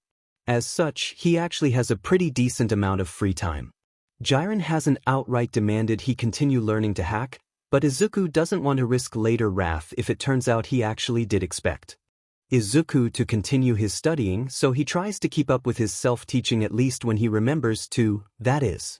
Most of his attention is on his newest project, which is encoding his notebooks. Upon seeing Lemillion maimed by villains using his analysis, Izuku had initially assumed that someone had stolen his notebooks. That hadn't turned out to the case after all, but the whole ordeal had made him realize just how dangerous his notebooks could be in the wrong hands. He's glad he had the forethought to take all of the notebooks with him when he left, since this way, he at least knows where they are, but at the same time, Jiren is practically the textbook definition of the kind of person who he doesn't want to get his hands on his notebooks. At the same time, Izuku can't bear the thought of destroying the notebooks. So, instead, he does a bit of research and then develops a cipher. From there, it's just a matter of copying all of his old analysis over to new notebooks. Once he's done with each old notebook, he gives it to Dobby to burn. Even knowing all of the analysis is copied over, he still can't be the one to destroy them. The more time passes, the more comfortable Dobby seems to get leaving him on his own. That would make Izuku worried that Dobby was going to ditch him, except that over time, Dobby also seems increasingly affectionate towards him. By now, Dobby's constantly ruffling his hair, patting him on the back, and giving him fist bumps. He really does act like Izuku's his little brother, down to teasing him about everything to how short he is to, well, how short he is. Dobby is a lot taller than Izuku, but that's just because he's unfairly tall. Izuku is not short. When Dobby's busy, Izuku will either spend some time alone or seek out someone else to hang out with. The bartender seems to be picking up sign language pretty well, although they have to be careful to only do it when the bar isn't too busy so that the owner can't catch wind of it. Even with her new ability to communicate, the bartender is still pretty reticent. Izuku gets the impression she's not entirely sure if she can trust him with much detail about her past, even if she does trust him to teach her sign language. That makes sense. Izuku would probably get in as much trouble for teaching her sign language as the bartender would for learning it, but she doesn't have that kind of assurance when it comes to details about her identity. Maybe if Izuku told her more about himself that would change, but he just doesn't feel comfortable doing so. He still doesn't know exactly why his mother kicked him out. He really wishes he'd actually listened when she explained, but he knows it was something about his father, and it being dangerous because he's quirkless. Izuku doesn't remember much about his father, but he knows that he left when Izuku was 4, just after he was diagnosed as quirkless. He's always known his father was quirkist, but his mom seemed to be implying that his father would actively hurt him for being quirkless. Izuku doesn't really think his father would go to the effort of tracking him down, but he also never thought his father would ever come back, and he isn't willing to risk it. Izuku also spends time with Anonymous Player, teaming up with him in 6D chess whenever he has time. Listening to Anonymous talk about his experiences with his own abusive father only solidifies his resolve not to let anyone know his real identity. He already has enough problems without his father possibly tracking him down just to give him a Kakin-esque beatdown. Although Anonymous Player is quite kind, he's often just as reserved as the bartender. All Izuku really knows about him is that his father gets way out of line when it comes to training him, that his sister tends to justify his dad's actions by saying he's just doing it out of love or that he doesn't mean to hurt Anonymous, and that he has a lot of respect for his mother, who he speaks about in a slightly distant way, like she's dead or gone. When it comes to things like school, or movies he's been watching, or things like that, Anonymous doesn't seem to have much to say. Sometimes, Izuku gets the impression that he's a bit isolated from most of the world. Considering that he has the bartender and Anonymous Player as friends, and Dobby as his older brother, it seems a bit selfish to admit it, but Izuku really misses talking to Tired. He doesn't miss the rest of the people on the Not a Hero fan club server as much as he might have after hearing them glorifying him, but he knows Tired would never do something like that. In fact, Tired continues to send him messages on Discord, pleading with Izuku and trying to get him to turn himself in. "I know it's scary," Tired tells him, "but I also know you, and I know that once you have a bit more distance from this, you're going to regret everything. The sooner you gather your courage and turn yourself in, the less you'll have to regret." Tired is, it turns out, very persuasive. If Izuku actually were living as a villain to enact revenge on a society that wronged him, he thinks Tired would be able to persuade him to turn back towards the light. The problem is that the truth of his circumstances is a great deal more complicated and messy. Everything Izuku does is part of a delicate balancing act to keep the powerful people around him from hurting him or someone he cares about. He lives as a villain because Shigaraki. Izuku closes his eyes, overwhelmed by the memories for a moment. He lives as a villain because Shigaraki threatened to kill Izuku's classmates, kill his mother, kill everyone who ever bothered to give him the tiniest scrap of kindness. And only then kill Izuku. He feeds analysis to Jiren's clients so that Jiren doesn't force Dobby to leave, or withhold food from Izuku, or put another cigarette out on his hand. He walks the careful line of trying to encourage more legal solutions to Jiren's clients without being too obvious, because if he doesn't, he'll eventually run into someone clever or strong enough to hurt him even with Dobby's protection. If Izuku makes a move to change the careful equilibrium of his life now, this house of cards is going to fall around him, and someone's bound to end up getting hurt. Sometimes, Izuku agrees with Tired. He will regret everything, and he should gather his courage and put an end to this. If he kills himself, the only person who'll end up getting hurt in the flurry of falling cards will be himself. In the end, the best thing Izuku can do is keep on trying to navigate the minefield that is his life as carefully as possible. That task becomes just a little bit harder when he's called on to make his first report to the League of Villains. Kurojiri picks him up from the bar. He looks just like he did when he picked Izuku up that first time, like he looked when he left Izuku alone with Jiren, like he looks in Izuku's nightmares. He's wearing the same suit as before, and the ozone that fills Izuku's nostrils when he steps through his warp gate clings to the back of his throat in just the same way. Izuku finds himself in another bar. This one doesn't seem as friendly as the other bar. It's eerily empty, with the chairs all upside down on their tables, and an old-fashioned television screen standing black and lifeless in one corner. Plus, the way that Kurojiri is the one behind the counter instead of Izuku's bartender friend just seems unnatural. Izuku's impression of it certainly doesn't improve when his quick sweep of the room also reveals Shigaraki sitting on a nearby couch, playing some sort of video game. "There you are," Shigaraki says. "You're late." Izuku doesn't point out how Kurojiri was the one who picked him up, and so he had no control over what time he arrived. He doesn't think Shigaraki would care. "Well," Shigaraki snaps. "Get over here and give your report." Izuku's feet feel heavy as bricks in his red sneakers as he trudges over. Shigaraki doesn't invite him to join him on the couch, and Izuku doesn't ask. Instead, he simply stands there, his shoulders feeling so very unprotected without Dobby a half step behind him, still so much taller than him even as he slouches. Izuku desperately wishes that Kurojiri had allowed his older brother to accompany him after all. Izuku pushes his thoughts down and forces himself to start speaking. He's been collecting information on all of the quirks and plans of Jiren's clients, just for this moment, and he can say with a reasonable amount of certainty that he's done a passable job at it. Dobby seems to think so, at least. He'd had Izuku practice his report to him beforehand as practice, and he'd been impressed. Shigaraki doesn't seem nearly as impressed as Dobby was, though. The more that Izuku talks, the deeper his frown grows, and the faster his fingers move as he scratches unhappily at his neck. It feels like Izuku is just digging himself deeper with every word, and it's almost a relief when Shigaraki cuts in. "None of this information is relevant to our goals," he snaps. Izuku knows it's a bad idea, but he can't help but quietly say, "I don't know your goals." For some reason, that makes Shigaraki grin. "Exactly. You're not the one calling the shots here, so don't act like you're anything more than a support character in my party." Izuku blinks. He had never implied that anything of that sort. Shigaraki starts scratching at his neck again, and Izuku opens his mouth to apologize, but when he does, Shigaraki lunges forward, his hand outstretched. Izuku flinches back in fear, but the hand never connects. When he opens his eyes again, it's to see that Kurojiri has used a portal to redirect Shigaraki's hand. "Shigaraki Tamura," Kurojiri tells him somberly. "Please think this through." For some reason, that makes Shigaraki swallow and glance towards the dead TV screen, which stays black and unresponsive.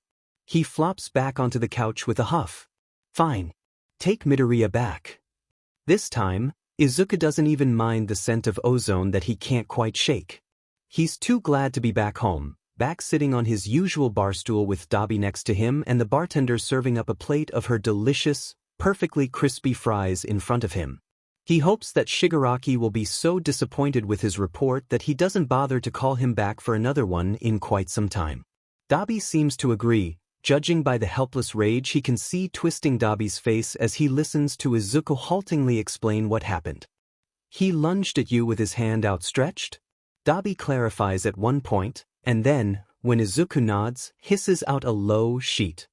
After a long moment where he seems to be swallowing back his anger, he explains, "From what I've heard, Shigaraki can use his hands to turn things to dust. I don't know exactly how it works, I'm not an analyst like you, but if he was lunging at you with his hand out, if that had connected, it could have done some serious damage." Izuku swallows hard, trying not to imagine his skin flaking away, floating away from him on the breeze. It's difficult. In the end, there's nothing either of them can do about it, and to preserve his sanity, Izuku just tries to ignore the whole issue.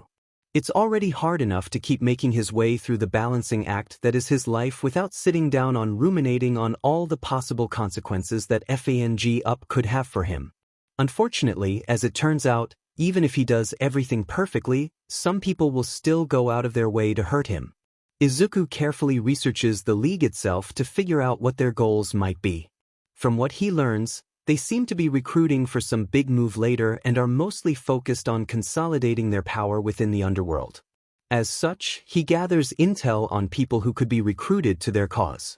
The thought of pushing someone deeper into a life of villainy leaves a bad taste in his mouth, but if it's what will keep Shigaraki from getting too angry with him. When Kurogyari spirits him over to the League's bar for the second time, Izuku immediately starts detailing what he's learned. Just like last time, Shigaraki's starting to scowl and scratch at his neck, so Izuku quickly starts to explain how this will help support the League's goals. But when Izuku does, Shigaraki lashes forward. For a moment, Izuku doesn't move, sure that Kurogyari's going to warp Shigaraki's hand away again, and then his clammy, pale fingers clench around Izuku's wrist. The first thing that Izuku feels is the delicate bones of his wrist grinding together. He's sure that there will be bruises ringing his wrist if he has any skin left to show bruising on. Because the second thing that he feels is the agonizing, indescribable sensation of his skin slowly flaking away. Izuku isn't sure how long it is that Shigaraki holds onto his wrist. Pain stretches the time out until it feels like an eternity. Shigaraki finally draws back his hand, and Izuku distantly registers the sight of his new wound. It looks a lot like an abrasion in that several layers of the skin have disappeared to reveal the red flesh beneath, but unlike with an abrasion, the wound is consistent. From a distance, it could almost look like Izuku is wearing some sort of red cuff. "Take him away," Shigaraki says with a wave of his hands. Izuku can hear the words, but they don't mean anything to him. It's like mush in his ears. He's floating again. The pain has driven him out of his body. Kurogyari closes one hand around Izuku's shoulder, and Izuku blinks, and finds himself back in his body, or at least, mostly back in his body. Everything still feels a bit blurred and unreal. "Can you drop me off outside?" Izuku manages in a quiet voice. His tongue feels thick in his mouth. If Dobby sees this, he'll be really angry, and that won't be good for anyone. Kurogyari nods. Izuku doesn't really remember the journey back, at least not well. There's something about ozone, and something being pressed into his hand, and then he's slipping to sit crouched against the filthy wall, his eyes unfocused and his mouth slightly open. He's not sure how long he sits there like that, only that at some point, something lean and warm slips under one of his hands. There are knots along it like the bumps in a spine, and when Izuku absently scratches under its chin, it lets out a purr that's so loud that even in this state, Izuku can't fail to hear it. As Izuku slowly comes back to himself, he realizes that he's holding Bones, the cat who he'd rescued from atop a street lamp what feels like an eternity ago. This is the second time he's run into Bones since then. It makes him wonder if the cat has some sort of quirk. He certainly seems clever enough for it. Either way, The coincidence is interesting enough that Izuku can't help but snap a picture and send it to Tired. Direct message, @Tired #7721. The image of a small, bony gray cat curled up against someone's chest. The person is wearing what appears to be a gray vest over a white button-up shirt. One of the person's hands is under the cat's chin. It's close enough to the camera that it's clear how worryingly thin that arm is, the skin almost translucent with how pale it is. Even more noticeable is the thick, almost impossibly raw line around their wrist. Izuku blinks as what he's just done sinks in through the haze he's still caught in. He just sent a message to Tired. Panic claws at the back of his throat, especially when Tired starts to type. Tired. Plus Deku, what the F? Plus, are you alright? Plus, is someone hurting you to force you into villainy? Direct message, @Deku #9929. Tired. Aw, he's just as cute as in the last photo. Izuku lets out a slow sigh of mingled relief and amazement. Even with everything, Tired is somehow still willing to be his friend. For a long moment, Izuku just stares at his phone, trying not to cry, and then he realizes that he really needs to get inside. Dobby must be out of his mind with worry. He tucks the thing in his hands, a roll of ace bandages. Kurogiri must have given it to him to hide the injury from Dobby, into his pocket and heads in. When he glances around, Izuku can't see Dobby anywhere, so he just heads to the bar instead. As Izuku sits down on his usual stool, his sleeve rides up just a bit and reveals his new wound. He can see the bartender's mouth turn down, and the corners of her eyes crease with sympathy. Izuku feels as raw as the skin of his wrist after the day that he's had, and he can't help but bite back. It's not like you're in any better of a situation than I am. The bartender's face falls, and Izuku feels terrible. I'm sorry, he offers. The bartender doesn't look like she's listening. Actions have always meant more than words to her, he knows. Actually, he says slowly, what if we tried to change that? Your grasp of JSL is advanced enough that you should be able to explain your contract. The bartender's eyes light up, and she nods quickly. The first part of my contract is that I can't leave the largest room in this bar, she starts. That includes if someone else carries me out, by the way. As she continues, Izuku nods along, his mind racing. She's just explaining the third rule of her contract when it suddenly clicks for Izuku. Wait, he gasps. I know you can't have someone else carry you out or anything, but what if the room got destroyed around you? Like destroyed so thoroughly that there weren't any walls, and so there wasn't a room at all. Would that work as a loophole? The bartender's eyes widen. She signs slowly. Izuku grins and leans forward. You said that some underground heroes stop by here, sometimes? The bartender nods hesitantly. That's how I know carrying me out doesn't work. She hesitates. The one who tried that got banned. This is a big source of information for them. You deserve to be free, Izuku tells her with conviction. And it's the underground hero who chose to make that choice, not you. He leans forward even further and whispers. Here's the plan. Wait until an underground hero who you trust not to tell the owner comes in. Signal them over to the bar as subtly as you can, and use sign language to explain the plan to them. Have them arrange to destroy the walls of the bar, all of them, because if they just destroy the inner walls, that might create a new, largest room under the contract. Then, you should hopefully be able to leave. The bartender's eyes are suspiciously shiny. I think this might actually work, she signs with trembling hands. Smiling, Izuku reaches across the bar and clasps her hands with his own. It will, he replies. I'll make sure of it. Izuku runs his finger along the rim of his cup, feeling the cool condensation that's accumulated on the edge of the glass wetting the pad of his finger. Like always, his glass only contains sugary, brightly colored soda. The bartender insists on never serving him alcohol.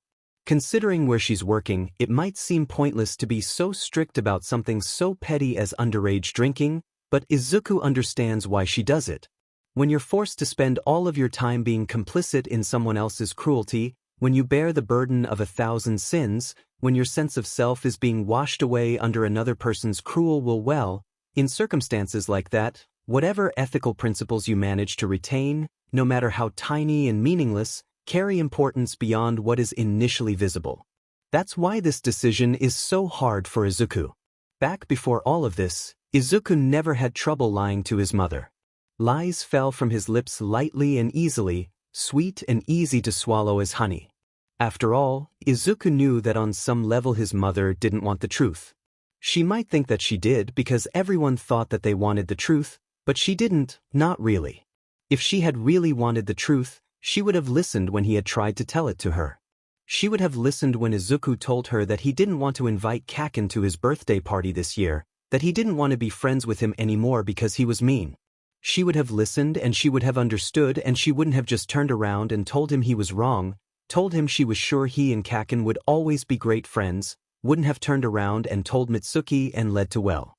Part of the reason lying to his mother was easy was that for most of the lies, how believable they were didn't matter. The lies he'd given to explain being out when he wasn't supposed to explain why he'd ended up fighting the slime villain, those had needed to be good lies, lies that stood up to scrutiny.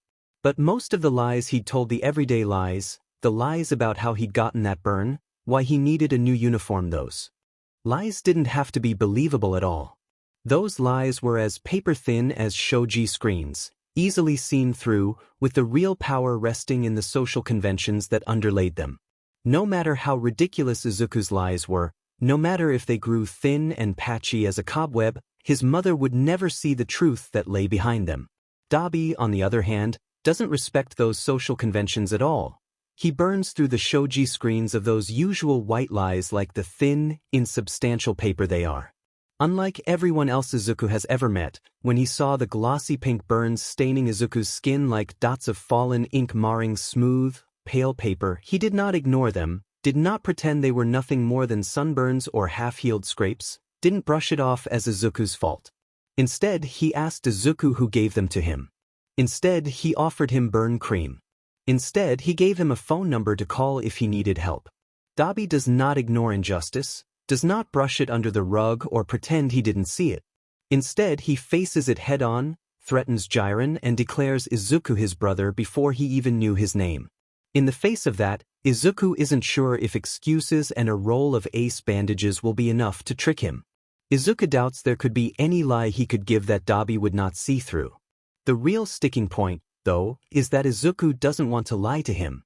Izuku does not enjoy lying, does not enjoy tucking his pain deeper inside until it ferments, rotting him from the inside out. He never liked lying to his mother, just knew that it was secretly what she wanted, that it would make things so much easier for both of them. Lying was as much a core tenet of their relationship as bento boxes in the fridge and sticky notes on the counter had been. Without it, their relationship would have collapsed like a house of wormwood folding under the pressure over an earthquake. But Izuku can build his relationship with Dobby on different, better things. It isn't anything like that now, and Izuku does not have to let it deteriorate into that. It can stay high fives and a hand ruffling his hair, can stay careful, clear instructions in Ojiro-san's dojo, can remain the feeling of safety when Izuku dozes curled into Dobby's smoke-scented warmth. It can be brightness and openness and warmth instead of shadows and cobwebs and shoji screens. It can be bitter truths tempered by the sterilizing heat of determined plans instead of poisoned honey and pain left to fester and decay deep inside. It can be held up by strong, fresh wood unmarred by rot or insect holes instead of moldering, ancient beams made up more of mold than anything else. It can be something better. Izuku tosses the roll of ace bandages Kurogiri gave him into the nearest trash can. On the other side of the bartender's eyes follow the trajectory of the ace bandages as they land in the trash, but she doesn't say a word. Her eyes are distant like her mind is somewhere other than this cramped, dim bar. After so long trapped, it must be a dizzying sensation to have freedom so close once again. There's a painful tug in Izuku's chest, like a magnet stuck behind his ribcage feeling the pull of an oppositely charged lodestone. He swallows, pushing the sensation down and away. His and the bartender's situations are completely different. Izuku is pretty sure she's a victim of quirk trafficking, cut from her happy life against her will.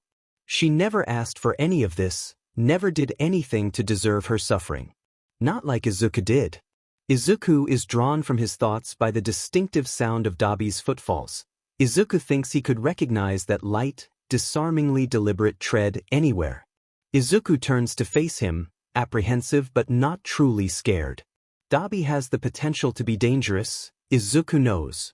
He knows it in the way that Dobby moves with the practiced, feline grace of a predator, knows it in the way his flames burn so hot they're blue, knows it in the way that the very first time he'd met, Dobby had been in the middle of robbing a konbini.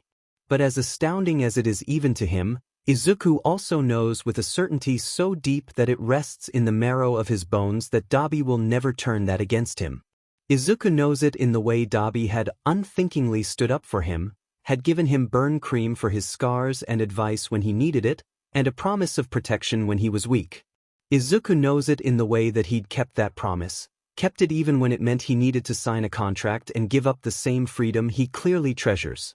Most of all, though, Izuku knows it in the way that no matter how frustrated or irritated Dobby's gotten with him, he's never hit or hurt him the way Kaken would have, never even raised his voice to yell at him. Dobby's anger, his capacity for violence, runs along precise channels that are narrow and deep like the ravines worn by rivers flowing the same path for 1,000 years. His anger is not like Kaken's, which bursts up and outwards like a geyser, scalding anyone who has the misfortune of being too close. Neither is it like Mom's, which is stoppered at the place it should burst forth and pushed backward and inwards and into places it shouldn't be, turned against her allies instead of her enemies. No, Dobby is not like either of them. His anger flies straight as an arrow to those at fault, and no one else. That is why Izuku shoves up his sleeves instead of pulling them down, why the shaky smile he greets Dobby with is one of gratefulness at seeing him and not a shoji screen lie that he's fine. It's why, too, he lets Dobby take his wrist in between scarred, painfully gentle fingers, lets him silently examine the ring of raw, painful flesh that Shigaraki left in his wake. Dobby doesn't say a word, but the tension in his jaw, the way his eyes are hard and narrowed, the hint of smoke slipping from his throat as he slowly exhales, all of those say more than enough to make up for the words he swallows back. A lump forms in Izuku's throat, and for a moment, despite everything, Izuku wonders if Dobby will be disappointed with him. He knows his older brother would never hurt him, but he doesn't want to disappoint the one person who believes in him despite everything. Disappointing him when Izuku respects him so much would be worse than any measure of pain someone could bring with their fists or knives or quirk. It doesn't matter what I do, Izuku blurts out, tongue tangling as he tries to explain. Whatever I do, whatever I say, it doesn't matter to him. I know, Dobby says. He lays his hand on Izuku's head in a reassuring sort of weight. I know. The lump in Izuku's throat swells until he feels like he's being choked. I know. No one has ever said anything like that to him before. Dobby's hand drops from Izuku's head to hold his shoulders firmly.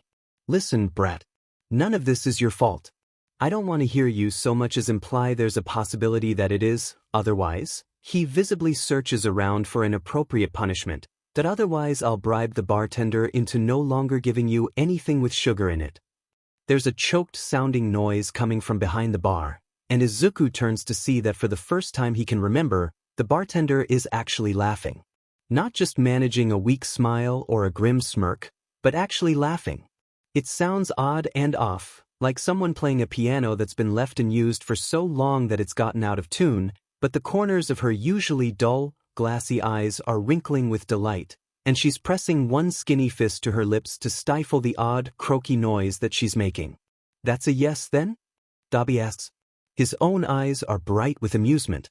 You agree with my proposal?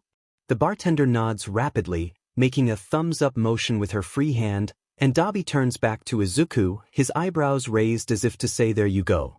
Izuku pretends to scowl back, but even as he does, he can feel warmth blooming in his chest like the sun peeking over the horizon and illuminating the barren landscape with light and life.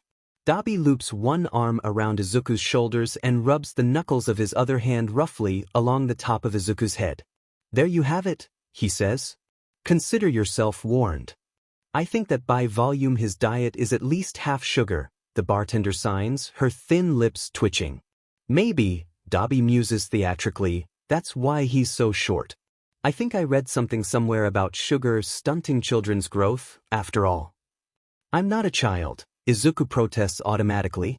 Dobby laughs like he's just made a joke and tucks Izuku closer into his side, long fingers tangling in Izuku's curly hair.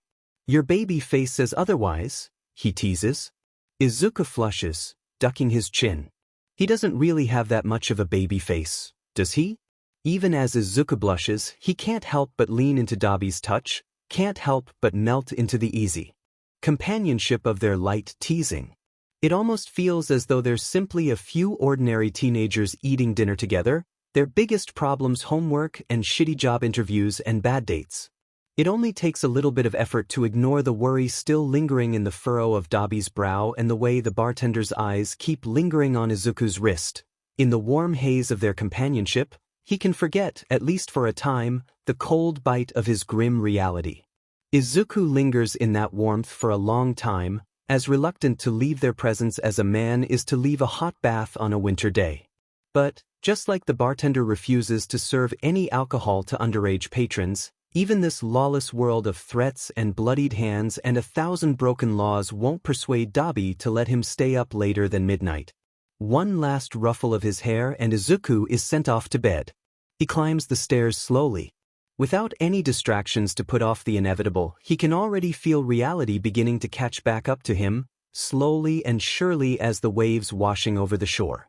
The warmth in his chest is cooling again. The last embers of the fire that Dobby and the bartender had managed to coax to life are flickering and going out, spent and dull. The beautiful illusion of that dream world that their presence had conjured, the world of homework and shitty job interviews and bad dates. In the face of the long night stretching out before Izuku, it shimmers and disappears like a mirage on a hot day. The only thing left behind is the things real enough to touch, the splinters of the cheap wardrobe where he keeps the clothes he stole, the cool touch of the cracked mirror reflecting his own tired eyes, the scratch of the cheap bedsheets against his skin as he slips into his bed. Every time that Izuku's eyelids drift downwards, he feels Shigaraki's phantom fingers. The bones in his wrists scrape against each other, delicate and oh so breakable. His skin shrivels, peels, floats away as nothing more than grayish dust. Ozone clings to the inside of his nostrils, leaving him unable to breathe. His memories wind around him close as a boa constrictor. The most vivid of all of those is the sound of the bartender's laugh. It rings in his ears, awkward and choked and so beautiful.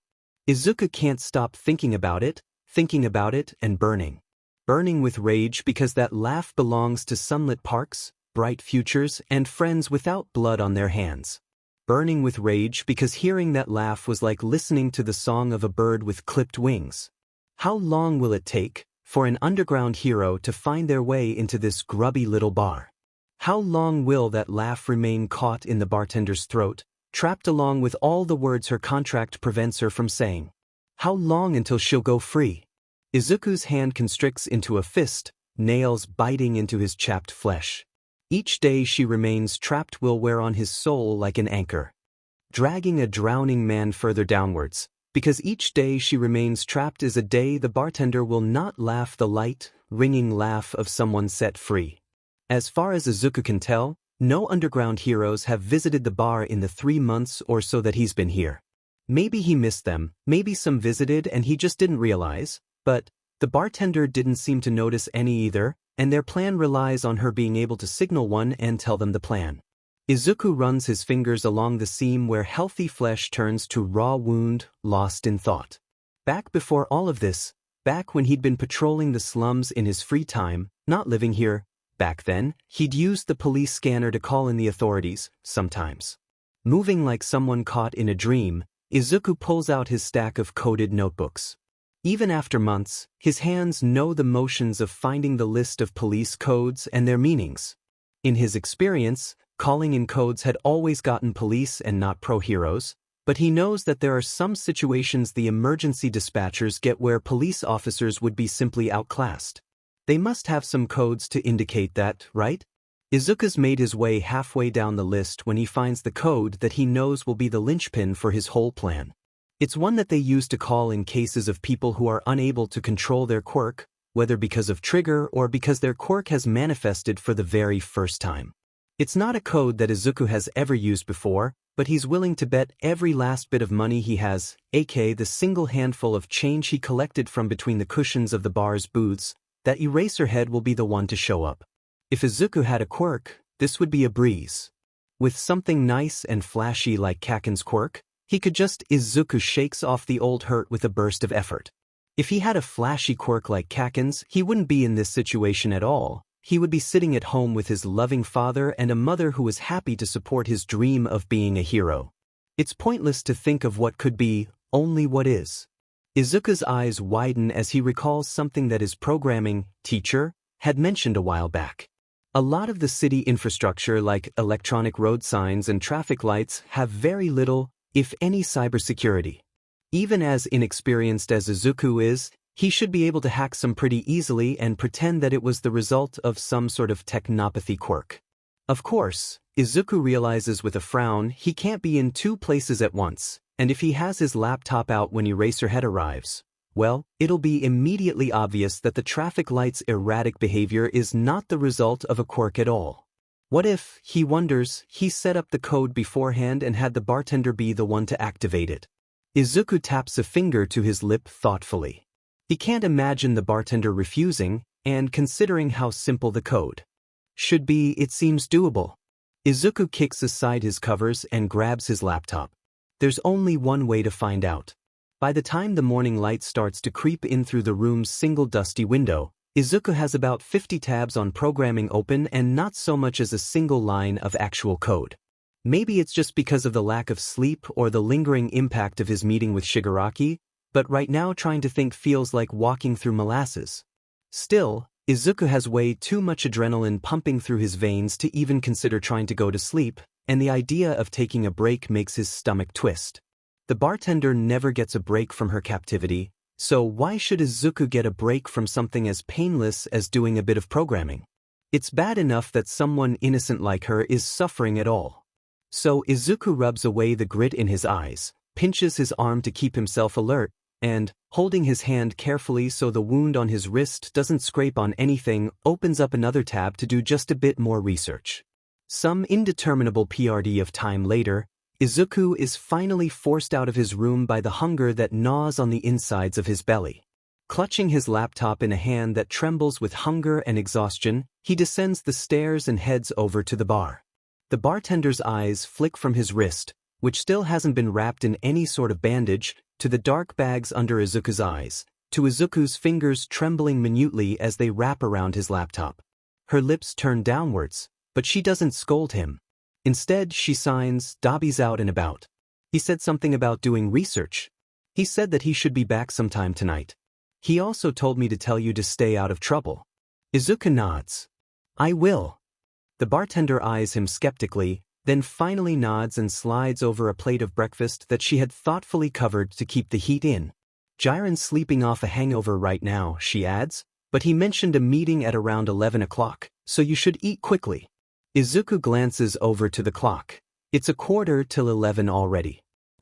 In a surprise to absolutely no one, Jiren's hangover leaves him in an even worse mood than usual. At one point, Izuku aggravates him by accidentally knocking a bar of ketchup over. Luckily, the bottle is plastic and thus doesn't break, but it does make a clattering noise that has Jiren wincing back, one hand clutching his forehead. In retaliation, Jiren deliberately digs his fingers into the raw, painful flesh of Izuku's wrist. It's dried out some, which Izuku thinks is probably a good sign in terms of healing, but one side effect of that is that the injured skin feels too tight, and any movement that stretches it causes sharp stabs of pain, like being pricked with a thorn. Jiren must somehow guess this because he purposefully twists the flesh in two opposite directions at the same time. Izuku has to bite back the howl of sheer pain that tears at his throat. He knows that making such a loud, grating noise after what he just got punished for would basically be asking for it.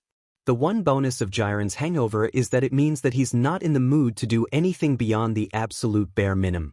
This means he isn't at all inclined to agree to any extra meetings or even to linger for long in the meetings that he had already agreed to.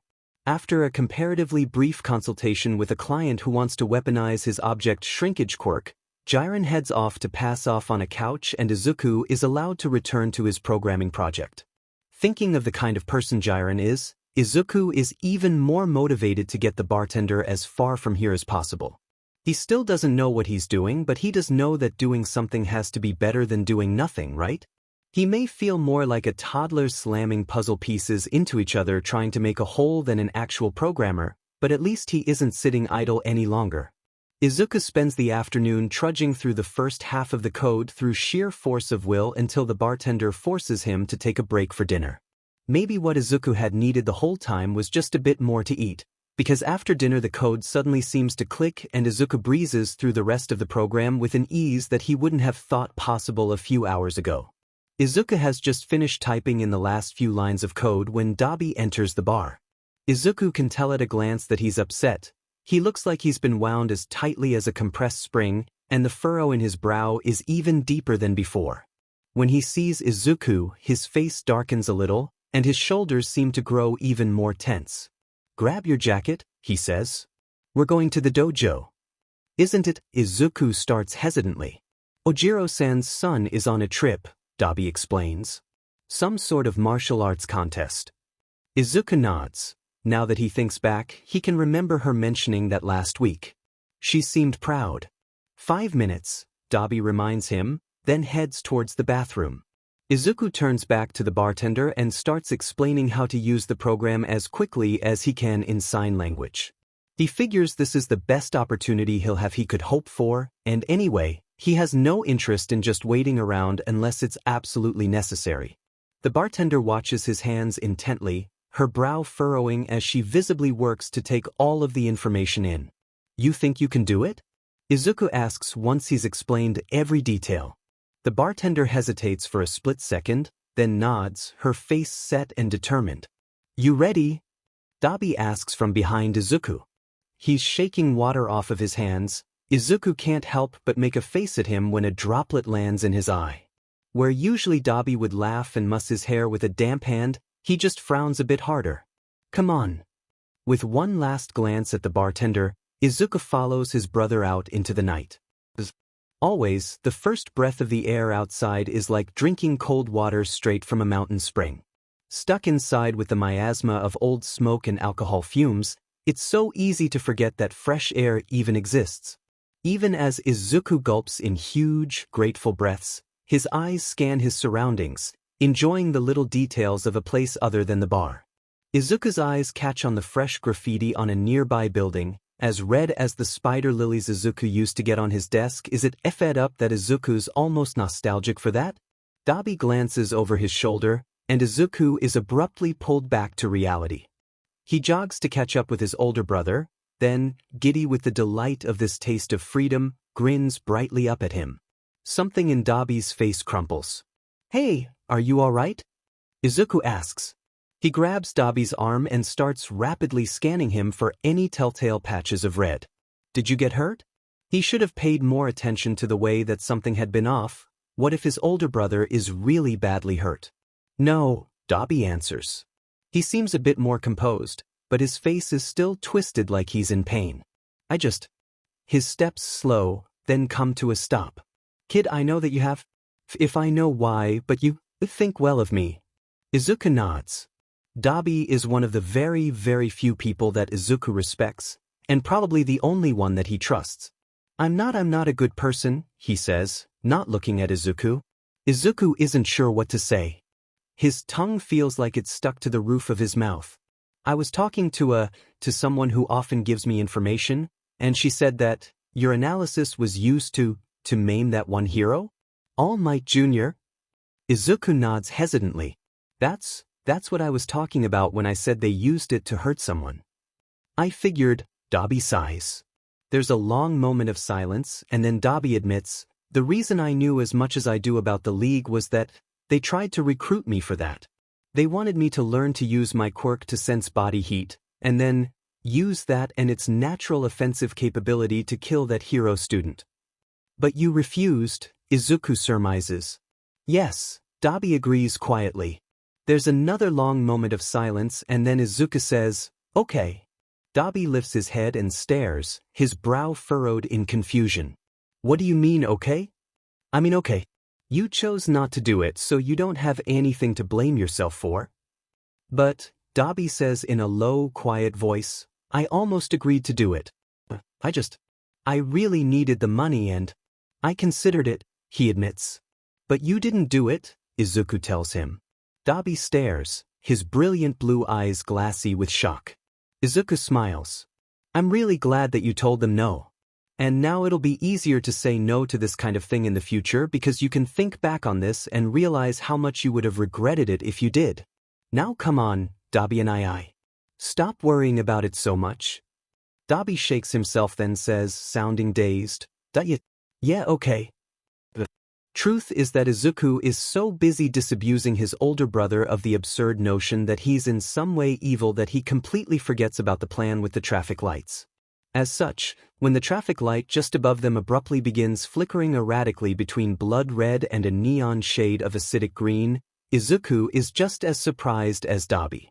For a split second, both of them just stare blankly, and then one of Dobby's scarred hands is wrapping around Izuku's shoulder in a gesture that seems to be half instinct at this point. Dobby takes a half step forward, angling his body as he does so that he's shielding Izuku. His keen eyes sweep the slums surrounding them like he's searching for some sort of hidden enemy, systematically scanning each potential hiding place within a stone's throw of them.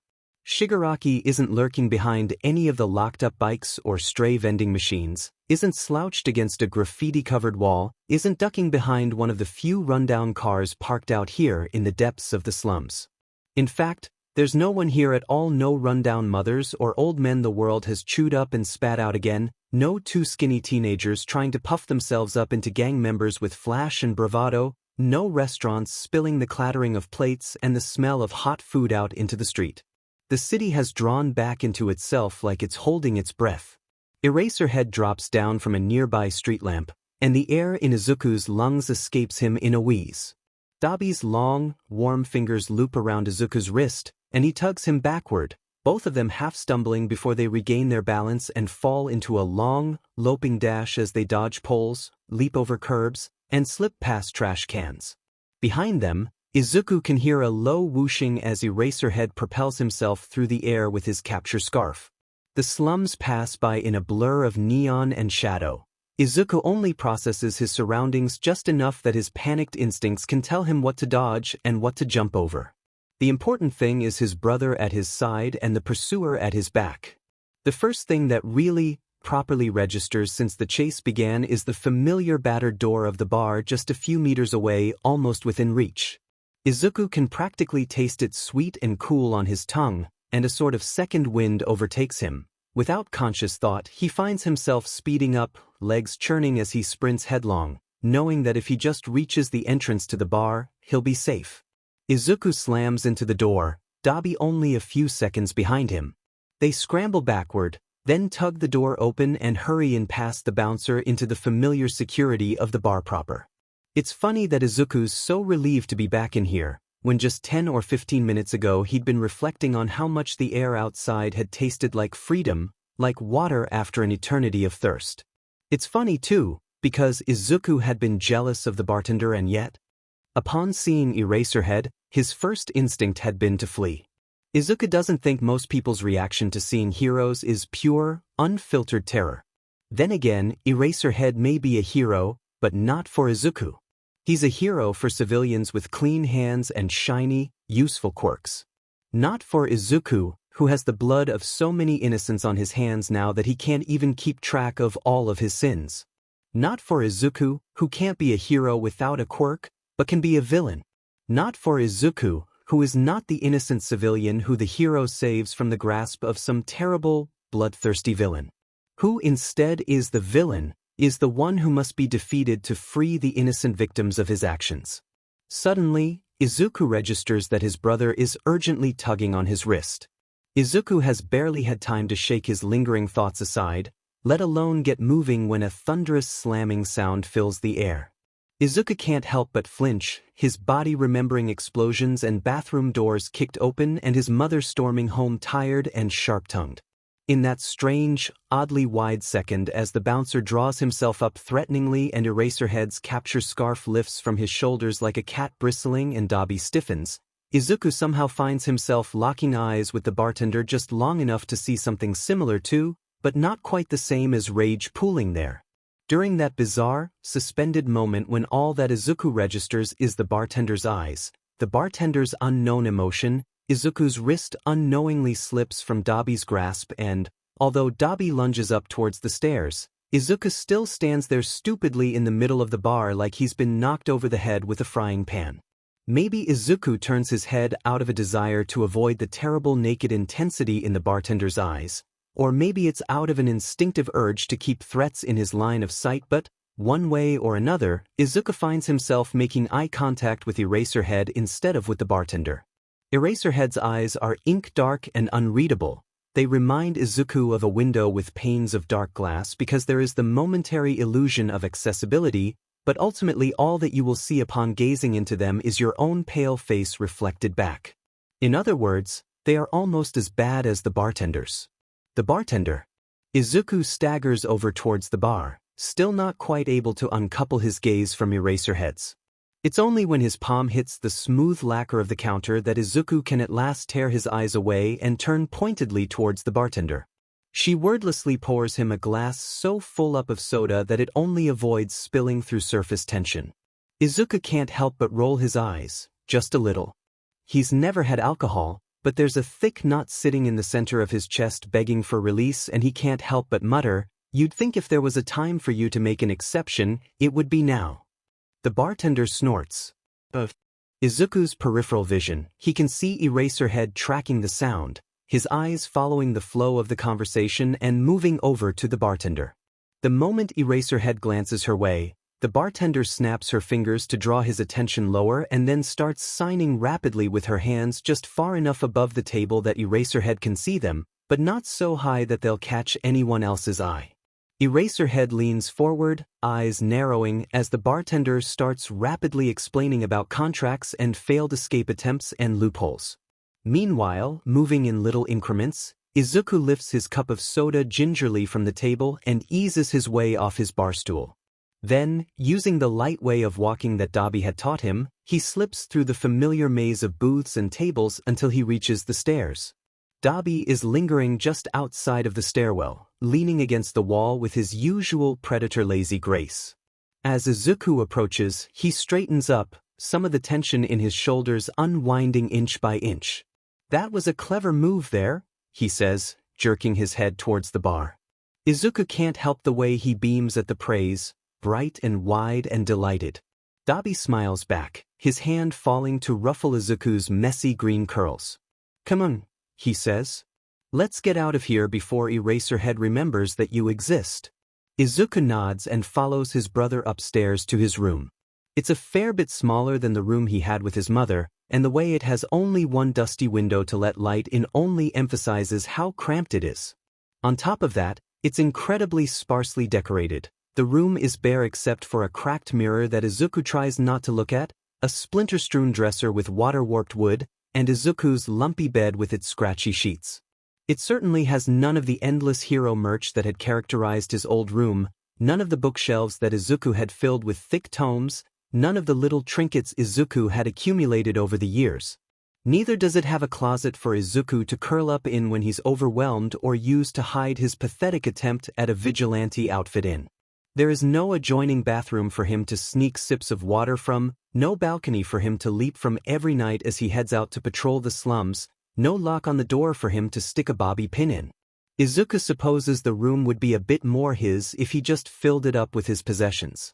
But Izuku doesn't own enough to fill even a room as tiny as this, and without a lock on the door, he isn't comfortable leaving anything of any sort of value unattended. Instead, he keeps everything he can't stand to lose: his encoded notebooks, the laptop Jiren had reluctantly bought for him, the sheaf of half-finished homework he still hangs onto even though he knows that there's no way he'll ever be going back to school, his pencil pouch, his first aid kit, and most of his clothing in his old gray backpack.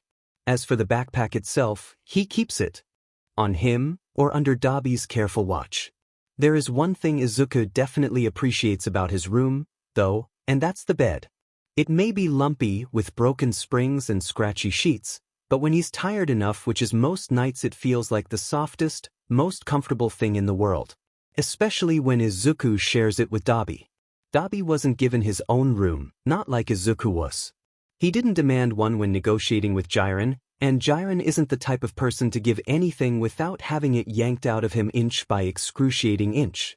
Especially not when it comes to Dobby. The two of them share a bond of mutual distaste which generally manifests as disdainful silence and passive-aggressive behavior. During those early, uncertain days, when Izuku still half-expected Dobby to change his mind and disown him just as quickly as he'd proclaimed Izuku to be his younger brother, Izuku had noticed that Dobby only seemed to sleep about half as much as a normal person would. When other people would replenish their energy with sleep, he instead guzzled down black coffee and energy drinks like they were water. As for the few times that he did sleep, it was only in snatches, and in a variety of different haunts, napping in one of the booths as Izuku wrote in his notebook between meetings with clients, or dozing with his head on his folded arms as he sat at the bar, or languishing in other, even odder places. Later, Izuku would realize that basically, Dobby slept anywhere that there was someone nearby who he trusted to watch his back. Just like Izuku had done, back before Dobby forced Jiren to give him a room. Dobby didn't seem to mind it. He certainly never complained, but it wasn't secure in the least.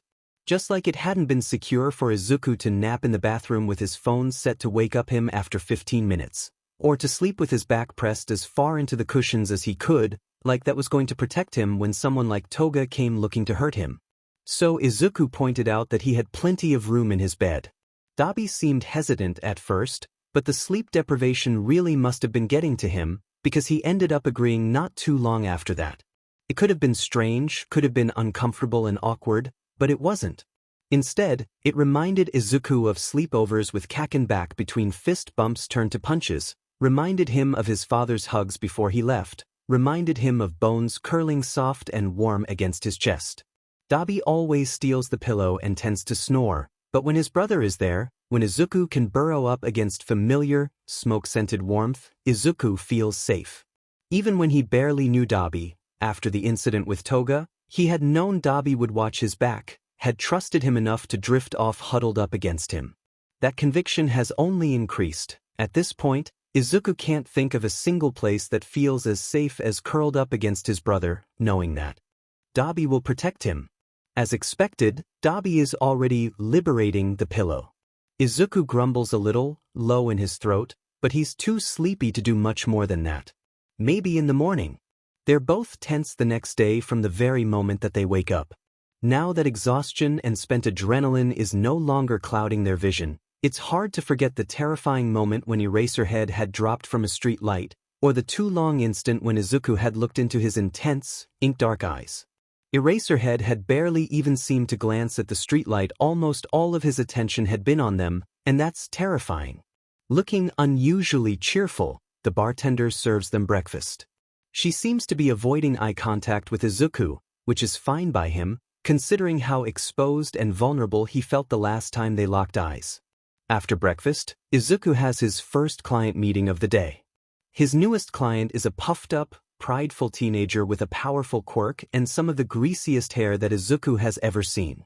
Apparently, the shy Hasaikai refused to even consider letting him join, saying that he wasn't hygienic enough to be a member. He's talking about taking on the whole syndicate, which is clearly an overreaction. Imagine if Izuku tried to destroy the lives of everyone who ever insulted him, and also objectively suicidal. In between trying to explain that the shy Hasaikai is just really strict about hygiene for some reason, Izuku finds himself glancing at the entrance every 10 minutes or so. Whenever the door opens, Izuku can't help but JRK up to check who it is, half hoping, half dreading that it will be Eraserhead. Eraserhead doesn't show up that day, or the next either. The bartender doesn't seem at all worried, so Izuku tries not to dwell on it either. Instead, he focuses on his work. One of his clients is demanding that he help them plan the killing of his business rival. Another one wants Izuku's help figuring out the logistics of using his quirk to launder money. And, most disturbingly of all, a third client who wants to know if she could theoretically use her mood-altering quirk to condition her daughter into falling out of love with her girlfriend, and, in fact, stopping being gay entirely. Some days, Izuku's work isn't too bad. Some days, he's more like a glorified therapist than anything else, just listening to clients' rants and calmly talking them down from violence. Other days, it seems like no one will listen to him, like they're too caught up in their bloodlust to care about the people who they're going to hurt. Like there's no humanity left in them at all. Today is one of the bad days. It makes Izuku feel dirty, like a thick film of scum has settled over his skin, one that he can never wash off. He's almost glad that Eraserhead doesn't show up, because if Izuku had to see his most admired hero like this, he thinks he would simply keel over and die of shame. On the morning of the third day, the bartender tells Izuku that Dobby has gone out to do a bit more research, but he won't be out for as long this time, only an hour or two. Izuku nods, absent-mindedly wondering what Dobby is researching. He'd begun researching just after Izuku came back from his most recent meeting with Shigaraki, so maybe it's something to do with that? Plus, his comment about having found out that he'd almost taken the job that would have meant maiming Lemillion had to indicate that he was investigating something related to that, right? Izuku doesn't have too much time to wonder about it, though, because he's got a meeting with a client in just a few minutes, and he's got breakfast to eat. He's just finishing off the last of his food when he hears the door open. Just like always, Izuku glances up to check who it is. The first person he sees is a broad, muscle-bound man wearing what looks like some sort of tank top. He's as wide as a boulder and stands a head taller than practically everyone in the room. Izuku is about to turn back to his food when the man makes a motion with his hands, almost like he's crumpling an invisible piece of paper. Around him, the walls start to crumble, splintering along fine fissures and then giving until concrete and wood and plaster grind down to nothing more than a sort of coarse, uneven gravel. For a moment Izuku just stares, his half-healed wrist tingling with phantom pain. It looks so much like Shigaraki's quirk, he can't help but think blankly. Like Shigaraki's quirk, except worse, because this new threat doesn't even have a 5-finger activation requirement limiting when he can use his quirk.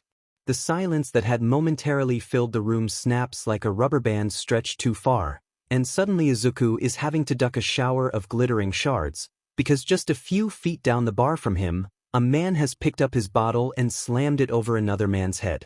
The man who just got whacked over the head with a sake bottle begins trying to choke his attacker, and in one of the nearby booths, a boy wearing the reds and golds of the Shai Hasaikai starts beating up Izuku's greasy-haired client from a few days ago. Izuku sees a flash of movement out of the corner of his eye and he spins, wary of some new danger. There's a loop of all too familiar cloth approaching. Even though he knows the heroes are here for the bartender and not him, Izuku can't help the way he instinctively rolls out of the way. He hadn't even realized Eraserhead was here. He must have been hidden behind the much bigger and bulkier underground hero who crumbled the walls to gravel just minutes before. The capture's scarf follows him. Resisting the urge to open his mouth and just scream, Izuku tries to duck out of the way once again. Unfortunately, the capture scarf is quicker than him, and he can feel it wrapping around his arm. God damn it, you're supposed to be here for the bartender? Izuku hisses as he unsuccessfully tries to peel the capture scarf off of his arm.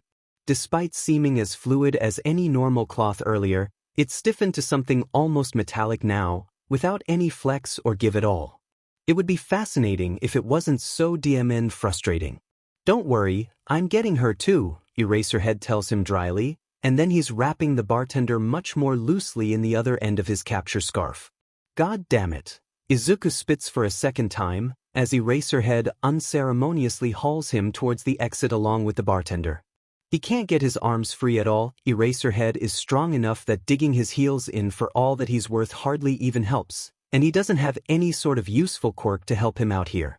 Add on to that his brother is out doing research right now. The bartender is also wrapped up in capture scarf and thus can't help him out right now, and the bouncer is so busy trying to stop one of the dozen or so fights that have broken out that he doesn't even seem to have noticed what's going on, and, well, God. F-I-N-G. Diminute. Glass shatters and fills the air with disjointed, kaleidoscopic clouds of light-refracting dust. Blood pools on the grimy wooden floor, thick and viscous, deep and full of color in a way that no other liquid ever is. There are loops of capture weapon wrapped around Izuku's chest, pulled tight enough that there isn't any give, isn't any slack, isn't any room for Izuku to wiggle his way out of this one, and the world is falling to glittering, blood-stained pieces around him. He can feel something in his chest tightening like a fist is clenched around his chest, deflating his lungs and crumpling his ribs until they creak under the strain. Izuku's head is a whirl with thoughts as fragmented and sharp-edged as the shards of glass that are falling around him like gritty snow. What's going to happen to Dobby? Will his brother be compelled to follow him into whatever police station or jail cell he inevitably ends up in? Will all of Dobby's kindness be rewarded with a cage and cold stone against his back? And what about the bartender? Did Eraserhead decide to capture Izuku because he'd learned of their connection? Do they think Izuku set all of this up to try to plant a spy among the pro-heroes, or due to some other malicious ulterior motive like that? Have Izuku's sins tainted the bartender, ruined her chances to get out of all of this unscathed? Izuku can taste blood in his mouth, thick as guilt and as metallic as skin on a handful of pocket change. A warm hand slips into his.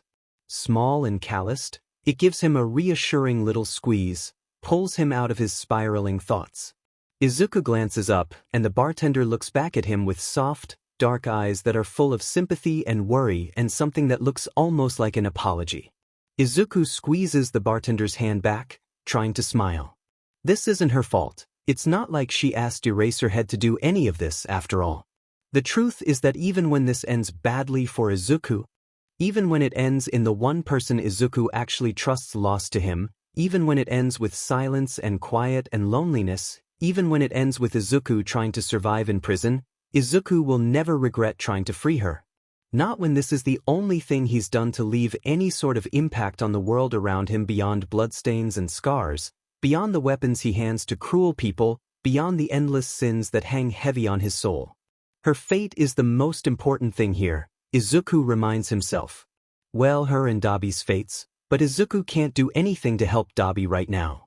What he can do is stop wallowing in his worry and anxiety, and instead focus on making sure that the pro-heroes know that the bartender is innocent, that she shouldn't bear the blame for any of this.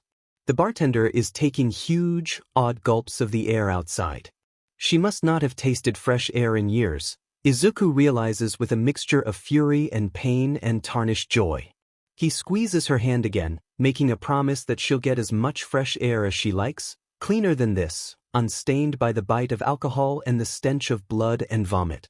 Eraserhead hurries them along the empty alley outside of the bar, his combat boots crunching their way through shattered beer bottles and ambiguously colored puddles of unknown liquid.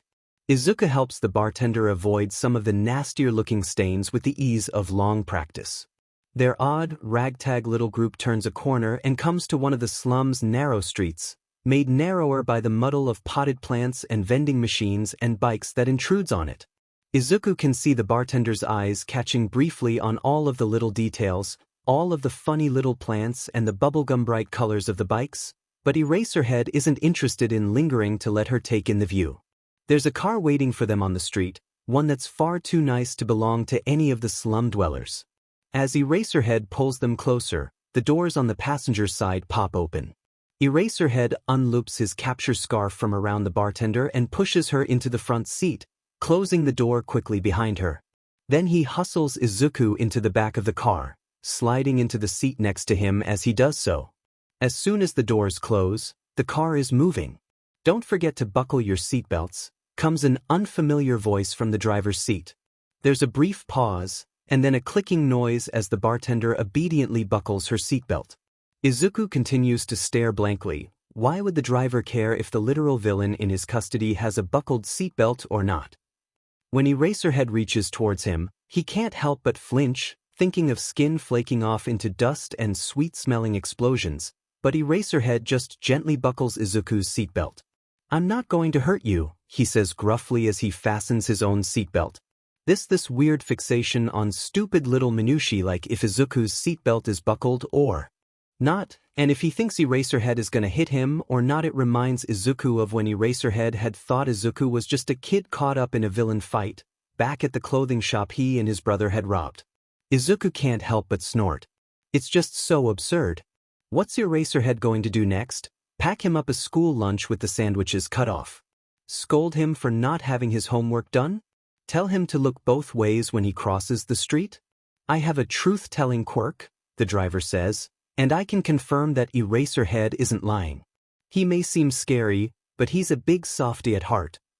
Only the first part of that registers with Izuku. He leans forward, mind already racing with possibilities. You have a truth-telling quirk? He asks delightedly. Does it measure objective truth, or just whether or not someone believes what they're saying?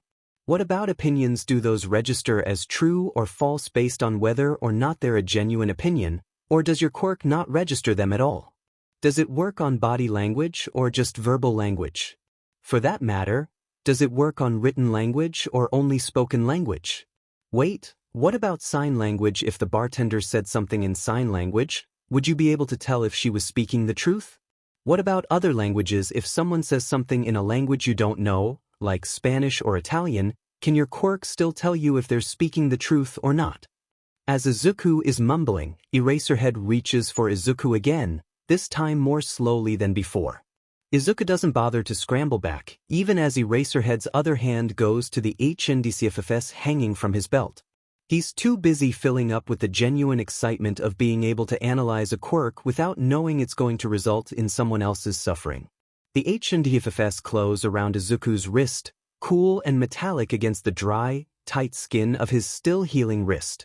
Eraserhead's hand pauses, hovering above the ring of discolored, pinkish skin that marks his arm. What happened here? He asks. Oh, that's just from Shigaraki. Izuku lets slip with a thoughtless wave of his hand. What about if the person doesn't know whether or not what they're saying is true? How does your quirk react then? How about this? The driver interrupts him. If you answer a few of our questions about Shigaraki, I'll answer a couple of questions about my quirk. How does that sound to you? Izuku's eyes widen as the situation sets in. He's in a car with someone with a truth-telling quirk. He has an amazing opportunity to tell the heroes some of what his colleagues are planning and have them believe him. This has to be the best thing since sliced bread. For sure. Izuku agrees. Shigaraki Tamura's in his late teens or very early 20s, light skin, pale blue hair, about 175 centimeters. He's got a 5-point touch-based decay quirk focused on his hands. He can't turn it off, and it seems to have side effects on his body. He's got extremely dry and flaky skin, probably as a result of it. He's immature and quick-tempered and tends to compulsively scratch at the dry skin on his neck when he's upset. He views the world as a video game, and he's got some sort of vendetta against All Might specifically. He's the leader of the League of Villains and has a bad reputation in the underworld for being unpredictable and, well, a loose cannon. I'm not entirely sure what the League's goal is, but they seem to be consolidating power within the underworld and preparing for some sort of larger move later on. What's your personal experience with him? Eraserhead cuts in. That he hates me? Izuku replies uncertainly. He doesn't see how this is at all relevant. Oh, I should tell you about his underlings. There's Kurogiri. He's got a quirk called Warp Gate, which allows him to transport himself and other people through gates, made out of what appears to be a sort of dense, dark purple mist. He himself is made out of that same mist, although he's solid enough to be able to interact with solid objects. Also, this is just pure conjecture, but I think he's got some sort of vulnerability in his neck since he wears some sort of brace or armor over that area. Also, I think he can only warp to locations he knows, and the gates are stationary. Izuku pauses abruptly as he realizes that by his own definition of warp gate, Kurogiri will be able to come to pick him up as soon as the car stops moving and Kurogiri learns where he is. Considering all the subcontractors Jiren has, that Kurogiri will be able to find out where he is a foregone conclusion. It's only a matter of time until Izuku finds himself back with the League of Villains. It feels like Izuku's heart falls to somewhere around his liver, and there's a lump sitting hot and heavy in his throat, sour and acidic as bile. Izuku forcefully swallows it back, trying to ignore the bitterness coating the inside of his mouth in a thick, unpleasant film. Why is he even disappointed? He knows it's too late for him. He's known that since the very beginning, since he saw a beam of unforgiving heat cutting into Lemillion's neck, since he saw Lemillion clutching at a throat that wouldn't work anymore. But knowing something with his mind doesn't mean his heart understands it. There's fear coiling in his belly, too, making his stomach clench and his lungs feel tight, because he knows Shigaraki is going to be furious, knows that this happening will suggest that Jiren's arrangement with Dobby didn't work, knows that this will lead to both Jiren and Shigaraki questioning if Izuku is more trouble than he's worth. How did you become involved with the League of Villains? Eraserhead asks. He sounds frustrated. Oh, like you're wondering how they recruit? Izuku asks absently. He shakes his head a little, tries to make himself focus again. He has an amazing opportunity here, and he shouldn't let it go to waste just because of personal issues. Shigaraki sometimes hires subcontractors from Jiren, but he also runs this Discord server for people affected by quirkism, which he uses as recruiting grounds.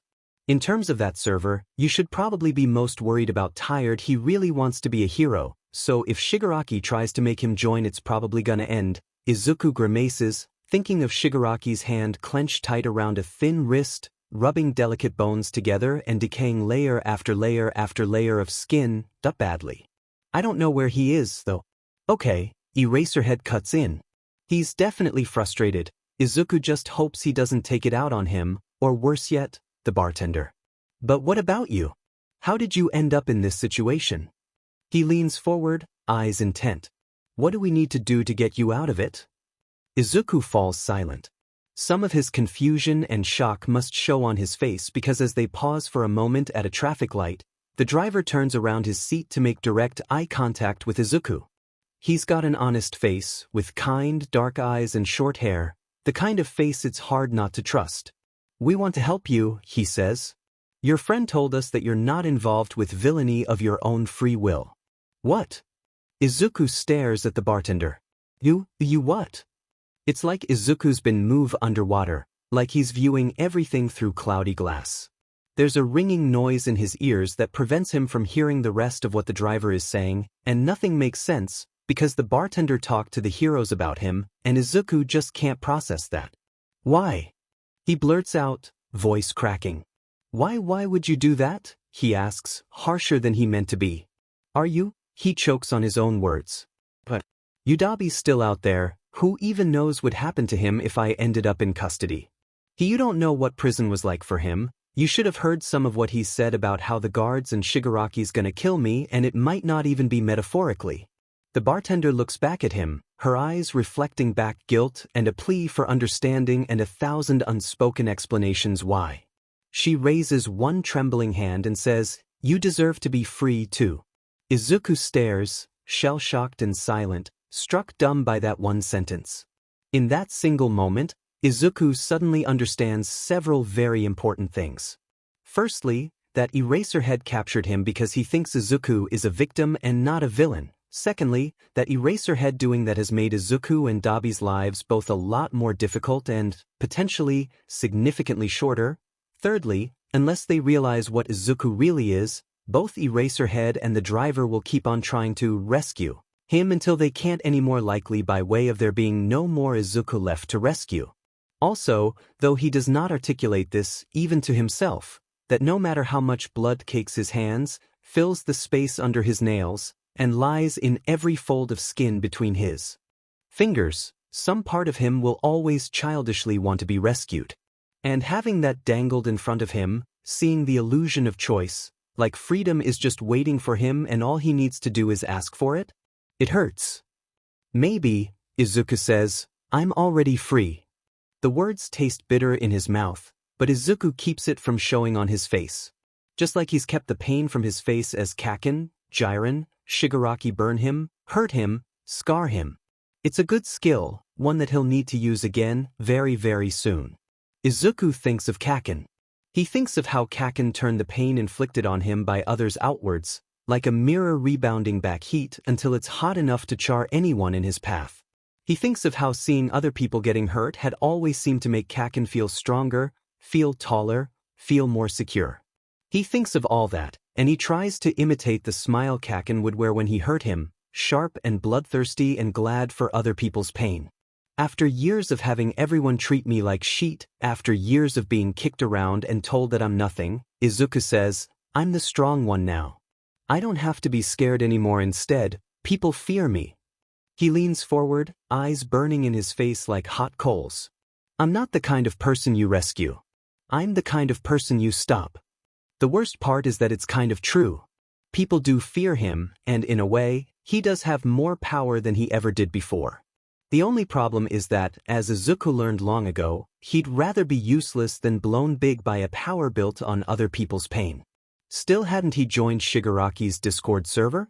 Hadn't he sat by and listened to Shigaraki ranting about All Might, about how hypocritical and awful heroes were, and agreed? Hadn't he chosen his own life over others' lives 1,000 times, every time he went along with what Jiren said because it was safer for him? It's at that moment of silence and stillness the car still stopped at the intersection, all three of the other occupants staring at Izuku, that a portal of purple-black mist materializes just outside the door. Izuku kicks open the door and steps out onto cracked asphalt. Eraserhead's wide-eyed silence means he has just enough slack for it. With one last glance back at the bartender, a glance that I'm sorry and also why did you tell them and also good luck, Izuku falls back, lets himself be consumed by ozone and void and darkness. For a single suspended moment, there is only darkness and quiet. Izuku can almost ignore the telltale smell of ozone, can almost pretend he's safe here in this little pocket of silence and stillness. But then the darkness clouding his vision parts before him, and his little fantasy is burned away like soft morning mist before the midday sun. He recognizes the League's bar immediately. It looks the same as always, the chairs all stacked upside down on their tables, everything just a little bit too clean in a way that shows how no one ever uses anything, the TV screen in the corner silent and dark.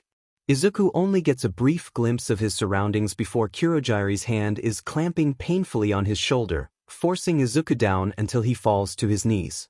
The unexpected impact is hard enough that there's a cracking noise as his shins hit the hardwood, and Izuku can't help but wince a little at the pain. The room's sole residents spin on their bar stools to look. Shigaraki and Jiren. Izuku's stomach clamps and he thinks he might be sick. Shigaraki's hand is already raised to his neck, nails digging into the dry, flaky flesh there. His eyes narrow and fix on Izuku. Didn't I already let you play the tutorial? He bites out. Didn't I make your role in all of this explicitly clear? You're not a solo player, you don't get to go around doing whatever you like, you're an NPC just like everyone else, and I'm the one who decides what you do. Or have you forgotten? He unfolds himself from the bar stool and stalks closer. Izuku's eyes are fixed on the hand not on Shigaraki's neck, following it as Shigaraki slips it from his pocket and flexes the fingers a few times like he's stretching before the big show. I told you if you didn't obey I would kill your friends and family, but clearly you haven't been listening, Shigaraki says. Maybe you need a reminder? I could start with your mother, you know. He gives his hand another one of those little flexes. All I would need to do is get my hands around her neck and just... He laces his fingers together and slams his palms together. Squeeze. Izuku can't help the way he shudders, huddling down into himself like if he just curls up small enough, he'll be able to disappear into nothing. But maybe, Shigaraki spits, you don't care if your family gets hurt, and that's why you're gambling with their lives. In that case, clearly you need something closer to home. Quick as a striking snake, his hand closes around Izuku's wrist. He's seemingly intent on reopening the wound that has just begun to heal. The sensation isn't quite as unfamiliar as last time. This time, Izuku thinks he might be able to quantify what it feels like. It's a bit like the tingling when your foot falls asleep, a bit like the feeling when you peel a scab off before you should, a bit like scraping a knee, except if all of those sensations were 10 times worse and there was also an awful churning in your belly, a bone-deep sense of wrongness that comes with feeling your flesh flake and float away, a slow, insidious fear that Shigaraki might not stop, that he might let skin flake away until there's only flesh, and then let that flesh decay too, until the pale fine particles of your bones are floating in the air like sifted sugar, and there's nothing of you left of you at all, only a smear of dust for Kurogiri to wipe away like just another spill. Shigaraki pulls back, mouth twisting petulantly. He's not scared enough, he whines. Jiren shifts on his stool like he's about to stand, like he's about to speak up. Don't damage the merchandise too badly, but Shigaraki's already moving. His hand closes around the nape of Izuku's neck this time, and Izuku screams. It doesn't technically hurt worse than Shigaraki's grip did, but it's still worse, still somehow so much worse, because Shigaraki's fingers are digging into the tender skin of Izuku's neck, and if he moves his fingers just a few inches further out he'll be decaying the skin right above Izuku's arteries. Izuku can distantly hear himself choking out shallow, too quick breaths, can feel his chest shuddering like he's watching from behind clouded glass. He's not floating, he's drowning, everything muffled and too close and thick as molasses. His fingers are starting to tingle, and he thinks his lips might be going blue. He can't breathe. Let him go, would you? Jiren sounds irritated, like Shigaraki's being annoying and immature instead of dangerous. He's going to pass out. Shigaraki scoffs and abruptly releases Izuku. Izuku can't help the way he collapses to the floor, one hand propping himself up and the other pressing against the back of his neck, trying to stem the sluggish flow of blood. Shigaraki didn't make him bleed last time, Izuku thinks distantly. Things are getting worse. What, you want to let that little brat go unpunished? Shigaraki demands. He broke your bartender's precious contract. He didn't break it, Jiren cuts in. Just found a loophole in it. What difference does that even make? Shigaraki sneers. He can't break a contract, Jiren says. That's why they're so effective. Finding a loophole is almost as difficult. Junatsu words his contracts quite carefully. You would have to be very clever to find a loophole big enough to free someone. Shigaraki snarls. The brat's not clever. He's a effing glitch, always breaking the rules and doing what he shouldn't. Are you telling me that, as a gamer, when you look at a glitch, you're thinking about how awful it is that it's breaking the rules of the game instead of how to exploit it? Jiren leans forward. You know what I'm getting from all this? The boy has skill, but he's sure as hell not working to his full potential right now. Our response should be to find a way to make him use that, not destroy it. Shigaraki bares yellowing teeth. That may be your response, but you're not the one who decides. I made it very clear from the start that he was on loan. I am still the one who owns him. And I can do whatever I like with my things. If he's yours, that means that you take on responsibility for whatever he does, Jiren notes as he flicks ash from the tip of his cigarette.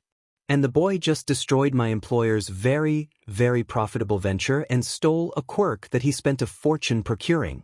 Do you want to fork over the cash to cover those expenses? Is that worth it to you, just to kill the boy for, what? Jiren's brow furrows. Running into a hero, accidentally getting arrested. The patrons at the bar tell me he did his best to resist Eraserhead and then immediately rejoining you without any resistance? Why are you even angry? Shigaraki grinds his teeth but doesn't answer. Jiren leans in even further. Why is it that you hate this boy so much? He asks. He's got that glint in his eye that Izuku knows a little too well. It's Jiren, hitting onto some little tidbit of information he thinks could be interesting. That isn't your concern, Kurohige says from where he's still standing behind Izuku. Please respect Shigaraki Tamura's privacy. Now, why don't you call the bar owner and we shall see if we can come to some sort of agreement with regards to the loss of the bar and the girl. Jiren's lips twist, but he nods and pulls out a phone. He types out some sort of text and then dials a number. The phone rings for a long time. Izuku's knees are beginning to ache from crouching on hard wooden flooring for so long, and his fingers are tacky with blood. The tension is getting to him, too. His shoulders are aching from holding the muscles taut for so long. He just wants this to be over. Just as Shigaraki shifts and opens his mouth like he's about to snap at Jiren, telling him to hang up, something Izuku's never seen before happens. The old TV screen in the corner lights up. Sensei? Shigaraki gasps. I haven't heard from you in ages. I had other business that required my attention, comes a deep, slightly rough voice. I trust that you were able to conduct yourself well in my absence. Why yes, of course, Shigaraki says, casting a glance at Kurohige. He almost seems anxious, and that's enough to make Izuku terrified. Now, Jiren, the newcomer speaks, what did you call me for? Shigaraki's mouth falls open, and his face is blank with shock. Why you own the bar? He asks. His voice is trembling just a little bit. The newcomer hums. It sounds like he's smiling. I do, or rather I did, when there was a bar to own. Shigaraki shivers and Izuku is suddenly consumed with the desire to have a warping quirk, any kind of warping quirk, as long as he can get out of here. It was a good way to make a little bit of extra cash. The newcomer continues lightly. Having Jiren eavesdrop on petty criminals' plans, and then trading stocks accordingly. Tell me, Tamura, do you know how much money your new acquisition has cost me with this stunt? I'll kill him for you, Shigaraki speaks quickly. It's not like I knew about any of this, I'm just as angry at him as you are. I'll kill him and then we'll be square. The newcomer makes a tooting noise. Clearly you've slipped in the time I've been away. Disposing of such a useful tool? How foolish. His voice darkens. I've allowed you several months unsupervised to work on our little project independently, but what do you have to show for it? How many fighters have you recruited? Have you even acquired the USJ's floor plans? Evidently, you still need to have your hand held. There's a little rustling noise like the newcomer is shifting in his seat. Here's how this is going to work now, he says. You will actually use the analyst you procured. Not lend him out to Jiren so he can act as a court counselor to petty criminals who don't know how to tie their own shoes. You will, with the analyst's aid, plan the attack on the USJ and acquire the resources necessary to carry it out. And you will do all of this without distracting me. You will answer to Kurojiri in this, and Kurojiri will contact me if it is necessary. Shigaraki's mouth falls open. Without sensei. I am busy, the newcomer snaps. This is not my only project, Tamura. What I'm currently working on is far more delicate than this. Surely you can handle a simple attack, especially with so much time to plan, and an analyst to help you. Shigaraki bows his head, although Izuku can see his teeth grinding. Of course, sensei. The newcomer's voice softens. You have potential, Tamura, and I will not see you squander it. That means you must learn to act independently. Do you understand? Yes, sensei, Shigaraki replies. His voice isn't nearly so taut now. Good. There's a clicking sound, and the television screen falls dark again. There's a long moment of quiet, and then Shigaraki turns to Jiren and says, "Call in your contract writer." Jiren nods and pulls out his phone to start texting again. Meanwhile, Shigaraki plops back down onto his bar stool. He sends an expectant glance at Kurojiri. Kurojiri pulls Izuku roughly to his feet and gives him a push toward a door that must be the entrance to the bathrooms. Go wash your hands, he says. Izuku thinks he can make out a hint of disgust in his voice. Kurojiri turns away and heads to the bar to make Shigaraki another drink.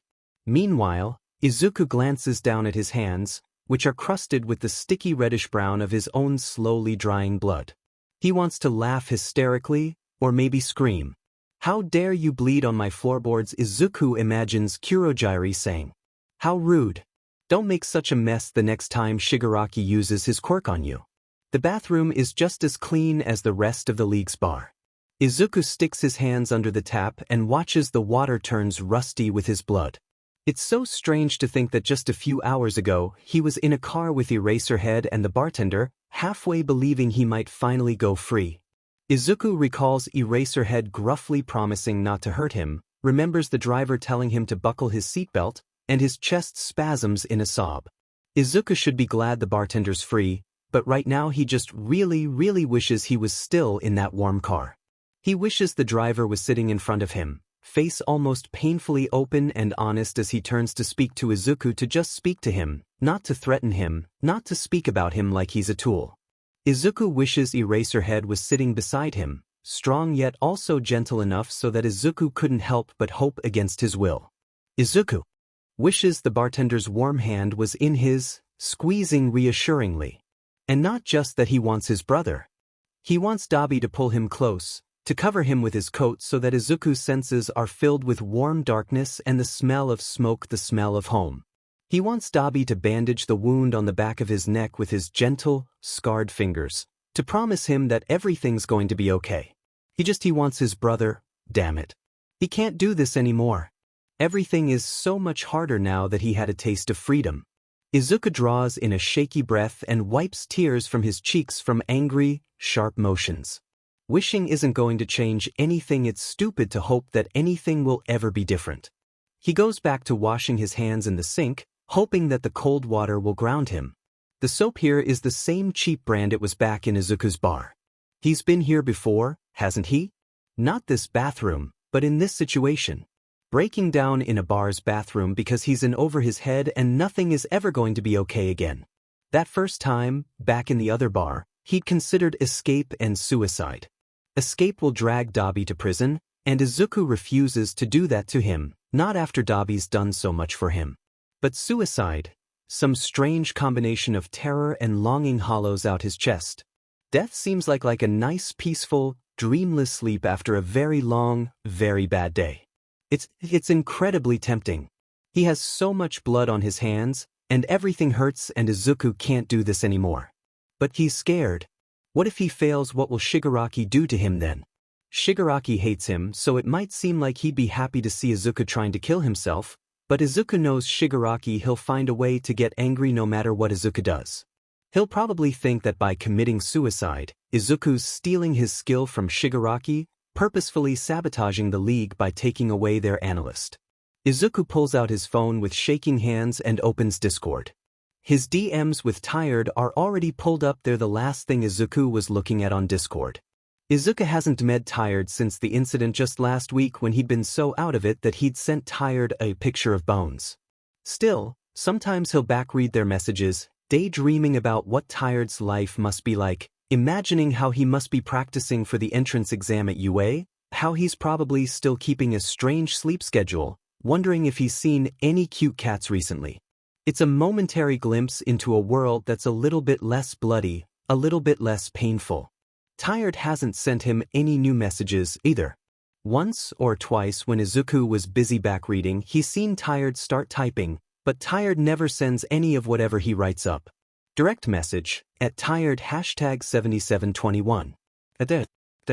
You remember how you told me that I'm going to regret everything? That I should put an end to this? Izuku lets his head fall back against the wall. He wonders if Dmang Tired was a mistake, if he should have just stayed quiet.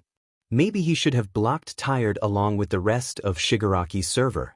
Direct message, at Deku #9929. Tired. Plus that was before I realized you were being threatened into this. Plus are you implying what I think you're implying? Plus are you sway? Tired. By turning yourself in.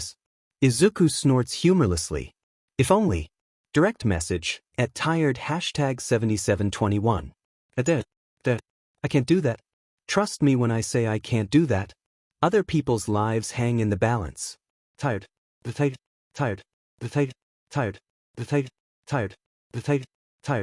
I don't want to say. But please don't kill yourself. I won't. Izuku shoves his phone into his pocket and forces himself back to his feet. Now that his decision is made, he needs to get back out there. He's been in the bathroom way too long. If he stays much longer, they'll probably start thinking he's somehow escaped through the plumbing or something. He's barely out the door when Jiren calls. You told the heroes all about the League, didn't you?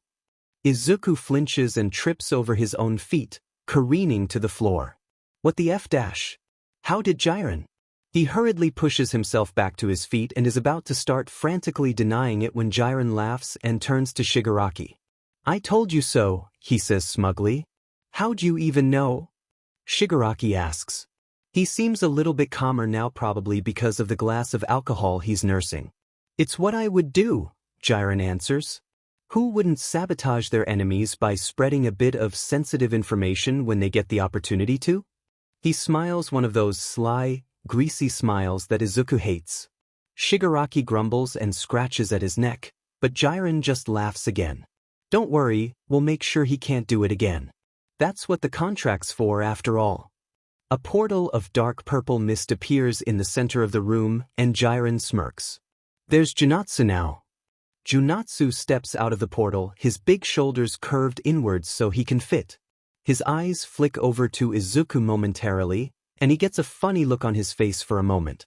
It's gone again before Izuku can come even close to deciphering it. You have a task for me? He asks. Yes, we need you to write up a contract for Deku. Jiren leans back, swirls the whiskey in his glass. In addition to his little remodeling project at the bar, he sold information to the heroes. Junatsu nods curtly and pulls a roll of paper and a fountain pen from one of his pockets.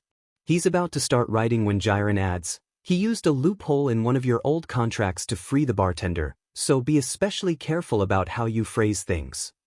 For some reason, that makes a muscle in Junatsu's jaw tick, but he nods. Izuku stands in awkward silence as Junatsu bends over his paper, writing slowly. At first, Shigaraki and Jiren watch intently, but when Junatsu continues to write at a snail-like pace, they eventually grow bored and turn away. When they do, Junatsu glances over and Izuku and winks. As Izuku watches, his writing suddenly speeds up until the entire paper is filled, and then he shoves the paper Izuku's way. "Trust me," he mouths. After a split second of hesitation, Izuku nods and signs the paper with a trembling hand. "All finished," Junatsu announces. "I made sure it's absolutely airtight." He can't, whether by verbal or nonverbal methods, reveal, detail, or allude to any of the League's plans, goals, or weaknesses in the presence of anyone who he has reason to believe may be a hero or may report to the heroes, or for that matter anyone who he has reason to believe may be a villain outside of the League itself or may report to a villain outside of the League itself. Jiren nods, a little smile growing as he reads over the contract, except when he reaches the bottom, his smirk drops away completely. Where's the subclause about attempting to escape?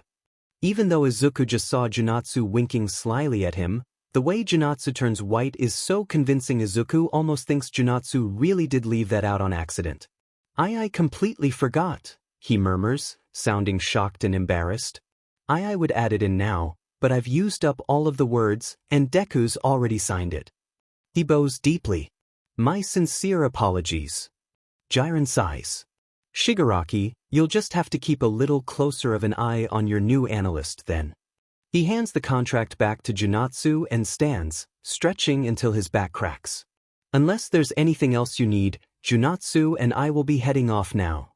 Shigaraki waves his hand dismissively, and Jiren and Junatsu head back through the portal, leaving Izuku alone with Kurogiri and Shigaraki. For a long moment, Shigaraki looks at Izuku with red eyes as dull as the fogged-over lamps hanging in the red light district, and then he sneers and turns away, shoving those dangerous hands into his pockets. "I'm going to the arcade. Don't wait up on me." And then he's shoving open the door easy as anything, and for a moment Izuku can see a sliver of thin, white wine sunlight, can taste the air of the slums, the sweet smell of rotting trash and the copper of old blood, and then the door falls shut, and Izuku is stuck. "Come here," Kurogiri says. He's cleaning an already pristine glass with a black cloth. It reminds Izuku of his mother checking the locks, checking. Izuku hesitates, then shuffles over, each step as careful and delicately placed as if he's walking over shards of glass. Kurogiri gestures with a little JRK of his head, and Izuku gingerly slides onto the indicated stool. Kurogiri sets down the glass in his hands with a soft click, and then reaches beneath the counter to pull out a box of apple juice. Izuku might be amused by the non sequitur if he had the energy or will for that. Instead, he watches blankly, unmoored and uncertain, as Kurogiri punctures the juice box and then squeezes out the contents with the air of a waiter at a black tie restaurant. As soon as the juice box is empty, Kurogiri sends the glass skittering across the counter to Izuku with a flick of his wrist. Izuku catches it automatically. "I imagine," Kurogiri says, "that even now you are thinking up plans to leave to evade me, to escape, to find the heroes and beg for mercy." Izuku stares at the apple juice in his glass. It almost looks like beer when the light strikes it right. "There are two things wrong with this course of action," Kurogiri tells him. "Firstly, there is no way that you can evade me. I have the phone number of one of Jiren's associates, who can track you down and give me the coordinates to your location. There is nowhere you can go where I will not find you, will not be able to retrieve you from." Izuku doesn't understand why Kurogiri didn't give him alcohol. It's not like with the bartender. She wanted him to cling onto the tiny scraps of innocence that he'd managed to retain. Kurogiri, on the other hand, wants him to bear a man's guilt, but drink the boxed apple juice of a little boy. Secondly, Heroes have no mercy for people like us. Izuku's brow furrows as he thinks of the driver, telling him to buckle his seatbelt, Eraserhead promising not to hurt him. Izuku swallows. But what about you? How did you end up in this situation? What do we need to do to get you out of it? Kurogyari leans forward, and when he speaks, he sounds so compassionate, like they're friends. Oh, they may act sympathetic, Kurogyari says. Let me guess. They asked you if you needed help getting out? Said they just wanted to learn about your situation so they could help you escape it. Izuku glances up, startled. Kurogyari laughs, although he doesn't seem amused. They're lying. They want to trick you into incriminating yourself, so they can lock you up and check one more criminal off their monthly quota. Izuku's mouth is dry, his voice soft and crumbling as he protests, they wouldn't. At the same time, even as he speaks, he's thinking about what Dobby said that night as he sat in the park. They'd put you into prison just as quickly as the police would, even if you do regret it. Feeding villains analysis like that's going to get you time, brat. Oh. Kurogyari asks. Think about who the top heroes are. All Might, who told you couldn't be a hero and then left you standing alone on a rooftop. Izuku flinches. He keeps on forgetting how much the League of Villains knows about his life. Endeavor, who kills villains. Hawks, who was raised by the Hero Commission, created as a puppet for a corrupt institution, and those are the top heroes, the one that the hero system rewards the most. Eraserhead and Tsukachi aren't better people than them, they're just better liars. There's a long moment of silence. Izuku thinks he feels something crack in him, like a pane of glass breaking down the center. Drink your apple juice, Kurogyari says. He sounds distant, muffled, like he's speaking from behind a door. Izuku loses time. The next time he knows himself, he's in a room somewhere, a closet, more like sitting cross-legged on a mattress. There's the taste of apple juice in his mouth, and his eyes feel heavy and rough with exhaustion. Everything is so hazy. Izuku can't feel his hands. He watches the door instead of sleeping. Time passes in a distant blur. He must eat because he isn't hungry, but Izuku can't remember what breakfast or lunch or dinner tastes like. There's a new patch of decayed skin on his arm, but he can't remember when or why Shigaraki punished him. He's so tired. Izuku is sitting on a stool at the bar. His mind is spinning, the world blurring like he's on a carousel, and gravity is pulling his body towards the counter with the inexorable force of a magnet. There's a notebook in front of him, and he's supposed to write down the names of people he met at the bar who he thinks can help the League. Izuku wants his brother. He still remembers his brother's number, scrawled on the muddy, scorched pages of his old notebook. Izuku watches his hand move, writing it out. Izuku is staring at the door. The mattress is so soft beneath him, but every time his chin dips toward his chest his mind fills with a hot mouth liking at his bare, bruised chest. Getaway jetaway stop it, and burning hair, and the scar on his cheek stings, and he jerks awake again, wishing Dobby was here so sleeping was safe. Izuku is in the bar and Shigaraki is shaking him. He's snarling and one hand is scratching at his neck, but Izuku is too out of it to be really scared. Shigaraki is saying something but Izuku can't understand what. It all sounds like mush. Izuku just stares blankly into the middle distance. He's so tired. Eventually, something new moves into his field of vision. A blur of pale skin and purple-black scars and silver staples. Scarred hands are touching him gently, so gently it almost hurts, like how it had hurt when the driver told him to put on his seatbelt like Izuku was worth something. Izuku blinks and his eyes focus, and there's Dobby, there's his brother, and Izuku is falling forward, falling into his arms, and he can feel the leather of his coat and breathe in the smell of smoke and curl into his warmth. Dobby pulls him close and tangles his fingers in Izuku's hair. It's so matted that Dobby's fingers get stuck, but Dobby doesn't seem to mind, seeing as he doesn't try to pull them free. Izuku can feel his muscles relaxing already. Dobby's safe. Izuku can feel Dobby talking by the way his chest is vibrating. He sounds angry, but Izuku knows his brother won't hurt him.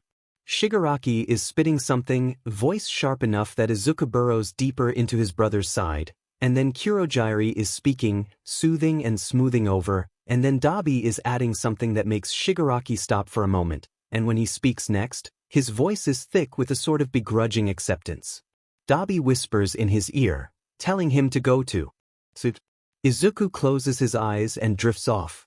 Dobby's there in the morning, cross-legged next to the thin mattress Izuku's been spending his nights sitting on. He doesn't say anything, just opens his arms so Izuku can fall against his skinny, scarred chest. "Ni-san," Izuku mumbles. "I got you, brat," Dobby answers. Things are less hazy after that. Izuku doesn't always taste his food, but he can usually remember himself chewing it, and he can understand people when they speak. Shigaraki gets angry when Izuku forgets things about the USJ, so most of his effort goes into remembering the details of his work. It's all useless, all nonsense that Izuku spits out to try to buy a little bit more time as he struggles to tug his mind back into his head, to think of a way to keep the students of UA safe. Izuku is most lucid at night. It's there, in the dark and quiet, that Dobby bandages the new wounds that Shigaraki's given him. Izuku often doesn't remember what he did to get all of them. He doesn't ask and Dobby doesn't answer him. They talk about other things instead. Dobby has him run through self-defense moves. Izuku practices the motions of picking a lock until he does it in his sleep sometimes, and he's parroted back Dobby's spiel on how to escape a chokehold at least 100 times. Dobby teaches him new things, the weak spots on the human body, how to break someone's fingers, what kind of things to throw into an open wound to make his enemy hurt. Izuku would have protested once, but right now, his head fuzzy like Shigaraki's decaying that too and his arms almost as patchwork as Dobby's with all of the patches of discolored skin, he listens closely and tells himself just in case. Dobby listens to Izuku whispering about heroes, eyes attentive as Izuku talks about marketing strategies and the politics of the ranking system and the most inventive ways heroes use their quirks. He makes sure Izuku stays up to date, finding a way to charge Izuku's phone so he can read as many articles on hero fights as he likes. He brings Izuku acorns, smooth and teardrop-shaped, so that when time slips away out in the bar Izuku can feel their quiet weight in his pockets and know that it's autumn now. The more time passes, the more present Izuku gets.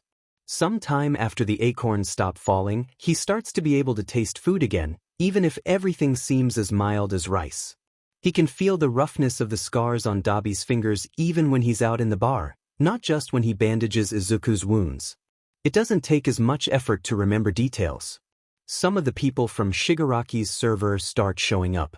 Izuku recognizes a few of them. He'd seen Medusa at a slum konbini once, and World War I nerd, who tells them all to call him Mustard, visited Izuku at the old bar one to ask about ways to weaponize his gas.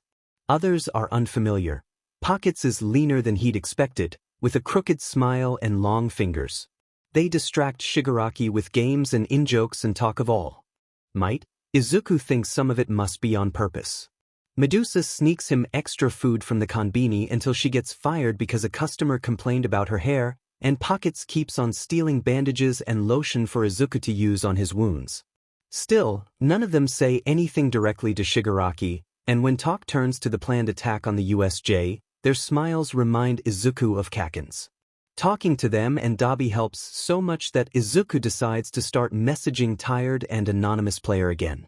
Tired is so achingly relieved to hear from him that Izuku feels guilty, but he thinks explaining why he dropped off the map for a few months would just make him more worried. Anonymous Player doesn't ask, they just go right back to playing 6D chess together. He's always ready with a steady, quiet sort of understanding, and part of that comes with not asking questions of each other. Tired doesn't ask Izuku to give himself up to the authorities again. Instead, he sends Izuku endless photos of cats, and tells him stories about stupid things his classmates said during class and how his preparation for the entrance exam is going. Izuku gives him tips, explains that letting your muscles go loose right before someone hits you makes it hurt less, that you should never put oil on a burn because it'll keep the heat in and make it worse, that you should watch the center of someone's chest instead of their hands to predict their movements. Izuku is such a hypocrite. He's always watching Shigaraki's hands, even though he knows it leaves him unprepared for if Shigaraki ever lashes out with a kick. Izuku even recites, verbatim, the lecture Dobby's made him memorize on how to escape a chokehold. After Izuku accidentally reveals that he's been stuck inside for the past few months, Tired sends him pictures of the outdoors, too. There are photos of the tiny park Tired visits when he can't sleep, Short videos of fallen leaves crunching beneath tired feet, snapshots of sunrises and sunsets. Izuku even sees a few photos of places he recognizes, a train station that's on the way to Aldra, a square where Izuku once watched a hero fight, a street corner near Ojiro-san's dojo. That last photo makes Izuku remember how Dobby used to slip away for hours at a time sometimes, doing research. He doesn't do that anymore. Izuku thinks he doesn't trust Shigaraki enough to be willing to leave Izuku alone without very, very good reason. When Dobby looks at Shigaraki, there is something in his eyes that reminds Izuku of the black gleam of a cat's eyes as it watches a bird. Izuku reflected once that Dobby's anger ran along narrow, deep channels. By now Izuku thinks they are deep enough to form fissures in the very earth, like cracks running through ice just before it shatters. Something deep in the marrow of Izuku's bones insists that Dobby is going to kill Shigaraki someday and that the only reason he hasn't done so yet is that he thinks doing so now would make things worse. Izuku wonders about that research for a while. It's something new to think about, something other than the way that Shigaraki is getting sick of his excuses and wants a real plan for the attack on the USJ soon. Was he researching the League of Villains? Looking for a way to break Janatsu's contract? Going out for karaoke night with his friends? It's only once Izuku has thought of every conceivable explanation and a few that most assuredly are not that he actually asks Dobby. I was researching how the underground perceived you, or more accurately, how they perceived Deku-sensei. I'd realized that a lot of the people you helped seem impressed and grateful, and I was hoping that maybe you could leverage that to become an independent information broker. From there, with your skill for analysis, it wouldn't be very hard for you to start working with underground heroes, earn a little bit of protection, a little bit of forgiveness. Dobby's lips quirk humorlessly. Or that was the thought. Dobby glances over at Izuku. Why do you ask? Do you want me to research something else for you? Izuku is about to wave him off, to tell him that he doesn't need to look into anything for him, but then suddenly his brain is catching on that morning, when Shigaraki had kept on making these little insinuations about hurting his mother if Izuku didn't work harder, and he's hesitating, indecisive. He and his mother have had a fractured, distant relationship for years. Izuku remembers how angry he got, realizing that she thought he was weak for not having a quirk. He remembers how he hated how overbearing she was, how she always made him send her texts with his location. He remembers how she ignored what was going on with Kaken, how her eyes slipped over Izuku's scars and bandages and wounds like they weren't even there. Most of all, he remembers how she'd kicked him out of her house on the worst night of Izuku's life, how she'd had him pack a bag and left him out on the streets alone just because her husband was coming home and she didn't want Izuku in the way. He's honestly still not entirely sure why she did what she did. Izuku can't help but also think about the better aspects of their relationship. They never ate together, but she did make Izuku bento boxes, and food is such a luxury now that sometimes he can't help but think back on those bento boxes with longing. And she's his mother. That should count for something, right? Do you think you could check on my mother? Izuku asks hesitantly. Dobby nods, even though Izuku knows that he'd told him during that phone call what seems like a decade ago about how he'd been kicked out. Unlike Izuku's mother, Dobby always lets him make his own decisions. Izuku smiles, hesitant and trembling, and gives Dobby his mother's name and address. It's a little bit harder to focus on his work that day. Not only because Dobby isn't there to glare at Shigaraki every time his hand twitches like he wants to grab Izuku, but also because now he can't help but wonder about what he's left behind. Did Kaken notice his absence? Do the other students in his class look at Izuku's empty desk and wonder where he's gone? Is his mom happy with her husband, or has their relationship devolved back into the tense, icy silence that Izuku distantly remembers from his childhood? When Dobby comes back, he's got a set to his face that Izuku knows means he has bad news. Your mother isn't there, he says. Izuku can feel his heart stop, and it's like a black hole opens up in the middle of his belly. He's been doing so well with staying present recently, but now everything is getting hazy around the edges again. Whatever Dobby must see on his face is enough to make him grimace and reach out, giving his hand a grounding squeeze.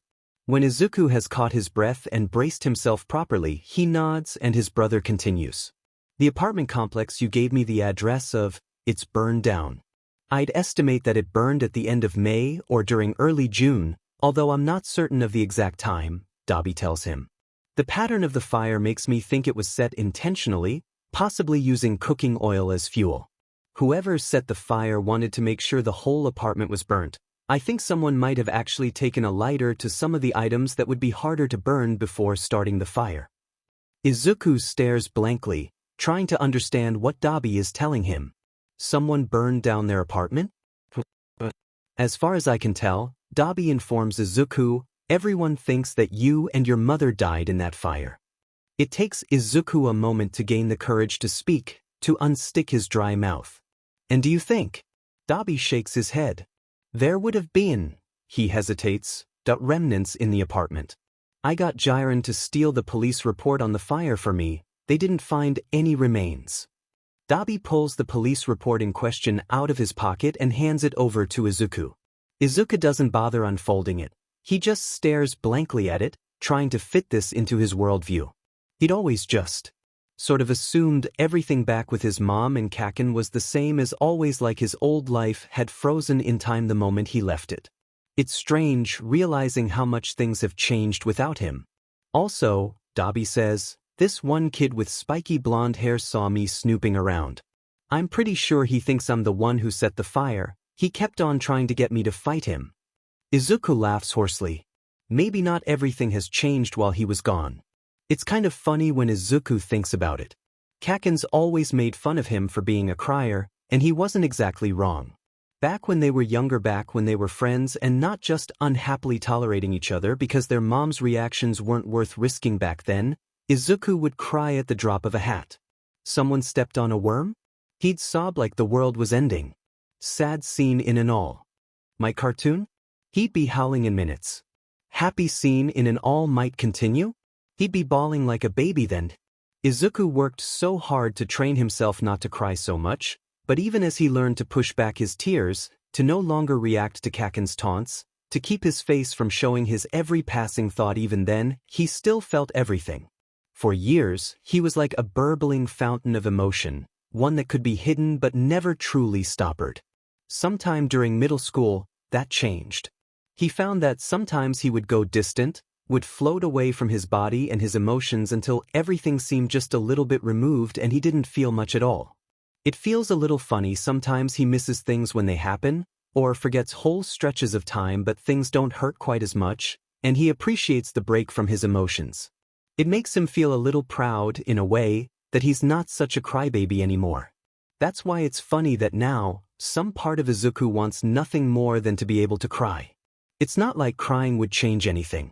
It wouldn't heal the people who he's going to hurt, wouldn't undo the damage he's going to cause, wouldn't suddenly make him some sort of hero. But, isn't it better when criminals, when villains at least know what they're doing is wrong?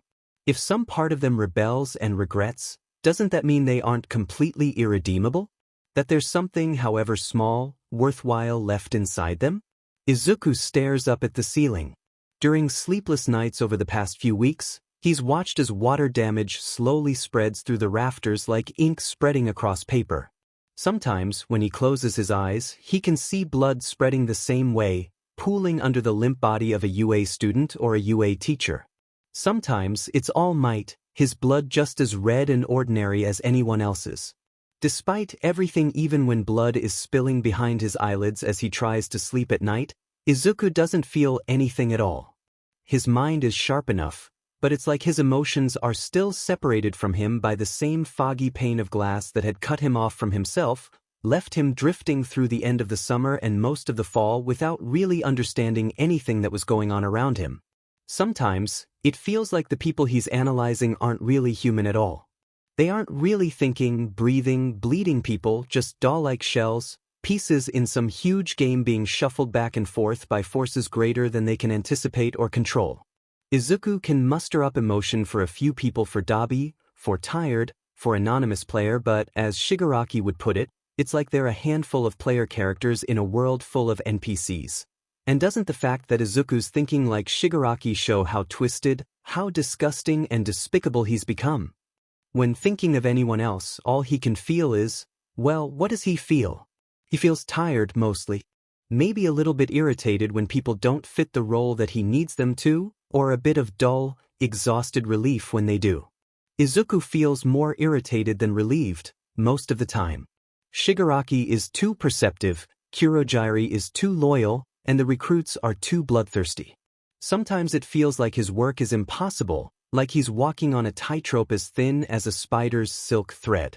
Practically every move Izuku makes to soften the damage the League is going to do, every wrinkle he builds into the plan, is thwarted by one of his colleagues. Izuku is continually tempted to give up, but he never does. The heroes have so many holes in their security that it's ridiculous. If there were just a few minor flaws that the heroes had overlooked, Izuku could plan around them, could sweep them under the rug and pretend they aren't there at all, but there are just so many that it's impossible. For classes we'll be visiting the USJ with All Might, the 2 first-year classes, and the 2 third-year classes. Each class has its own many problems. Izuku had initially planned on having the League attack the third years.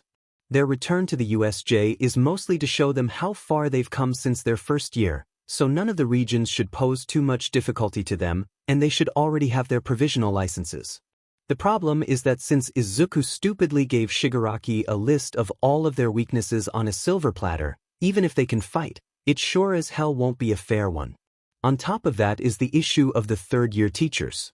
As much as Izuku loved Midnight when he was younger, all the League needs to do to nullify her quirk is bring along some gas masks. The other third-year teacher, Snipe, is competent enough that he'd be a proper threat to Shigaraki and the League of Villains. The problem is that Shigaraki knows that. If Izuku suggested attacking Snipe's class when they could just as easily attack the class of third years being protected by Midnight, well, Izuku has no interest in seeing how that would play out, honestly. Between those two issues, Izuku knows it'll have to be one of the first-year classes. Sicking the League of Villains on a bunch of first years without any experience in the harshness of real life is despicable, but the League will have no idea what strengths or weaknesses they have, won't even know their quirks, since apparently UA guards those very carefully, at least before they reveal them to the whole world during the sports festival. It's terrible to weigh their lives like this, but Izuku's pretty sure that, counterintuitive though it may appear, the first years will have a greater chance of survival than the third years. It helps choosing the first years intuitively seems like the option most advantageous to the League, thus increasing the likelihood that Izuku will still around long enough that his other plans for harm mitigation will come to fruition. That decided, the only thing left to figure out is which class it should be.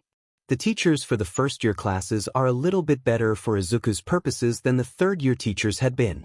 Vlad King has a lot of experience and skill, but only a limited amount of blood to fight with, and Eraserhead's skill set isn't suited for fighting groups, so neither of them looks like such a good opponent that Shigaraki will get suspicious. In the end, it could honestly be either of them, but Izuku decides to pick Eraserhead's class. He tells himself it's because he's seen how strong of a fighter Eraserhead is up close, and resolutely ignores any other possible explanation. All of Izuku's decisions are logical, all of them make sense, but that doesn't erase the fact that Izuku's putting these people in danger. All Might could die. He may have left Izuku sitting alone on a rooftop, but that's nowhere near the worst thing someone's done to him. After spending so much time with Shigaraki, who would have gotten sick of waiting and shoved Izuku over the edge himself, leaving him alone to do it himself seems nearly compassionate. Besides, All Might was Izuku's hero for years. Izuku doesn't want his signature or his opinion anymore, but helping plan to kill him definitely isn't what he wants, either. And that's not even getting started on Eraserhead. Like with All Might, Izuku's admired him for years, and honestly, what he's seen of Eraserhead in real life has just increased that admiration. Eraserhead had rescued the bartender for him, had even seemed to care about Izuku himself, and Izuku is repaying that with pain and suffering. And yeah, Izuku might not be the one throwing the punches, he won't even be at the USJ, since there's no way Shigaraki's going to give him such a good opening to escape with the contract the way it is, but it's still his fault. Plus, when Izuku thinks about all of those students, all of them so young and naive and innocent, all of those students who are going to be hurt, maybe even killed, because of him, Izuku digs his fingers into one of the patches of skin that Shigaraki decayed recently, trying to keep himself present.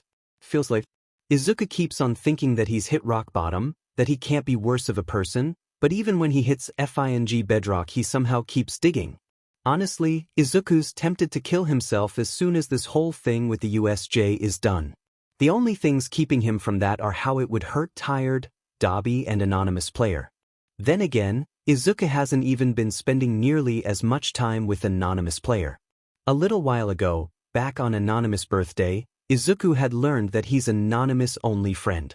Izuku's first reaction had been anger, because Anonymous clearly deserves better, and his father is awful for not letting him get the support he needs, but immediately on the heels of that had come the guilt. Anonymous deserves better than someone who's lying to him, someone who's secretly a villain. Izuku had suggested that Anonymous make some more friends maybe through bonding over shared interests on the internet, and then began to slowly talk to Anonymous less and less, until they were only interacting occasionally. It hurts, but Izuku tells himself that it's for the best. Anonymous wouldn't want to spend time with him like this if he knew what Izuku actually was. Izuku still talks to Tired just as much as always. He knows how Tired would worry if he stopped, and it's not like with Anonymous, it's not like he's lying to Tired. Tired understands the situation that Izuku's in pretty well, and he still chooses to talk with Izuku. Maybe it's selfish, but Izuku needs the tiny hint of normalcy he gets from spending time with Tired, and knowing that Tired is choosing to spend time with him even though he's well aware that Izuku's a villain. It's just enough that Izuku can justify their friendship to himself. Izuku sighs and rubs at his eyes. He should get to sleep. He rolls over and buries his face into his brother's shoulder. As he drifts off, he wonders what Anonymous Player's been doing now that he and Izuku haven't been talking as much. January 11th, 2175. Deku, happy birthday, Anonymous. I hope that you're doing well and that you have a great day with your friends and family. Anonymous Player, you're my only friend. Anonymous Player, thanks for the birthday wishes. Deku, that won't do. Someone as cool as you deserves to have a ton of friends. Anonymous Player, I don't see why I would need more friends when I already have you. Deku, you should make more friends. Anonymous Player, like I said, I already have you. How would I even do that anyway? My father doesn't exactly encourage socialization. Deku, you could make friends online, like you did with me. I think Discord is especially good for that sort of thing. A lot of people bond over things in common, so you could try to find a Discord server for something you really like, or I guess dislike if that's what you prefer. Anonymous Discord user has joined the server. Endeavor will always be number 2 in our hearts. Not sure why people like Endeavor. Me, making the server, people probably won't join for a little bit, that's okay, smiley face. I'll just be patient, smiley face. You motherfuckers, join server button go beer. Number 1 All Might fan. All Might fans are too powerful love. Not sure why people like Endeavor. Do I look like an All Might fan? Third time's the charm. I thought this was an Endeavor fan club. Not sure why people like Endeavor. The server is literally called, Endeavor will always be number 2 in our hearts. Third time's the charm. I thought that was a reference to the way that Hawks is clearly going to inevitably surpass Endeavor. Not sure why people like Endeavor. Cat dead. Endeavor can burn in hell. Third time's the charm. Clearly I was wrong. I'm here. 00000 new All Might fan club time? Yes please. Not sure why people like Endeavor. That I'm making this server private. Trolling. Not sure why people like Endeavor. Yeah. Endeavor hates the quirkless. You know how I know? I've met the BSTRD. He told me, to my face, that my being quirkless makes me worthless. Trolling. Third time's the charm. Okay, I have to concede that some of the points you guys are bringing up are pretty good. Trolling. Anonymous Discord user. Truthfully, I don't understand why anyone likes Endeavor. Not sure why people like Endeavor. You're preaching to the choir, man. Trolling. Cat dead. Sorry I didn't respond, my cat got his paw stuck and I had to help him. But yes, the method at third times the charm suggested would be much more logical than what Endeavor did. Third times the charm reacted with, fist pump. Trolling. Anonymous Discord user. No, my friend suggested I join. Or rather, He suggested I make friends via common interests. Not sure why like endeavor. And you decided that mutual hatred of endeavor would be the common interest you bonded over? Anonymous Discord user. Trolling. Endeavor can burn in hell. My brother used to spend a lot of time on Discord, and I think he still talks to some of the friends he made through a server he used to be on. It seems to help him out a lot, so I thought I should try it out too. Not sure why like endeavor. Again, you decided that mutual hatred of endeavor would be the common interest you bonded over? Endeavor can burn in hell. What else would I choose? Trolling. Anonymous Discord user. I'm worried about my friend. Sometimes he'll say things about his family that remind me of endeavor. Trolling. Cat dead. Have you considered petitioning for guardianship? You're legally an adult, correct? Endeavor can burn in hell. Just trust me when I say I can't do that. I do my best to protect him in other ways. Trolling. Anonymous Discord user. I've really enjoyed talking to you. Good night. Endeavor can burn in hell. Naked. Around Izuku, villains are busy suiting up. Medusa slips a knife into a holster strapped to her forearm. Shigaraki carefully arranges various amputated hands. Izuku's trying not to think about it too hard, on his body, and Kurogiri straightens his tie. The tension Izuku's feeling must be visible in his posture because Dobby slings one of his arms over Izuku's shoulders. The warm weight of it helps ground Izuku a little bit, and he leans into the touch like a cat leaning into a petting. Dobby won't be going to the USJ with the others. Instead, Shigaraki will be having him stay with Izuku. The earlier contract binding them together whenever there aren't other villains around is still in full effect, and Shigaraki intends to leverage it to keep Izuku from taking the opportunity to run away. Not that Izuku would. Pockets shoots Izuku an excited grin as he smears gel in his hair. Wish me luck, he says. Izuku gives him a weak smile, hoping Pockets won't realize how unenthusiastic it is. Then again, it isn't like any of the recruits have realized that Izuku's here. Against his will, the alternative is that they don't care, and Izuku is resolutely ignoring that possibility for the sake of his sanity. 5 minutes. Kurogiri calls. Toga curses as the noise startles her into messing up the wing of her eyeliner. Izuku's lips twitch, and he can feel Dobby's chest shaking in suppressed laughter. Neither of them has any affection for her, not after what she did to Izuku nearly a year ago. Has it really been a year? It feels both like it's been much longer than that, maybe 5 years, or 10 years, but also like Izuku's only been in this situation a few months. A lot of that is probably because of how much time Izuku spent disassociating. Time to go. Kurogiri calls, and all of the villains start heading through his portal. Izuku watches, trying to keep his face blank even as his heart races with adrenaline and his fingers inch for his phone. The second the last villain is through, Izuku pulls up Discord. Direct message, at tired #7721. Deku yesterday at 4:02 a.m.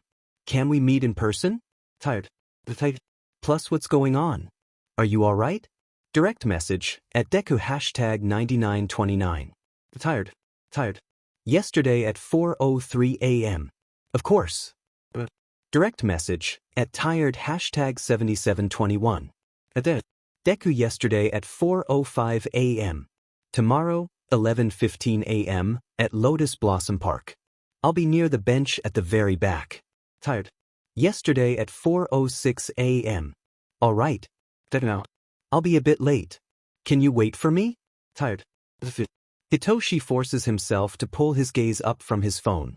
Staring at Discord won't make Deku get here faster, and it certainly isn't making Hitoshi any less nervous. Deku's never been willing to seek out help, always insisting that it'll just make his situation worse. A couple of times, he's even implied that people are being used as hostages to help keep him in line. If Deku's asking to meet him in person, then Hitoshi doesn't even know what's happened now. He's brought a first aid kit, along with food and water, just in case. The fact that Deku's now telling him that he's going to be late isn't exactly helping Hitoshi's anxiety either. At least he's able to type coherently, which suggests he probably isn't that injured, or, Hitoshi realizes with a jolt of fear, he might be having the Discord app transcribe his words, because he's too injured to type at all. Hitoshi's fist goes white-knuckled as he clenches the phone. Stomach churning, Hitoshi automatically runs through his first aid kit again, checking that he has everything. He'd taken classes in first aid after seeing some of the injuries Deku got, even knowing he'd probably never have a chance to treat them. Just knowing the basics made him feel a little bit better, like maybe there's a chance that someday he'll be able to help his friend. Besides, he'd figured it would be the kind of thing that it would be useful for a hero to know. Hitoshi sneers at the thought. UA's made it very clear what kind of people, what kind of quirks get a chance to become heroes. He's startled from his thoughts by a noise. At first, he thinks maybe it's Deku and glances towards the path that took him to this bench, but no one's there. He hears the noise again. This time he can recognize it as a faint explosion and realizes that it's coming from behind him, from somewhere beyond the fence that marks the back of the park. Hitoshi clambers quickly on top of the back of the bench and hurries to peer over. Just beyond it, he can see the huge, gleaming dome of the USJ reaching towards the sky. He hadn't even realized the park Deku had chosen was so close to it. He can't linger on that thought very long though, because as he watches, he can see a burst of distinctive red light flaring inside the dome. He recognizes it from the news as a quirk used by a new, up-and-coming small-time villain. Something is seriously wrong. Already dialing 110 on his phone, Hitoshi grabs his first aid kit and other supplies and vaults over the fence. Deku will just have to wait a little while longer. Part 2. The events within the USJ are hazy, with some things being easier to register than others. There's the rush of adrenaline that made it feel like Hitoshi's blood is burning so hot it runs cold, that leaves his heart pounding and gives him a strange, cold purity of mind, like the thin, sharp edge of a razor blade slicing through sinew. There's the first aid kit in his hand, and the bite of splinters digging into his hand as he vaults over the fence, and the burn in his lungs as he sprints. There's a ringing in his ears, but under the noise, the explosions and the yells and the screams, there's just enough quiet for Hitoshi to think at least mostly clearly. It's that quiet that allows Hitoshi to scurry in through a hole in the USJ's dome, ignoring the shards of glass that snag on his jeans like jagged, reaching teeth. Shaking himself free, he sprints on through what could have been a city, if it wasn't both eerily empty and torn half to pieces. As Hitoshi turns a corner, he collides into someone with both red hair and, judging by the bare flesh under his fingertips, no shirt. Hitoshi instinctively scrambles back, flushing. The person in front of him is young enough he's pretty sure it has to be a hero student and not a villain.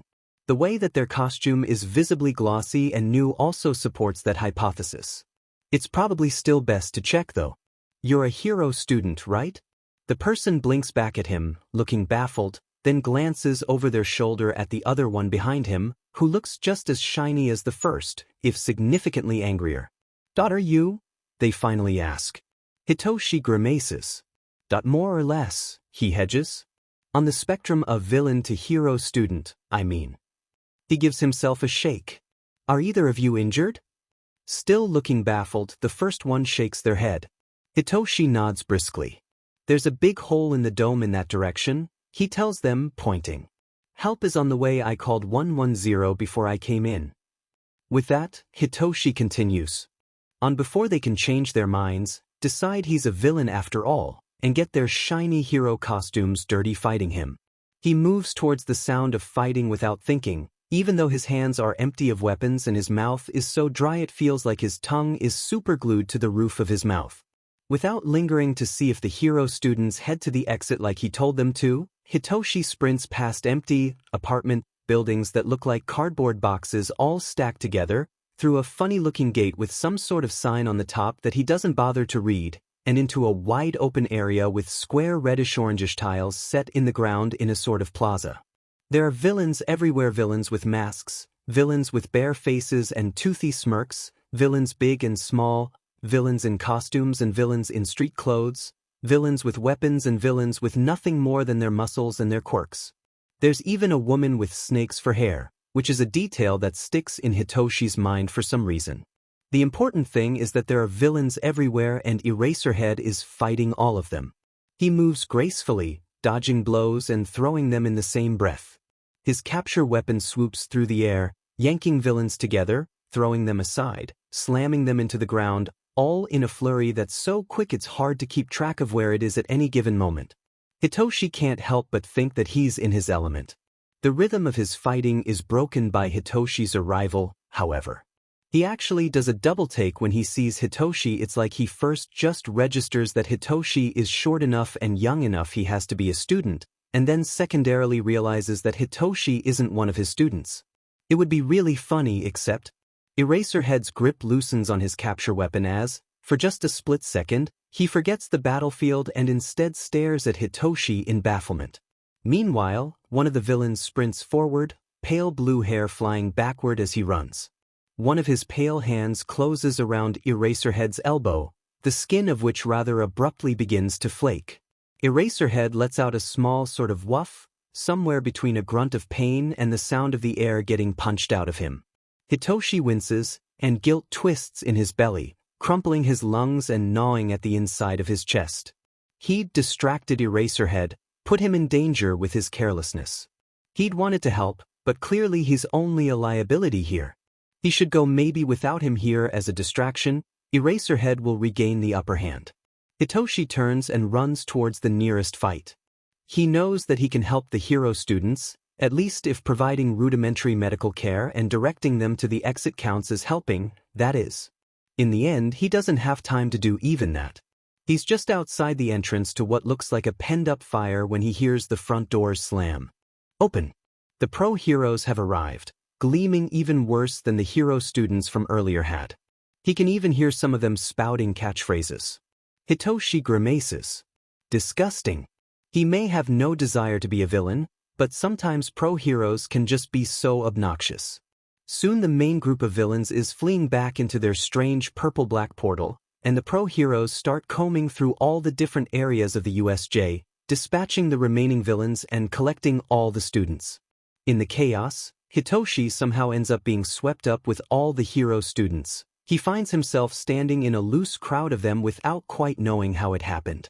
He keeps on expecting someone to point out that he doesn't belong, but the pro-hero's eyes just skim over him, and the students are too overwhelmed to do much more than stare blankly at whatever's directly in front of them and lean on each other's shoulders. He supposes part of it is that it's only been about a week since school started. They probably barely know who everyone is. Still, it's kind of ridiculous. The only time anyone properly registers his presence is when Midnight corrals them all onto the bus and the hero student from earlier, thankfully the non-angry one, recognizes him. Even then, they just give Hitoshi a slightly shaky smile and 2 thumbs up. Hitoshi rests his head on the window and lets his eyes fall shut. He's decided not to worry about it. So what if no one recognizes that he probably shouldn't be here? That sounds like a them problem. And honestly, who is Hitoshi to turn down a free ride back to UA? Between the gentle rocking of the bus, the whole clusterfuck back at the USJ, and Hitoshi's usual exhaustion, it's easy to fall asleep. Hitoshi drifts off to sleep, and for an indeterminate PRD of time, he's blissfully unconscious. He wakes up to someone knocking on the glass next to his head. Eraserhead is standing directly in front of him, looking about as tired as Hitoshi feels. His elbow has been bandaged, and there's a butterfly bandage on his temple, presumably covering another scrape that Hitoshi hadn't noticed earlier. Hitoshi blinks sleepily up at him, waiting for Eraserhead to start scolding him. He has, after all, skipped class, crashed the hero student's field trip, and distracted a pro-hero during a fight. Instead, Eraserhead just says, "Ned's is waiting for us," and jets his head towards the bus exit. Clearly, Hitoshi's messed up enough to get a real scolding. Only a week and a half into the school year, too. He thinks this must be a new record. Hitoshi pushes himself off the glass and shuffles his way into a standing position. Aside from him and Eraserhead, the bus is completely empty. Clearly, the hero students have already left. Eraserhead tucks his hands into his pockets and leads Hitoshi off the bus and into the school. In the halls, he can hear the distant chatter and soft laughter of lunch PRD, but neither he nor Eraserhead speak. Hitoshi follows. Eraserhead's slouched form through the empty halls until they finally reach an unfamiliar door. Instead of knocking, Eraserhead just puts one hand flat on the wood and gives it a gentle push. It opens easily, it's not even latched. Hitoshi hesitates a split second, then follows him in. The room beyond the door is relatively small and made smaller by the shelving along the walls, which is filled with a collection of carefully arranged delicate china tea sets. In the center of the room, there's a broad, low desk in front of a glass wall with a view of the city skyline. Sitting behind that desk is Principal Nedzu, who watches him with keen eyes that are bright with interest. "Please, sit down." He gestures to one of the chairs in front of his desk with one paw. "Do you need me here as well?" Eraserhead asks. Based on the tone, he already knows the answer, but he's hoping he's wrong. "Yes," Nedzu replies without even glancing in his direction. With an inaudible sigh, Eraserhead takes the chair next to Hitoshi. "Now," Nedzu continues with a disconcerting level of cheer, "please tell us how you ended up at the unforeseen simulation joint this morning, Shinso."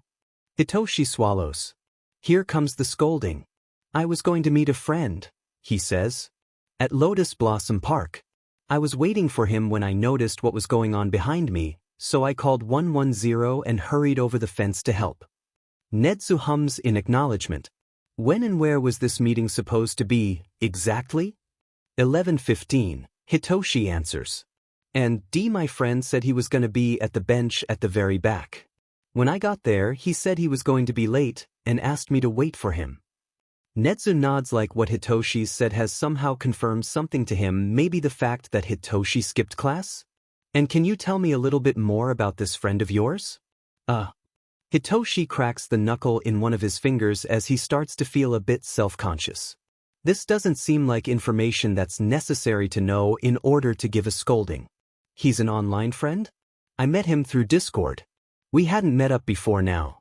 "He's being blackmailed into being a villain," Hitoshi doesn't say. "Deku may technically be a villain, but he's a good person and the first real friend Hitoshi's ever had. Besides, it's clear to Hitoshi that if there was any way at all that Deku could safely escape his situation, he would. Hitoshi doesn't trust a bunch of high and mighty pro-heroes to recognize the nuance in this situation, and he definitely doesn't want to bring even more trouble down on Deku's head." Hitoshi's eyes widen as something clicks in his mind. Deku's involved with a bunch of villains, and the attack just today, could it be that the same villains who are blackmailing Deku are the ones behind the attack on the USJ? Nedzu stares straight at Hitoshi. He's got a funny kind of look in his eyes, like he knows exactly what Hitoshi is thinking and he's happy Hitoshi's finally come to the same conclusion as him. "Is there anything else that you'd like to tell me about your friend?" Hitoshi's eyes narrow, and he begins examining the principal in earnest. He knows it's disrespectful and he's probably going to get into even more trouble for it, but he doesn't give a f dash, because this is Deku he's talking about. Deku's well-being will always matter a hell of a lot more than whatever punishments Nedzu might dish out. Nedzu weathers the scrutiny cheerfully, waiting patiently as Hitoshi scans his face and weighs his options. Nedzu doesn't have any of the facial tics that indicate someone's acting dishonestly, but then he's intelligent enough to train them away. Still, this may be an opportunity, Hitoshi's only opportunity to find out who's holding his friend and maybe, just maybe, set him free. After a very long moment, Hitoshi finally sighs and tips his chair back so he's balancing on just the back legs. "Deku's being blackmailed into working with some sort of villainous group," he reveals. Next to him, Eraserhead's head has shot up like someone just shocked him, and his eyes are focused on Hitoshi almost as intently as Nedzu's are. Hitoshi tries not to flush under all the attention. "I know it sounds bad," he continues, "but I can tell he really doesn't want to be working with them." Hitoshi thinks of how he's had to talk Deku down from suicide twice and grimaces.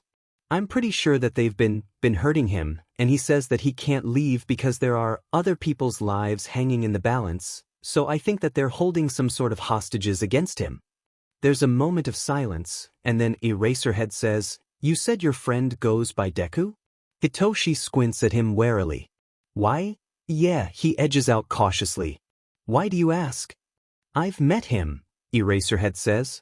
He casts a quick glance at Nedzu, who nods, then turns back to Hitoshi. "I first saw him in early June, when I found him robbing a small clothing shop with another villain. He was clearly young, about your age I would guess," he adds with a nod to Hitoshi, "and he was covered in cuts and bruises." Eraserhead sighs, rubbing a hand down his face like he's exhausted just thinking about this. At first I assumed he was a civilian. He and his accomplice took advantage of that to escape. After they were gone, I learned exactly what they'd stolen. He grimaces. Toiletries and clothes, and even then the most basic necessities: a toothbrush, underwear, socks, the like. That makes sense, Hitoshi blurts out. Before he can apologize, both Nezu and Eraserhead turn to look at him expectantly, so he continues, early June would have been right after, he got. I'm not sure if recruited is the right word considering it wasn't exactly voluntary, but yeah. He shrugs. They're still looking at him, so after a moment, Hitoshi elaborates. I said that we met through Discord, right? Well, when I said that, I meant that we met through a specific Discord server in particular. It was supposed to be a support group for people with so-called villainous quirks, mutant quirks, and Hitoshi hesitates. Would revealing that Deku's quirkless change how Nezu and Eraserhead treat him? He can't risk it, not when his friend's life is hanging in the balance. He shakes his head. Anyway, it was supposed to be a support group, but it was secretly full of villains without any of us knowing. Hitoshi runs one finger along the edge of the table. He's really good at analysis. He can figure out how people's quirks work just by watching them, or just by them answering a few questions can come up with all of their strengths and weaknesses, all of the best strategies to work with them or defeat them. He doesn't do it because he wants to hurt anyone, or anything. He just really, genuinely loves quirks. He sighs. Anyway, none of us knew what the server was, okay? He thought he could trust everyone on there. He thought they were friends. So when the sports festival rolls around, he analyzes everyone who participates, because it's fun, and why not? Hitoshi grimaces. And then 2 weeks later, someone uses one of the strategies he came up with to take down a hero student, and they thank Deku for giving them the idea. He shrugs a little listlessly. Just talk about this is making his throat feel tight and painful. Sometimes it'll hit him just how much danger his best friend, his only friend, really is in, and then he needs to take a little while to just not think and bury his face in a cat's side. I don't know anything else about how Deku ended up involved, but, yeah. The hero student in question was Lemillion, correct? Nezu clarifies. Hitoshi nods, grimacing a little as he remembers the way the laser had cut into Lemillion's neck. There's a long moment of silence, and then Nezu speaks up. I'm sure both of you already suspect as much, he says, but it's clear to me that Deku specifically arranged this meeting with Shinso so that he could be sure that help would arrive at the USJ in time. Hitoshi blinks. He had not suspected that. Communications at the USJ were disrupted, but that was not true at the nearby Lotus Blossom Park. He specifically arranged the time and location of the meeting so that Shinso would be in the perfect position to see and report the attack. Nezu strokes the fur on his chin thoughtfully. In fact, I'm sure if we examine the details of the attack more closely, there would be even more evidence of his mitigating influence. He gives himself a little shake. In any case, that isn't relevant at the moment. What's important is that we at UA owe a great debt to Deku. While we have barely scratched the surface of the combined knowledge that we have available in regards to Deku, it's clear even from this basic review of our information that he is an innocent child in a very dangerous situation. As such, I can assure you that we will be doing our utmost to rescue him. He stands atop the seat of his chair and bows in Shinso's direction. Additionally, Shinso, if you are willing, I would like to have you as a part of our group working on this case. Hitoshi does a double take. Did he hear that correctly? Meanwhile, Nezu continues on blithely. Not only would your personal experience with Deku be invaluable, but this would be an excellent opportunity for you. If I remember correctly, and I always do, you were hoping to go into heroics. Generally, the only way to transfer from general education to the hero department is through the sports festival, but it would be a shame to reveal the activation requirement of your quirk like that. Besides, this investigation will be much more similar to the actual experience of underground heroes than the sports festival would ever be. Nezu leans forward. Shinso, if you perform sufficiently in this investigation, you will be transferred into the hero department regardless of how you do at the sports festival. How does that sound to you? Hitoshi stares blankly back at him. He feels like his mind is in free fall.